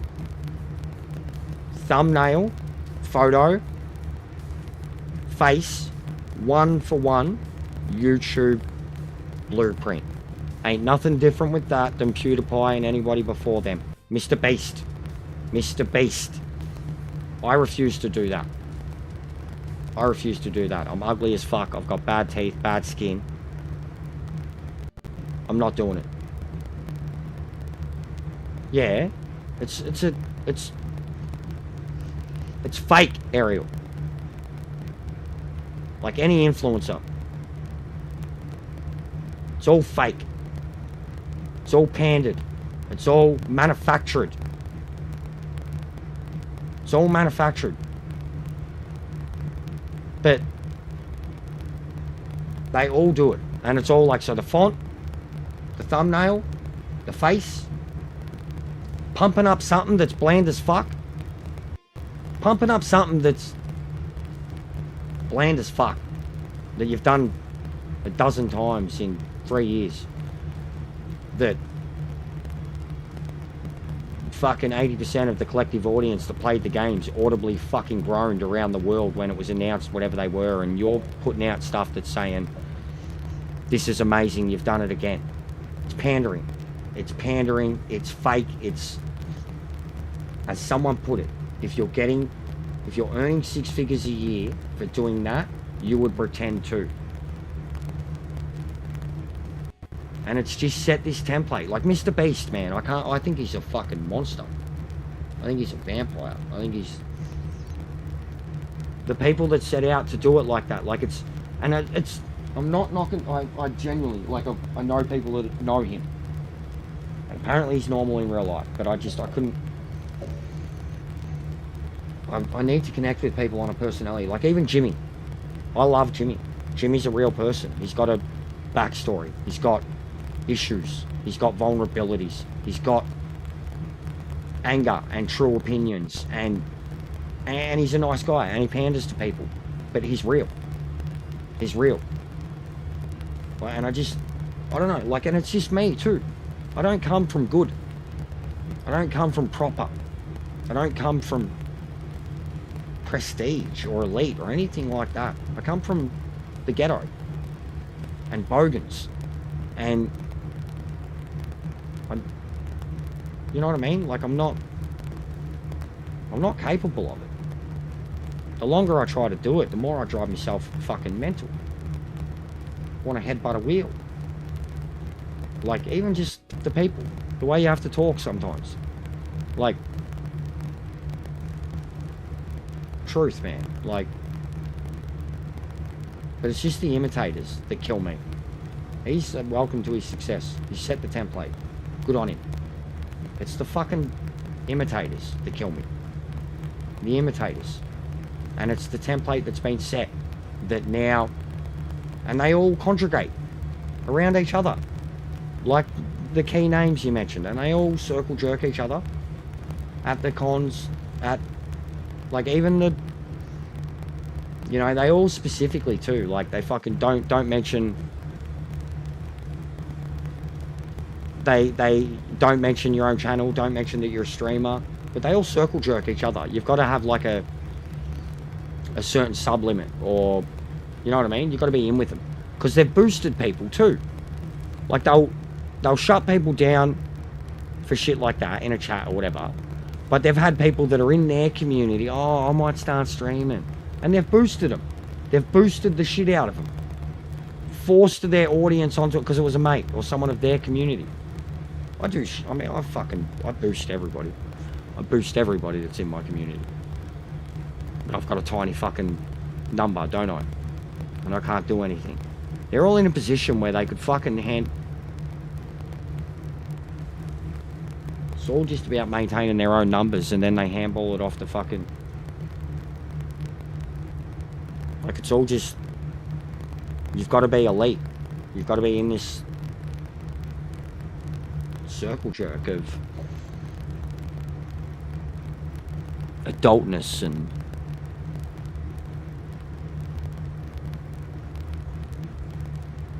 Yeah, I get that, Justin. My nan. I miss my nan a lot. She'd be so old now, bro. She wouldn't be alive. Like, she was 88 when she died, but I miss my nan. Shit like that. There's so many times where, like, even just when you think you're just failing as an adult or as a human, as a person, I wish I could talk to her. I get that a lot. But yeah, like, when it comes to money even, like, I'm trying to make a go of this because it's all I got, and I don't have benefits or anything like that, and I'm a fucking head case. And the missus believes in me and supports it. And I have lost my shit. Like, I'm not in control of my mental state anymore. Haven't been for a long time. But I'm trying to make a go of it, but I'm not trying to become famous. I'm not trying to get to a point where I'm genuinely like fucking, it's a business. I just need enough money to survive. That we're happy.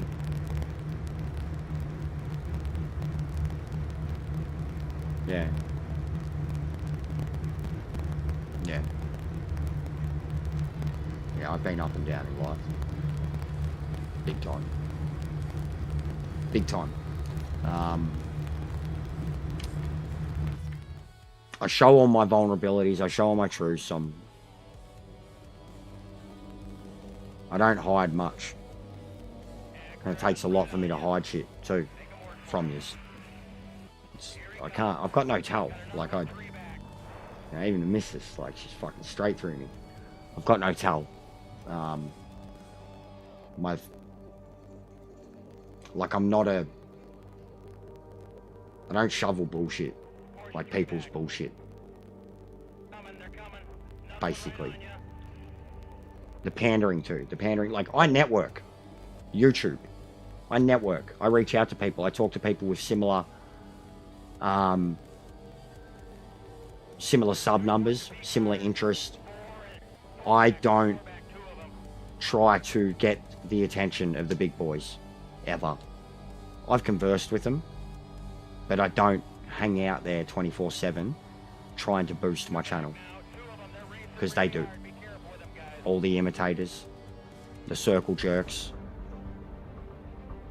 that's what they do. And networking is networking. Having a good community, you're all involved. And like, think about it in terms of our channels. Everybody in this community, all my sim racers, all my guys from Gran Turismo and such, they are all around either my position or much less, right? And my position is nothing. Every one of us gets around each other. That's different than all the kids that want to be the cool kids, making sure they're always there, jumping up and fucking down on the spot, trying to keep their attention. My people, outright, do not do that. They don't even do it with me. And then the ones that do it with me are generally new. There are some, they're kids, they're younger. Depending on my personality on the day or mood I'm in, is how I'll handle it. If I know they're pandering to me, I'll take the piss sometimes. If I think they're pandering because they're just trying to pander and worm, I'll call it out for what it is. I'll be like, where you been, mate? What are you... How are you, Yucky? What's going on, legend? We're having a big talk here, mate. An honest one, and one that you'd probably have opinions on too. Strong opinions on, and I know you know some of the people. But we're having the YouTuber talk. Like, it's not, and I'm not attacking. People are having their opinions. I'm having my say.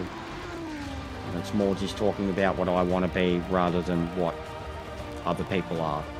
And then, because I'm not what other people are, so many others that are involved, like, just that the expectation now is the same fucking thing all the time from all the same people. Like, even you, Yucky, I know you struggle to keep your shit together, to keep your own belief up with yourself, like that you can do it, that you're good enough to do it. I know you struggle with the positivity. I see all that. And yet you're still a billion times more of all that than I am. But I still see you struggle with it. I see it. Truthfully. Been talking about stuff like this a bit lately because I see it in the other ones. I see when they're trying. I see when they're getting overwhelmed. Like LJ the other day with this, day one. The negativity. It was just too much for him. Trying to be upbeat and play the game and chill, and every second person that he'd never heard of is coming in to fucking talk shit about the game. And I could tell he was just struggling to shoulder it all off and to keep playing and go, yeah, it needs a bit of work. But then people like us, yourself, Yucky, beat yourselves up. Marley. Yeah, Wench too. Yeah, actually. I didn't see... Streams at different times, and Wench's crowd, I can't do it. This is the truth. I can't do it. Me and her have spoken about it. I've been timed out in her crowd before. I've upset people by being me, and even she was like shaking her head a bit at her own admins, because it's the same thing there. It's fucking play school. I can't do it. I can't do it anymore. I like Wench. I like her journey, but I can't do it. It's play school there. They're children. They're all children, or parents and grandparents and Mrs. fucking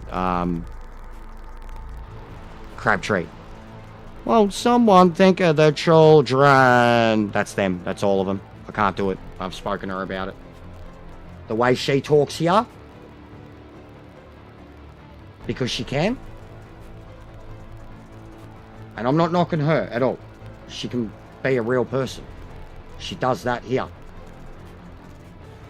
And then, but I heard too, in the last few weeks that she was on, that it all started going downhill. Like she was cracking. And she'd said it herself, like she'd lost her shit. Like, lost her shit. So that's what I mean. We're human. It's fucking only the people, and I mean, she's not getting anything out of the time she was putting in, the growth she was getting, the people watching, and she couldn't even make money off of it. So I get it. And she's in a situation like me. Different though, because of the citizenship thing. But she can't get funding type thing, and has a partner that has to work, and it's not a good situation. So it's stressful, and you think you got a good thing, and then you don't. And so I get it. I fucking get it, and feel for, and understand. I didn't see the end of it though. I didn't know how it all went down, and then she did just disappear. You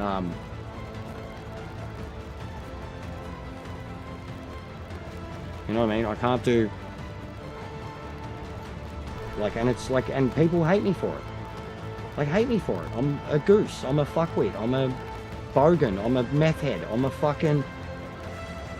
a key. I'm an there's so many things they say about me.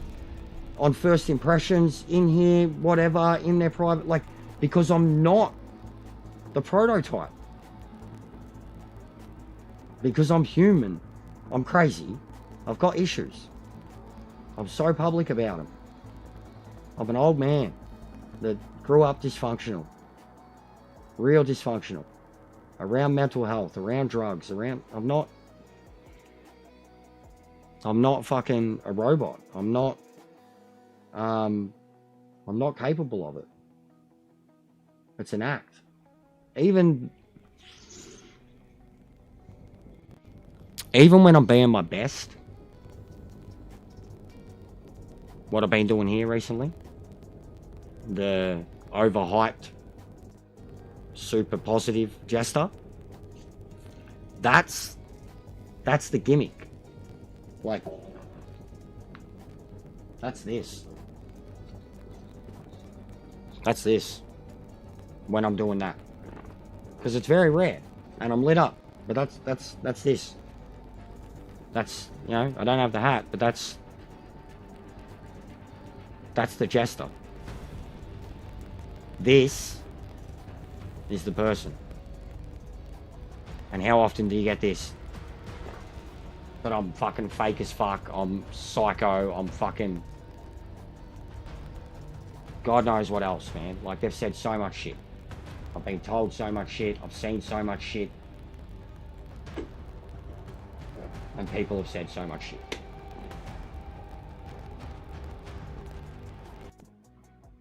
Got to think about it. It's like the Truman Show with me, man. Lately, it's like the Truman Show.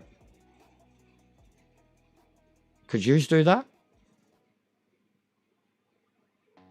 Any of yous?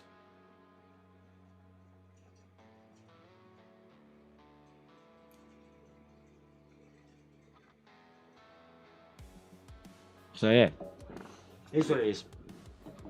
Anyways,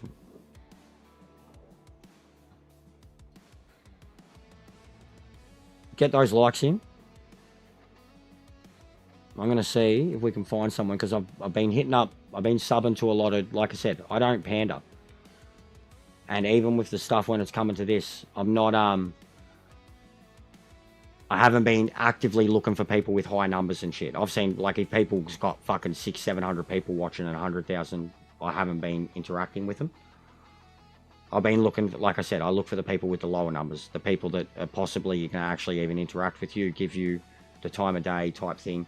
And then if they realize that you're a, like, because the plan is that you find someone that you can sub to, you develop the relationship, and then you hope that there's someone that you can raid. And then you do a sneaky little redirect raid and blow up their numbers out of nowhere. Because if you haven't established that you're a streamer, you have then. And it's a great way to start a relationship with people. So I've been doing stuff like that on the nightly, looking for new people to connect with for a new community. And that's what we're doing, all right? And I mean, it's not just this. You've seen me do it with every other game. The best one that ever probably worked for me was Cyberpunk, because I met some cool people that are now like just as supportive. Yeah, I'd always intended. I originally thought he had that stream scheduled for yesterday. Was going to do it last night. Yeah, it looked like he got good numbers on it too, Yucky. And whenever I do that too, I always look back on the stream that I do it to, and I usually hype it up too, like after the fact. But I always look back on people's numbers for the people that I do it to, because I know like what numbers they're dealing with or whatever. With Declan anyways, like it was 1, it's the game. 2, he's been here. 3, he's been racing with us. 4, he's doing the career. Like there were so many factors.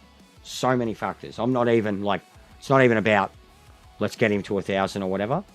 The genuine, like, my audience, good number, keep a good relationship with them, send them to a good dude that's doing exactly what I'm doing. Like that was the first, and like, it was awesome, because everyone's just been doing multiplayer, bro. So it was genuinely good to have someone set up, like even his cover car. What's going on, Jag? How you been? Long time no see, mate. Genuinely, it was like, it's good to try to connect people with someone who's doing, you know what I mean? It's not just the multiplayer. It's not just the competitive. It's not just the dick swinging shit, Yucky, which you know I'm really about. Like, as much as I do it, you know, look at all my playthroughs and FIFA, and, you know, I pick and choose that type of stuff. So, but yeah, he needs his 1,000. He really does. I mean, then he can get involved. Yous all do. Recently, Boris got 3,000, and he felt like it. I mean, what did he say? 700 in a year. He was 23 or whatever last year. He was 2,300. I was 11. At the end of October last year, I was 1,000, and he was like 2,300. You know, so now Boris is his, like, so in the last year, Boris went 700. I went nearly 1,100. You know, by the end of the year, we'll see. So that alone too, like, and Boris was in a better position than me. Just hasn't been around as much. Hasn't been as committed as much. He's been burnt out.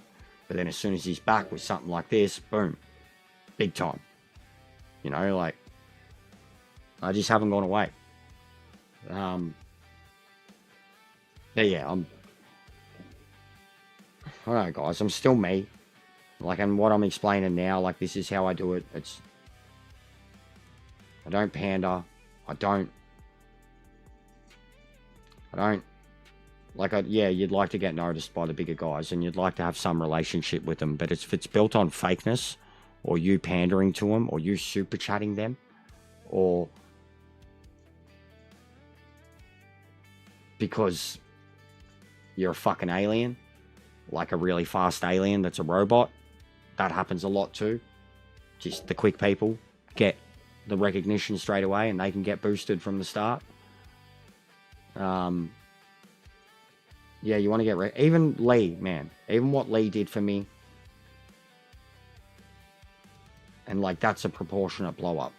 And then even in a genuine sense, like, he's nearing 200,000 subs, and he was like 120 last year. So that's huge. But in the scheme of things on YouTube, it's not. But he's killing it. Living. And he does stuff like that for me. And now there's more of them too. And now I do what I do. Like, come on, it's not the same thing, but I'm trying, man. It's not the same thing as what they can do for me, but I'm trying. I am trying to genuinely, like, push it out there onto all ears. No worries, Ariel. No worries, Ariel. Go to bed.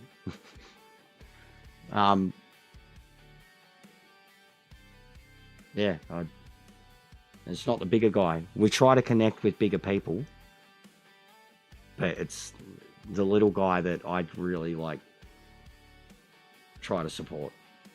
It's only the little guys that I buy memberships to, too. Or the people that, like, even, like, the ones that I know that work and have, you know, great equipment and don't necessarily need the money. I can't afford, because, like, man, I honestly, I'm paying, like, probably 60, 70 bucks a month on YouTube memberships, legitimately. I'm nearly paying as more for YouTube memberships at the moment than I am for my fucking monthly subscriptions. Netflix, VPN, PSN. I shit you not. That's how many people I have memberships to that are all in that much lower region.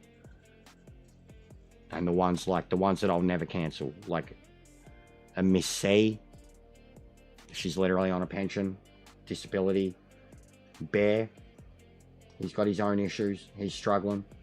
AJ, he's in India, currency exchange, shit like that, young kid, student. There's certain ones that are in that lower region that I'll always do it for because I know it helps them. I know how, like, there's other ones that I've still got it to because it's just you've got a great, like Lee. Lee does not need it. I have a year-long membership to 2 channels of Lee.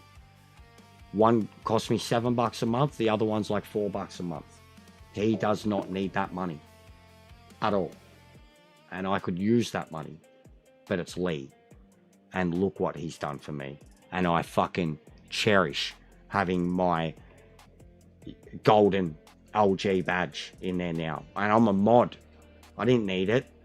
There's so many other mods in there that don't have it. So you know what I mean? Like, I know what I'm doing. Like, there, at least in terms of, and even just the publicity, the talking about, the fucking liveries. Like when someone was like, you're feeding off of Lee Gunner. I was like, mate, he should be paying me. Like, I took the piss. Was like, he should be paying me. You know how big Gran Turismo is? I'm advertising him in Gran Turismo, mate. I'm advertising him on FIFA, mate. I made him a fucking manager. He should be paying me. But, you know what I mean? He doesn't need it. And I pay it because he's earned my dollar. I give him $11 a month. He truthfully probably sends me about 200 a month from traffic, views, ad revenue. Truthfully, on a good month, when he hits me up at least a couple times a week, he sends me $200 a month in ad rev. Without him, not barely make ad rev, but him alone, easily. So yeah, I'll pay my $11 a month for his 2 channels. He's earned it. He's backed me, and he's gotten other people to back me that didn't have to, that are in bigger, smaller, and then even, like, we spoke about it today on promo class, like Mob, Spaghetti, Steve, Zier, Liam. There's so many. There's others, but, like, I just mentioned dudes that are all my mods, that are all the football boys, and they're all in with them. And those lot, like, not all of them have channels. Mob's a community member, good mod. Same with Ping Pong, same with Spaghetti. Zier's a channel, Liam's a channel, a couple of the others. They're my boys. Straight up. Like, ride or die already. YouTube boys. Will fucking fight for. Straight up. Hate that fucking some of them are blowing with each other.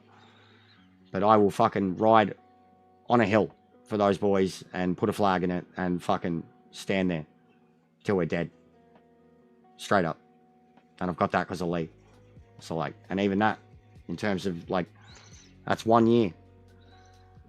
You know, like, there's not many that I, like, well, there is. There's more than that I have in the racing community. But there's a tight knit handful of them. And look what happened with the football community.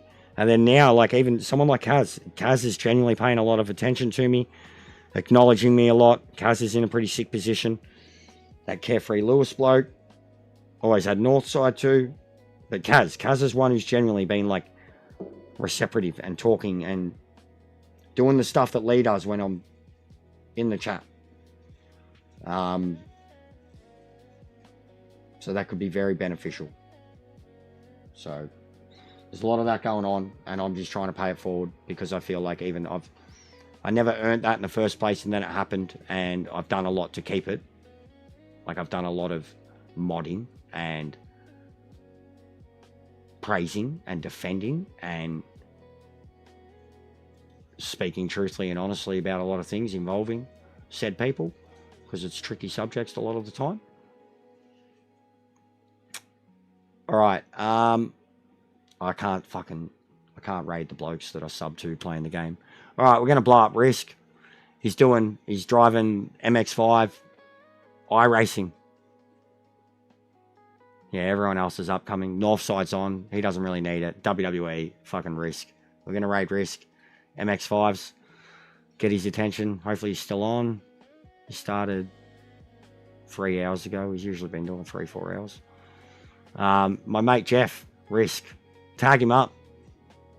Yucky, if you can. He's a legend. My mate Jeff. He's been one of my biggest supporters from day one. Bloke who absolutely loves the banter.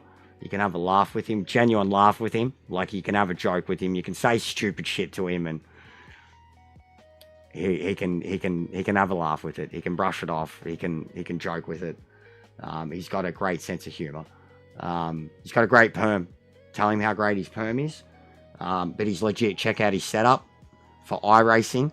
It's one of the most mental setups I've ever seen. It's starting to look crazy. He's got like a triple screen, info, all this shit going on. It looks really good. He was on Gran Turismo like a year ago, and now he's just gone balls deep into PC. He's becoming like a coach, spokesperson, advocate type thing. Almost doing everything Viking's doing, but Viking's just a little bit of a higher level, and Jeff's been a bit more busy. But he's a fucking legend. He's a G. I love him. If you haven't subbed up to him, sub up to him. He's a good dude, and he's one who, like, you know, with all the raids and the forwarding, the love and the big ups and everything, he's a big part of it. A big part of it. Nearly every single time I have a goal up, you know, they barely get anything, like like a $5 goal or whatever, and he's just someone who will silently do stuff like that, and I very much appreciate him. He works hard. He's got a good missus. He loves her, and he loves his hobbies, and he's fucking really smart and gifted with his trade. He's a good dude. Really good dude. I don't know how he keeps fucking everything together, which is everything that he's got on his plate and shit. Same with Viking. Both of them. Fucking go-getters. Truthfully. Viking and me are going to have a conversation very soon. What he's doing is very interesting. Absolutely doesn't surprise me, being him. And absolutely, like, it's what I'm talking about with forwarding the love, forwarding numbers. But he's being the middleman and doing things and reaching out and thinking outside the box. And it's exactly what I feel I've needed for a little while and haven't been able to do without those top dogs, without the being the inner circle, without the big numbers, without being affiliate. And he has potential paths. Me and him are going to have some talks, some conversations. And I mean, like, I'd commission him based on the conversation we'd have today. Genuinely, I would commission him And he probably wouldn't even expect it. I don't know what he's doing with stuff like that, but I would 100% be like, this is the plan. This is what I want to do. Whatever you can do, here's your fucking slice of the pie. Because it's brilliant. So we're going to work on that. And it's something I've spoken about aloud a lot, and I haven't been able to further. So he's the man for that, and I need to reach out to him. We'll make that happen soon. So yeah, big ups to all of them. Big ups, guys. It's just a new thing. I might even do something. Neon changed his memberships today. I got the alert for it. I'm thinking of doing the same thing. I've been thinking of doing it for a long time. I didn't know I got rid of the milestone shit or whatever, but I'm thinking of get rid of the tiers too. Because I have 3 tiers of memberships. I was thinking of just reducing it to a middle ground.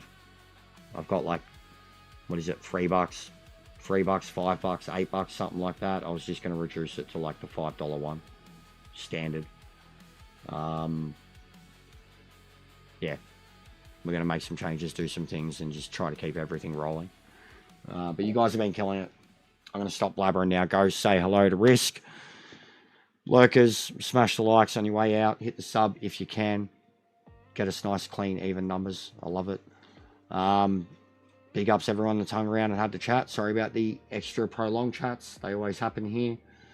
You'll find that sometimes we have as much. You're a legend, Yucky. Big ups, mate. Thank you. Grandpa's going to love that. Check out Gaz, too. Gaz is streaming now, if you haven't already.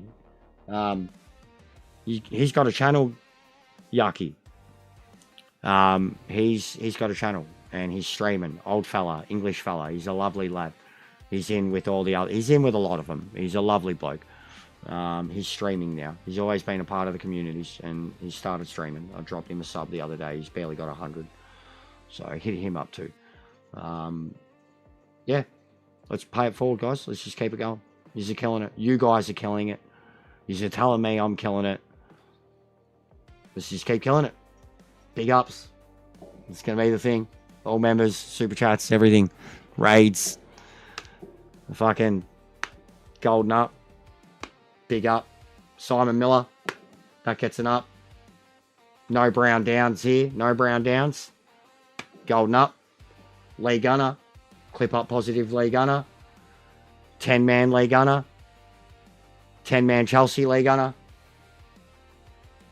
Arteta out Lee Gunner. Bring LMU to console. What else? Shout out to V. Ian Balland. Nah, I'm dead. My brain's got nothing left. This has been like a nightly occurrence. Euphoria. Just kicks in and I'm... Alright, we're done. Go say hello to Risk. He's a fucking legend. I'll say hello for a few minutes and then I'm going to go have some dinner and go to bed. Oh, actually, no, I'm not. That's a lie. I got to do a quick edit. It's going to be fucking hilarious. I'll upload it tonight in 2 forms. One is like the full thing, and then the other one is like for the short. I'm going to do that immediately after this. Because it'll only take me like 10-15 minutes. It's going to be funny. It's gold. Fucking... It'd scare you. I don't even know what I'm going to do. I'm going to make it funny, but it'd scare you off this game for good. Anyways, go say hello to Risk. Hit him up. I'll see you next time.